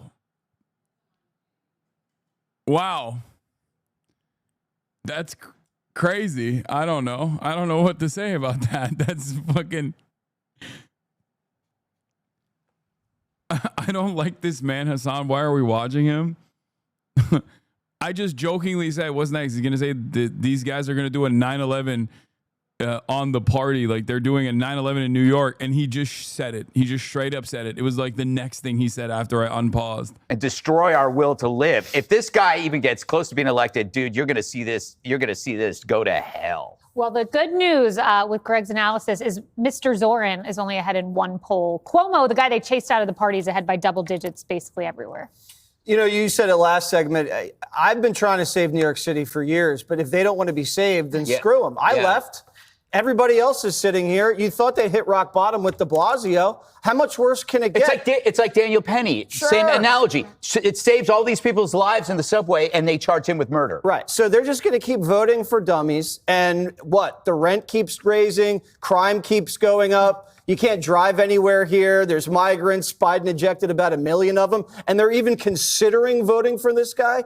There's a famous quote, which I'm about to butcher, that says that normal people learn from their own mistakes and wise people learn from other people's mistakes. Oh. You'd think the Democrats in this city would look at San Francisco and say, I don't want to be them. But they're sitting here about to become San Francisco. Interesting. San Francisco's good now. No, it's not. My goodness. Okay. You like Mayor Lori. Jessica, I want to ask you this. The new mayor is I don't even know who that is. Jessica, well, okay, that reflects on the poorly subject on of New York. Ugh, it's so stupid. I can't deal with this. Attack ads and a surprise takedown of one candidate by the New York Times editorial board. Yes, we are in the final week of a heated Democratic mayoral primary. It's definitely heated. Political. It sucks because there's an argument to be made to these disgusting fucking liberals in New York, these elitist, smug, entitled, out-of-touch liberals about why Zoran is the man for the moment. Okay? And that is, he's a fighter. That is what the party needs. Okay? Someone who is young, someone who's a fighter, someone who's going to fucking lit the fire under the asses of our fucking gerontocracy. And yet, these guys hear the socialism word, they hear his takes about Israel, and they go, oh my God, this is fucking terrifying. More Chuck Schumers. Let 1 million Chuck Schumers bloom, please. They don't understand. And I don't know how to fucking convince these dipshits. The elitist, out-of-touch liberals is his base. White, college-educated, and affluent is his base. Democratic primary politics is weird. No, that's not what I'm talking about. I'm talking about the fucking New York Times. I'm talking about the real fucking, the premium elite, okay? The cream of the crop. Those are the motherfuckers who write these articles, who then get reported on by all of these media outlets, who then actually inform the working class boomer black and brown voters that are currently still in love with the Cuomo franchise. Okay? That's how this works. Because ultimately, yes, all the fucking college-educated white men are voting for Zoran. That's one thing. But the reality of the matter is, a lot of the New York primary mayoral voters that are going out and voting and putting Andrew Cuomo as their number one are doing so because of name recognition and incredibly simple reasons, like the fact that the New York Times will attack Zoran. They think Zoran's name is kind of weird. Maybe they saw a fucking New York Post article. Those liberals do have the capacity to inform the Democratic primary voters, but they don't. They did this with Bernie Sanders too. They did this exact same thing with Bernie Sanders, where they rat fuck Bernie and aggressively attacked him. The Democratic Party's like all institutions worked in real time against Bernie Sanders, and then they packed it up and turned around and fucking were celebrating the fact that, like, well, black people don't fuck with Bernie. He must be racist. They buried him. They rat fucked him and then they buried him. That's the liberals that I'm talking about. The very specific group of liberals that do actually have a lot of influence in a key demographic, Democratic primary voters. The aunts, the uncles, those people that go out and vote, they get their information, maybe not directly from New York Times, but from secondary outlets like this one that's covering the New York Times article. If there was more positive coverage about someone like Zoran in a way that, if there was more positive coverage about Zoran in a way that actually like convinced the aunts and the unks, because the New York Times was writing about it in that regard, where it's like, well, a lot of people have discontent about the way that the party is going. And then they talked about how this is a fresh voice. Then all the aunts and the unks would be on board with Zoran too, or more of them would be. Marcia Kramer joins us now with the story. Marcia. Well, Jessica and Christine, the New York Times editorial board decided not to endorse in the mayoral primary this year, but it is a blistering non-endorsement that is threatening to reverberate through the final days of the campaign because it affects the two frontrunners in the race. Are we ready to win for Andrew Cuomo? Andrew Cuomo held a massive Get Out the Vote rally with union members. Zoran Mamdani and Michael Blake cross-endorsed each other as part of a strategy to use ranked choice voting to hurt Cuomo. But the development that pulsated through the Democratic mayoral primary was the decision by the New York Times editorial board to urge voters not to vote for Mamdani. We do not believe that Mr. Mamdani deserves a spot on New Yorkers' ballots. His experience is too thin and his agenda reads like a turbocharged version of Mr. de Blasio's dismaying mayoralty, said the Times, referring to former Mayor Bill de Blasio. Mamdani poo-pooed it. These are the opinions of about a dozen New Yorkers, and a democracy will be decided by close to 1 million New Yorkers. They certainly have the right to their opinions, and New Yorkers have the right to their votes. Andrew Cuomo was only too happy to agree with the Times. So experience, competence, knowing how to do the job, knowing how to deal with Trump, knowing how to deal with Washington. Like, if Andrew Cuomo wasn't like a rapacious rapist, they literally would have endorsed him in a heartbeat, and they'd be sucking his penis on the editorial board. They'd be like loving it. I'm willing to bet they're so mad that it had to be Cuomo and they couldn't prop up like a fucking more viable candidate who hasn't been in the SEO as like a fucking rapist murderer of grandparents. Okay. Like, because you're going to look up Andrew Cuomo in the New York Times, and then the fucking related articles are like, Andrew Cuomo sexually harassed every woman in broad daylight in his near vicinity, including cops. Andrew Cuomo, cop rapist. You know what I mean? It's like, obviously, they can't fucking say that. They can't be like, oh yeah, we love Andrew Cuomo, cop rapist. So they have to do a non-endorsement because they're cowardly fucking douchebags. Knowing how to deal with the state legislature, These are basics. And I believe in on-the-job training, but not as mayor of New York. And then you wonder why the city's not run well. Because we haven't had a qualified, competent mayor who knew how to manage the city. The Times raised objections to the former governor's ethics and conduct, but admitted, quote, he would be better for New York's future than Mr. Mamdani.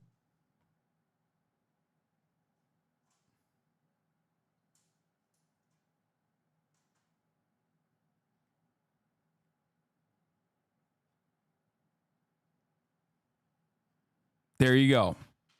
New York Times does a non-endorsement, fake endorsement, because they're too cowardly to fucking do a real endorsement.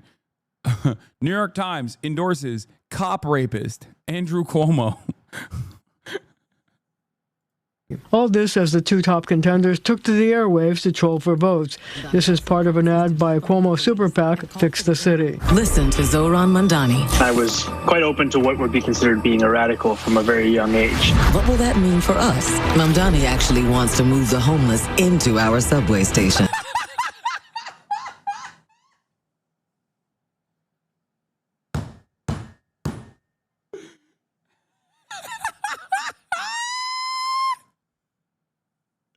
Mamdani.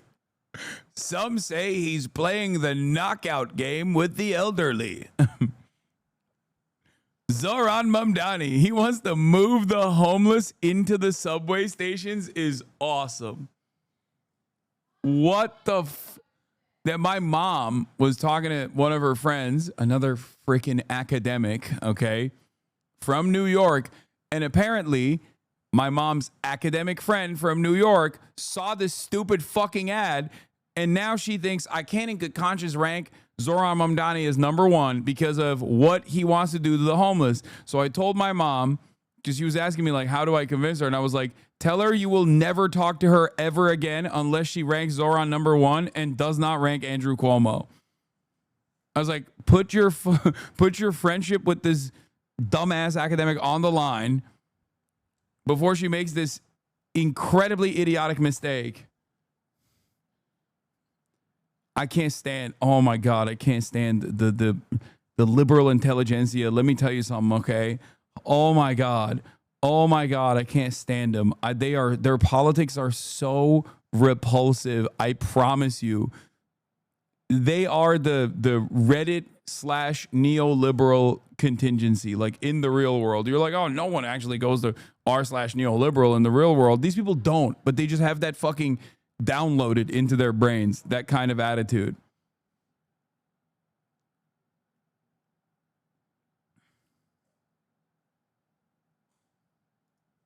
Trump's billionaire donors support Andrew Cuomo, so it's no surprise they're lying about me. He's promising to defund the police. I'll partner with police to deliver real public safety. Brad Lander was endorsed by Peter and Daniel Arbini, whose dad died of COVID in a nursing home. He has gaslighted our family. He's never apologized, and he continues to lie. I mean, it is stunning how little responsibility for Andrew Cuomo's actions he has ever taken. Now, the primary is a week from tomorrow. Early voting has already started, but the ad barrage from all the camps is just getting started. And if you've ever voted in an election in New York, your mailboxes are probably full of flyers from all the candidates. Can't wait. Yeah, every time I look up at the television screen. Look, you're not wrong about the related New York Times articles. Why Andrew Cuomo's critics say he's just like Eric Adams. Cuomo was contrite about a sexual harassment scandal. Not anymore. Women versus Cuomo. Revisiting a history of harassment complaints. Yeah, you search Andrew Cuomo on the New York Times, not a lot of good stuff's going to come up because it was newsworthy at the time and the New York Times had to write it.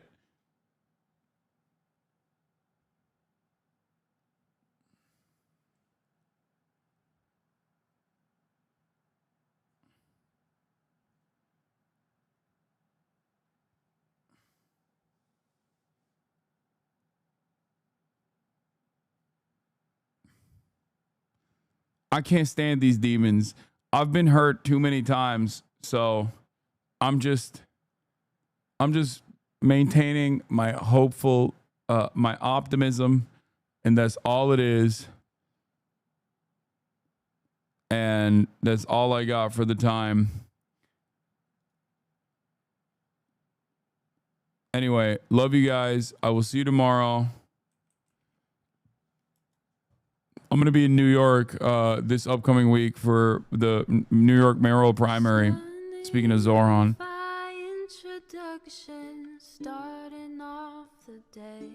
Anyway, love you guys, and I will see you tomorrow. Bye-bye. Peace.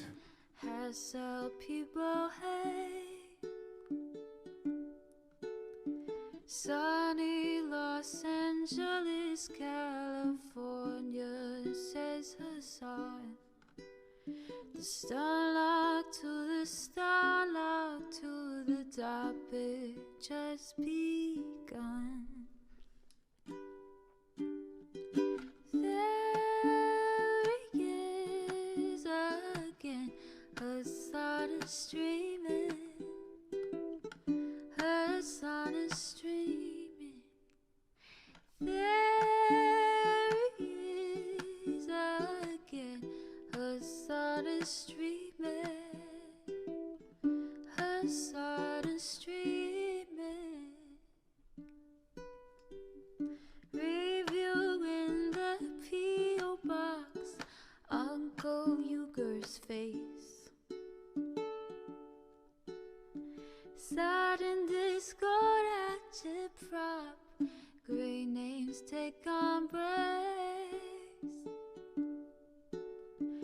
Tiny Bernie Sanders, LGBTQ Air Force. The whole left at your fingertips, on at your door. H3 crowded debate, the Young Turks online show.